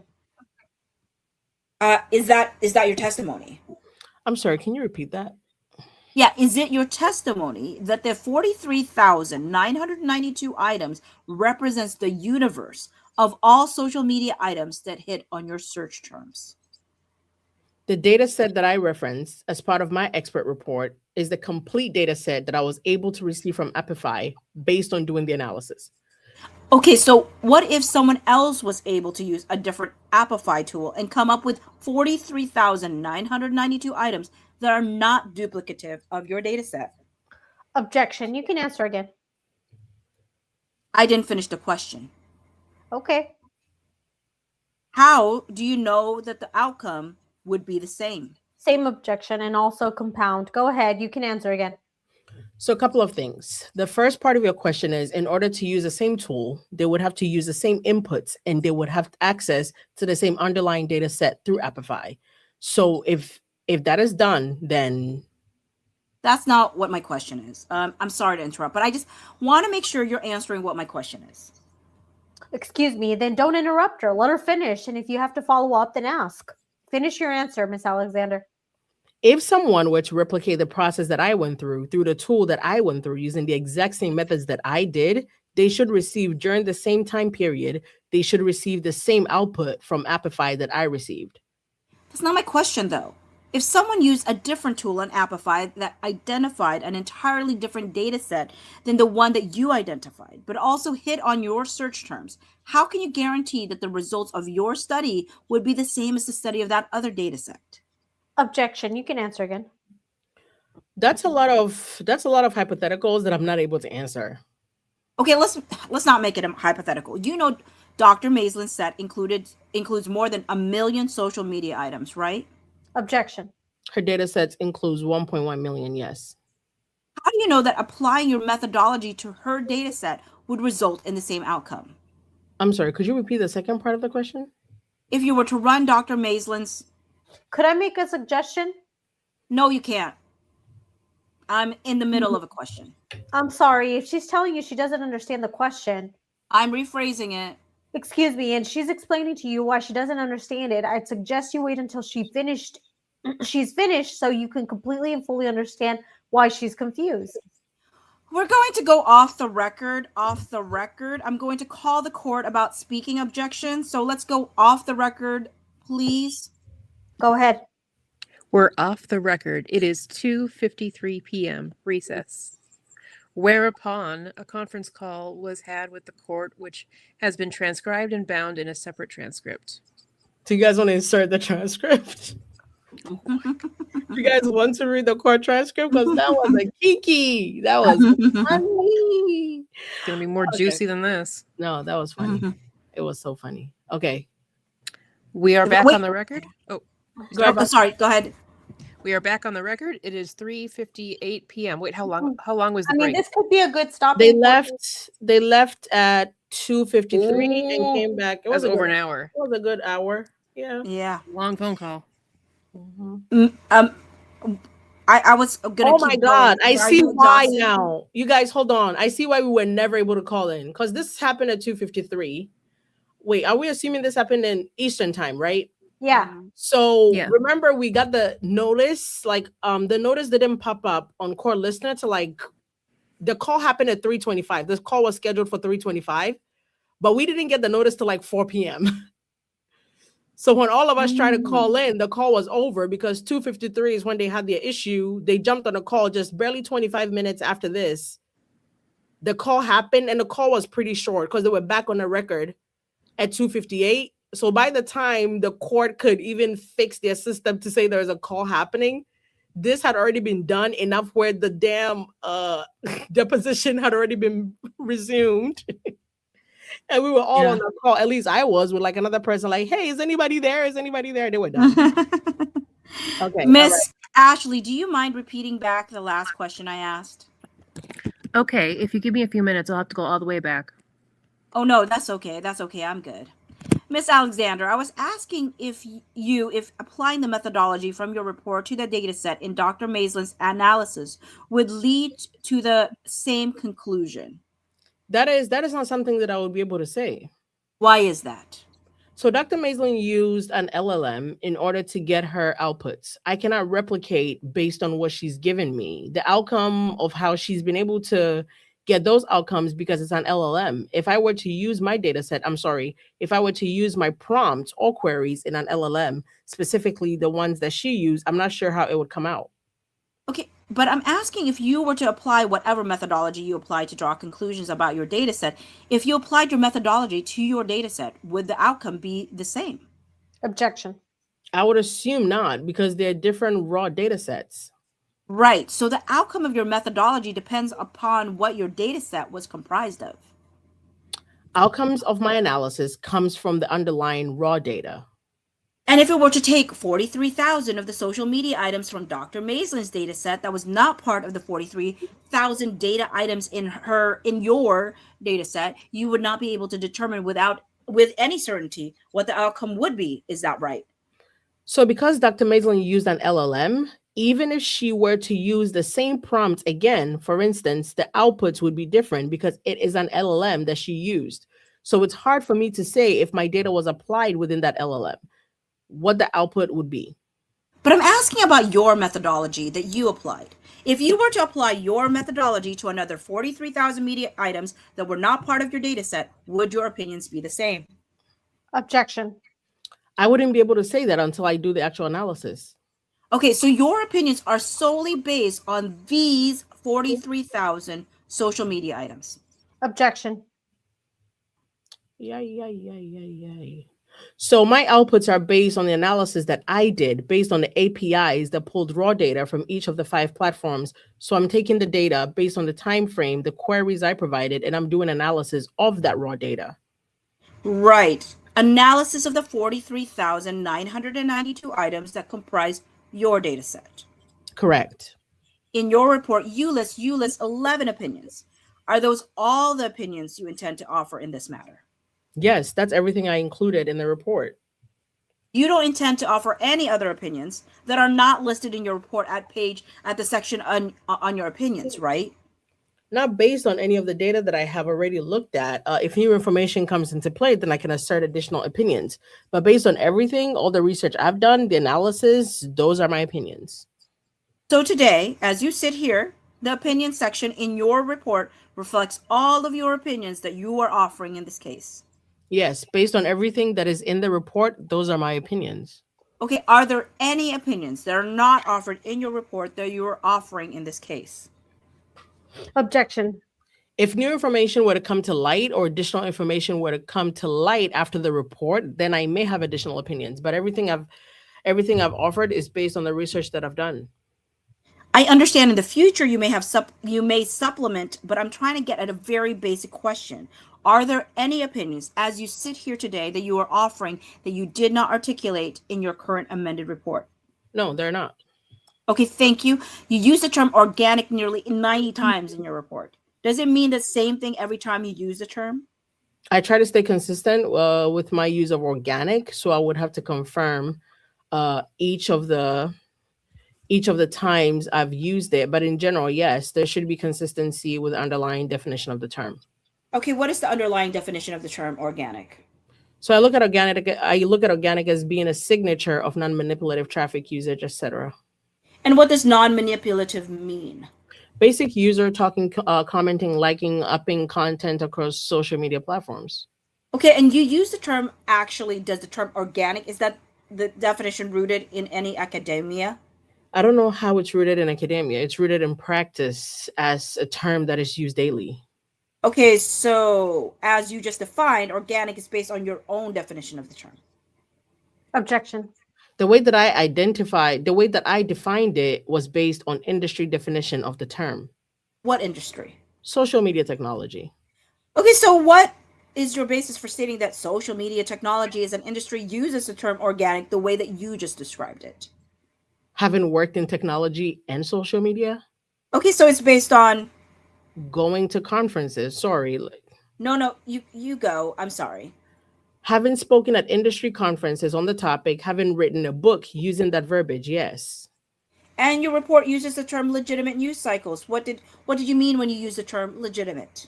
When I say legitimate news cycles, I meant news that that does not contain misinformation.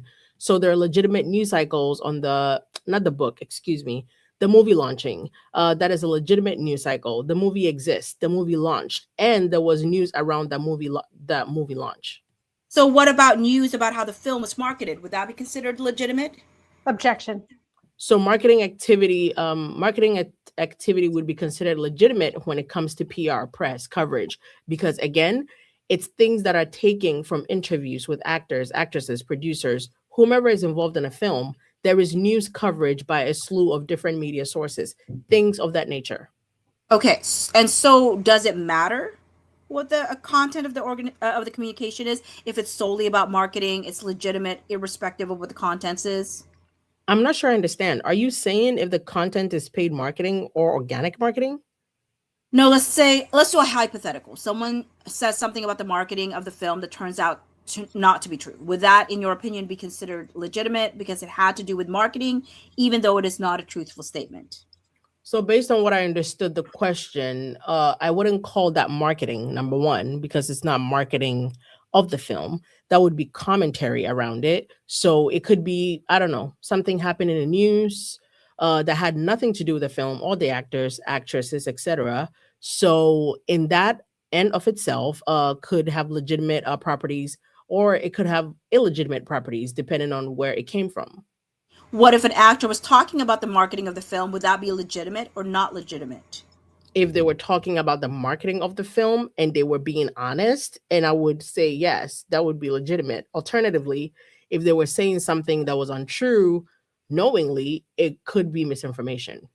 So how do you tell what is legitimate or illegitimate? It sounds a little bit subjective. Objection.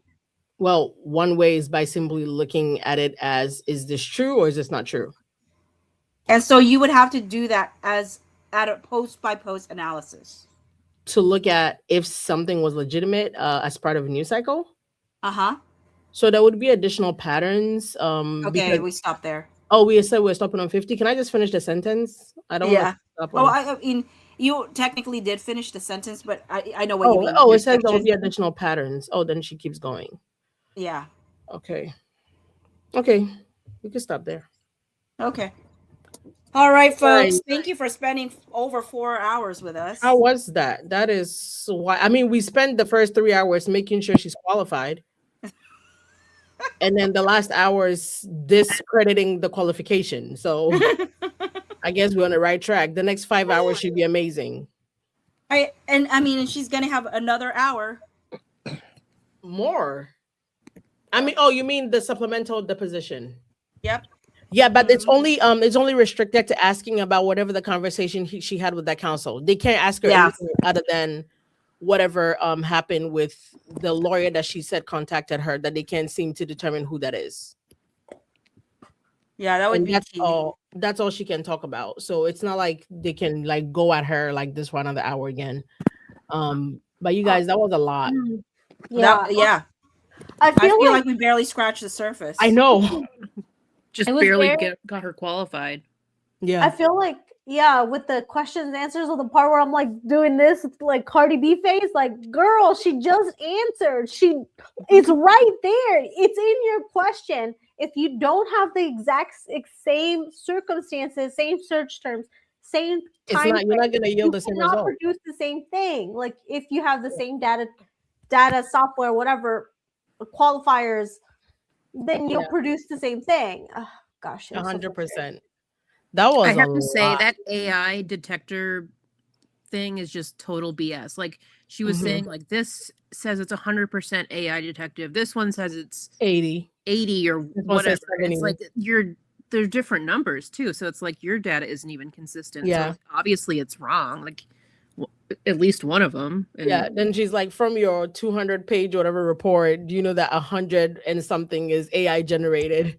Yeah, I will say she was definitely obviously more prepared for that line of questioning than she was for that first part of where she was doing the qualifications, and then this last part Yeah. where you could just tell where And she's not prepared, doesn't know what she's Yeah. talking about. And I think she definitely set herself up well in the beginning, making sure, like, even with her students, like making sure she didn't come out saying, like, yes, I know how my students use AI for homework because I use this tool and I can catch you. And the thing with AI too that makes it tricky these days is even when you look up something in AI, the AI itself tells you like the sources where it pulled it from, right? Like it will tell you, oh, this came from people, this came from TMZ, this came from this. So for a report that's heavily cited, from what we can tell, if you're going to put it in an AI search query or whatever, I'm sure it's going to tell you there's some AI in there because they tell you like this stuff is coming from like these places. So I'm not well versed in the AI situation at all. I feel like Bachi, this could be your you might have a better answer for us than we do. I've seen TikToks where people are like, I wrote this article and the people the professor put it through the AI thing and it said no and he flunked me because he said I didn't write it.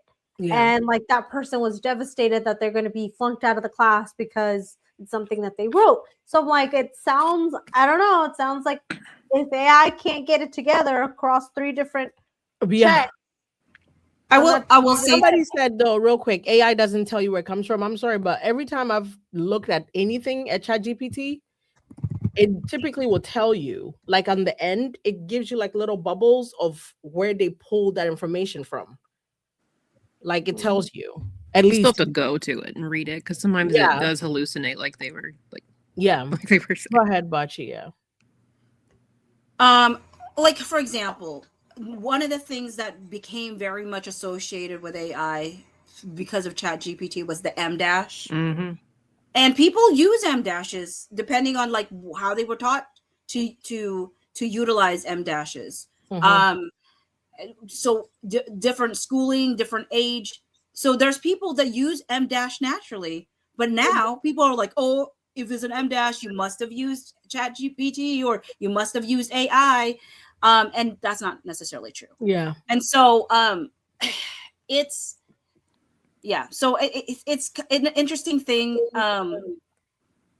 I think that it doesn't necessarily some of the sentence that she said, I was like, how would AI even know that? Genuinely. Somebody said AI told me Cassidy O'Connell's voice was AI. Her smooth variable. Oh wait, Anna, could I just say AI would definitely pick you up though? Like I'm not even convinced you're not AI, Hannah. The way you were doing the stenographer voice. Oh yeah. It is. I was doing my robot voice. PM. It is 2:13 p.m. You sounded like the airport. I did that on purpose. It was so good. You definitely sounded like Delta flight 2437 is departing from gate number whatever. Yeah. It sounded so AI. See some folks here saying English major here. I do in fact use M dashes. Also, I literally stopped using M dashes because of AI. Yeah. I mean, because of that. Same because nobody wants to be accused of using AI or like it not being necessarily their own thoughts. However, it's so yeah. I don't know when she was bringing up certain sentences. I'm like, how did it determine that? Yeah. Like, what is it in a sentence? Now, there's certain things for sure that I see and I immediately know. They most likely use ChatGPT. Every time I hear the word foster often, or the word foster or care or clarity, or there's just those are indicators of AI. It doesn't have to be, but if it's the way it's written, because I see it enough used in ChatGPT that when I read it on anywhere, I'm like, that's probably ChatGPT. Simply because there's a certain like word, they tend to love to use the word care and clarity and foster and all these different particular words. They tend to repeat certain words a lot. Okay. So obviously, foster, clarity, care is in and of itself is not going to say that's AI, but it's the way it's the sentence is constructed. Yeah. There was a comment on here that said like, "Oh, my school doesn't allow us to use AI."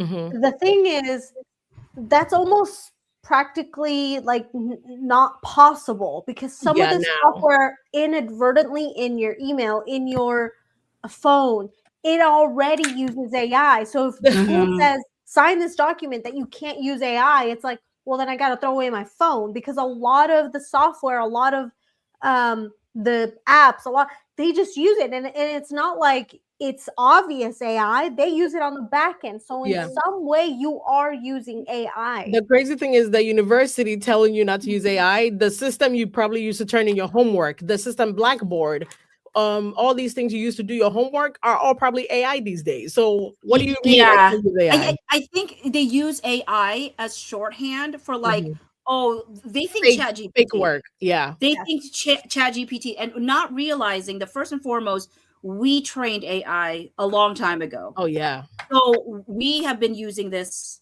for a long time. They just didn't call it AI. They didn't let us know it was AI. But it's even in the answer of Nicole Alexander, right? Where it's like, you are using AI all the time. You may think that you're not, but you are. And I think it's because the majority of folks think of AI as very specific. They think of it as Chat GPT, or they think about it as deep fakes, Mhm. or what other things do they think about for AI? But I think ChatGPT is one of the biggest ones that they think about. But that is like literally like kiddie pool. Yeah. The reality is, if you're a content creator, there's so many AI tools, Even on because this form, even on the software. yeah, StreamYard will grab, like, AI grabs They'll create highlights. reels out of this live if we wanted it to. When Exactly. this ends, we could have 100 reels done in the next 5 minutes that I never have to edit. Yeah. So that's what I think people don't understand. Like, every time people are like, I would never use AI, and I'm like, but you already are. You Yeah. already You are. may think you may think you're not, because you don't think you're not Actively putting on something ChatGPT specifically on yourself. ChatGPT, but you are using AI. Yeah. And And just like even now, connecting oh, go sorry, ahead, just Karen. No, no. connecting that to Miss Alexander's comments. Some of the things that Meryl wanted her to be like, aha, you did, like, she can't, like, you could tell in her answer, it's like, well, that's not possible. That's not, because of the inherent technicalities behind Yeah. that line of work. Yeah. And she, like you said, even Carol, you weren't here earlier, but in the beginning, she actually answered about the fact that even Google, your Gmail has AI now. So if you say you don't use AI, I don't know what you're talking about. And down to even Google as a search engine, people don't realize now when you search something, the first thing that offers you is AI overview.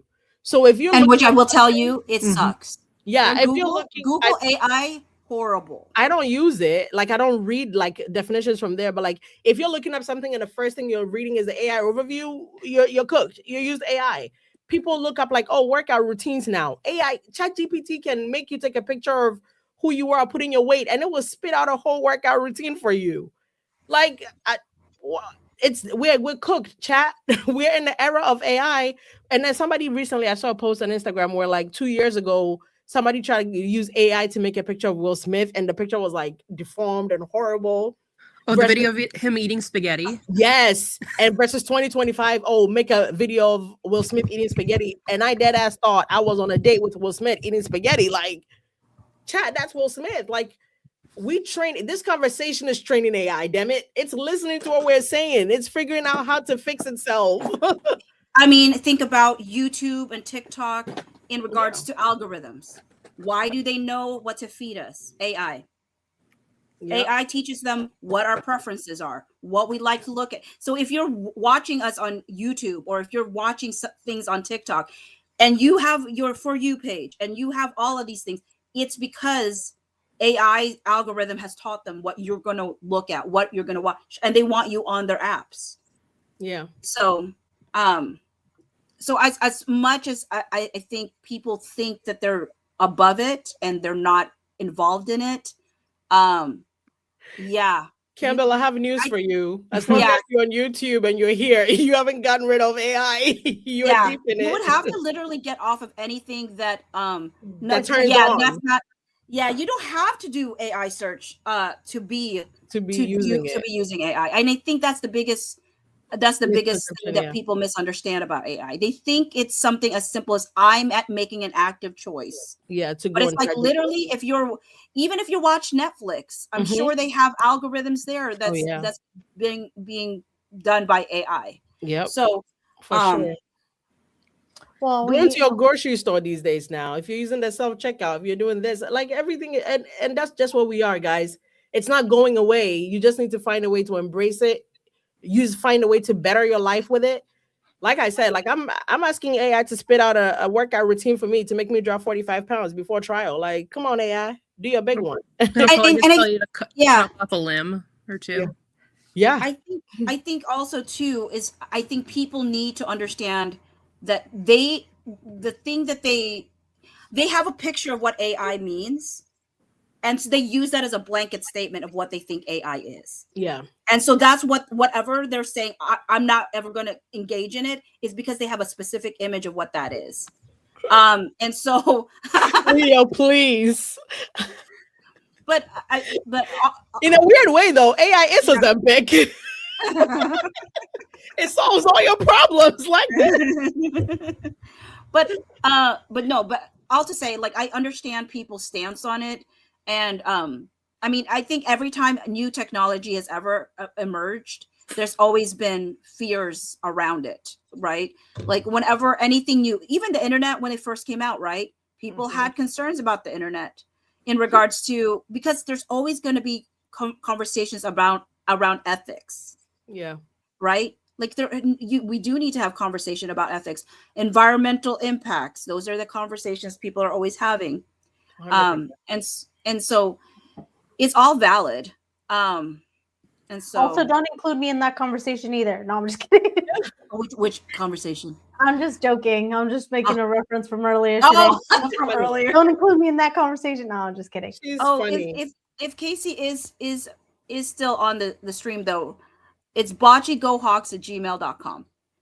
Well, we're gonna end this with an AI song or what? How appropriate. Thanks for bringing it up. You know what, Carol? You are still in your petty bag. I can respect it. I can respect it. I will say this.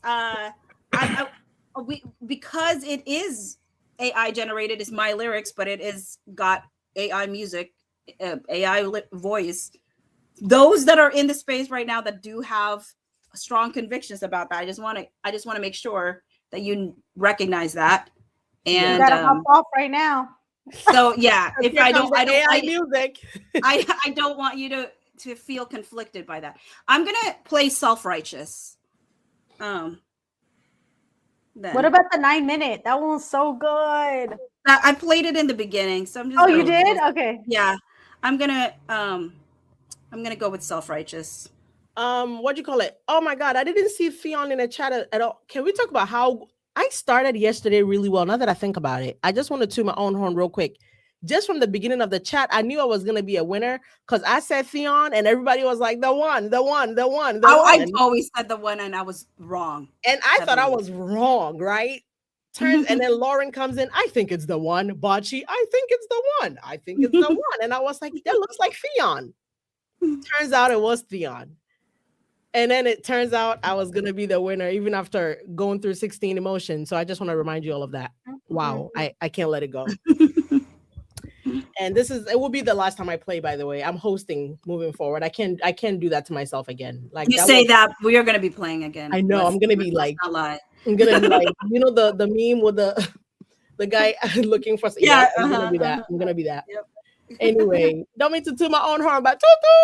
Okay. All right, Bocce, let's leave with some AI music. We appreciate you guys for hanging out with us. Hannah, you were an amazing stenographer. Yes, totally. So you were amazing. I think every day we're finding people to like join us now. So Theon is the chat representative for game night. Hannah is officially the stenographer, videographer, a fourth person if we ever need another member. And you guys, we appreciate all of you. Like I know we say it all the time, but legitimately, it means a lot that you guys will hang out with us for 4.5 hours. Yes. Before Christmas Eve. Honestly, we appreciate you guys. So thank you. What's y'all's excuse? I'm Jewish. What's And it's like, I don't know what y'all talking about. Hanukkah's over. Yeah, Hanukkah's over. Hanukkah's done though. Oh my Lord. But we really appreciate you guys. And this is gonna be on all our channels. So Replay Crew, we appreciate you guys as well. We know you all have lives. We're the crazies. So Bocce's gonna leave us with some AI music. And guys, remember to subscribe to all our channels, like, hype, do what you gotta do Tell a friend to come find us as you trickle your way out. Have a safe night. Have a good whatever you're doing the rest of the week. And like Sarah said, who are the losers that are going to be reading the docket? That would be me. It's us three. I will say this right before I play this song. Oh no, I'm not gonna say it. Oh, I was gonna give background to the song "Self-Righteous," but I'm not going to. Never mind. But legitimately, if you're in New York and you know a way to get press passes, if these two won't beg, I'm begging. I'm too cute to stand in line, guys. Come May. So please, if you could get a girl a press pass, thank you so much. We appreciate Hannah, what were you saying? I was saying something. Oh, I thought you were about to say and something. You said you're not saying anything. Hannah wanted to hear what you had to say. Oh, yeah. No, I was going to explain the background for Self-Righteous, but I'm not going to. I'll just let's listen and see if we'll pick up on it. I was going to show y'all my cat, but he left. Oh, sorry. I see the cat picture at least. We see the picture. I have two orange boys. Oh, I'm scared of cats. Oh, like legitimately. Like I've been stuck in a basement for 4 hours because there was a cat upstairs. My cat would be scared of you too because he's scared of everyone. Yeah, we'll both be like this. Don't move. No sudden movements. Okay. All right, you guys, let's go. All right.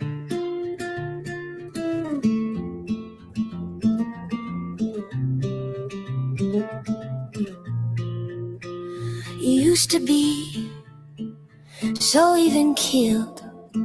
You used to care about facts. But when you spiral, you really spiral. Things get so out of hand. You keep pointing your finger at everybody else. You sit so high and mighty with all your self-righteousness. You're just like her, starting your own whisper campaign. Feign innocence, act like you care to protect, while your friends push the lies in the comment section. You keep pointing your finger at everybody else. You sit so high and mighty with all your self-righteousness.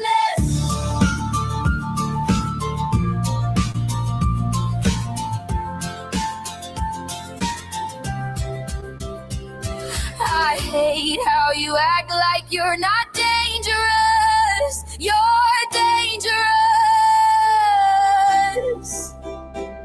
I hate how you act like you're not being unkind. You're being unkind.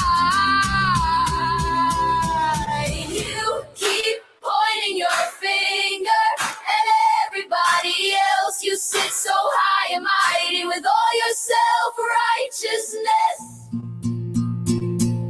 You keep pointing your finger at everybody else. You sit so high and mighty with all your self-righteousness. You're so self-righteous, but you've got your own unclean hands.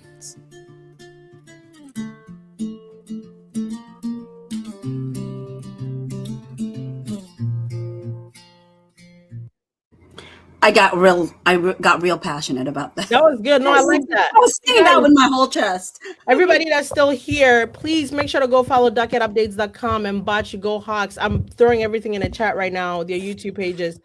I'm updating the depositions page. Would you guys want those 4 pages expanded into 1 page or just leave it up there? I mean, prefer it to be 1 page, but I know that would be a lot of work for you. Yeah, but we figured it out. You don't have to do all that. We figured it out how to maneuver it for 4 hours. We could do it for another like 3. Everybody else can suffer. You don't have to make it easier for them. I got you, but chat. You guys, Docket Updates is at 523 subscribers as I'm looking right now. Everybody's homework as you're trickling down and leaving this live. Please get our girl to 530. How about that? Just 7 of you. Not too much. Not too much. A little cute. A little something. A little shimmy. Just 7 of you that haven't subscribed to Carol, please go do that. Carol is quite literally right now working as she's on this live to make sure if you want to read this deposition on your own, it's easier. You don't have to zigzag through the 4 I'm pages. going to add it to the non-party witnesses, or Yeah. should I add a section for experts? So please go follow our girl Carol. I'm posting Bachi's. Oh, we're 2 away from our goal. We got 525, you guys. Oh, awesome. Thank you, You guys so work much, guys. fast. Thank you. Thank you. Good job. Quick question. Do you guys think that experts should have their own section under the deposition? I think, we should have experts section. Okay. Yeah. We love organization. Okay. Okay, so Leo said earlier, now I cannot hear it, Hannah. Leo said earlier, you sounded like Lauren. And I couldn't, like, in that moment, I was in the zone as Nicole Alexander, so I couldn't. But now that I'm removed and I wasn't looking at any of our faces, when you said that, it definitely sounded like Lauren just said that. Honestly, I'm flattered. See, that doesn't sound like Lauren to you guys? That's how this. What if it is? Have What you if it seen is? me and her in a room together? No. No, the only thing is Hannah has been way too tame and way too calm for 4 hours for it to be Lauren. We would have seen a shoulder pop and the C word would have been uttered like 10 times already. I'll That's the save that for evidence. my second stream. That's I don't want to threaten you with a good time. I don't want to threaten you with a good time, Hannah. We appreciate you guys so much. Christina, come and grab the power switch. You know I Thank can't you, do it. everyone. Oh, you Appreciate guys, let me everything. go first. Because if you leave first, it's not gonna end up on your channel. Okay, so I'll wait. Let me leave. Okay, guys, I'm legitimately leaving. Thank you. We appreciate you. When do you guys want to finish this? That's the question. I'm asking you two girls. I mean, I don't Tomorrow? know. No? I What do you- mean, I'm working tomorrow, and then Christmas Eve? yeah. Okay. I'm only off on Christmas because I'm taking off February 16 to March 16 to go on vacation. True that. So- Okay, so how about this? The rest of the pages, because we had to move our schedules around to make today work. You're gonna get it regardless, whether it be we record it on our own time and we split it amongst our channels. I think it's something we can do because it's still at least like a good 2.5 to 3 hours left that we can probably record it, put part 1, part 2, part 3 on our individual channels. That way you guys can watch it on your own times and we don't accost you for another 4 hours. So that's something we can look forward to maybe during this weekend at some point if we are able to ever get together. What we're gonna do is probably you're gonna find part 1 from me, part 2 from Bachi, maybe part 3 from Carol, but you're gonna get the rest of this deposition. Whether it's another live, Friday live, you said, Leo, it's up to these ladies, and if my son complies. But we will see. We will get it to you some way, somehow. We're not gonna leave you hanging. We probably could though. I mean, it depends on Carol, but I probably could on Friday. We'll make it work regardless. We'll figure it out and we'll get back to you guys. But thank you so much for being here. I'm actually hitting the power switch. I'm not being afraid. Hannah, we appreciate you so much. Thanks you for so having much. me. Thank you. And maybe we need to call Hannah when we pre-record so she can do Ooh. I'll do my We can robot voice stenographer. anytime you want. for sure. Thank you so much, you guys. Have a good night and a safe night. Bye-bye. Bye, guys. Everyone, Bye. bye. We are out of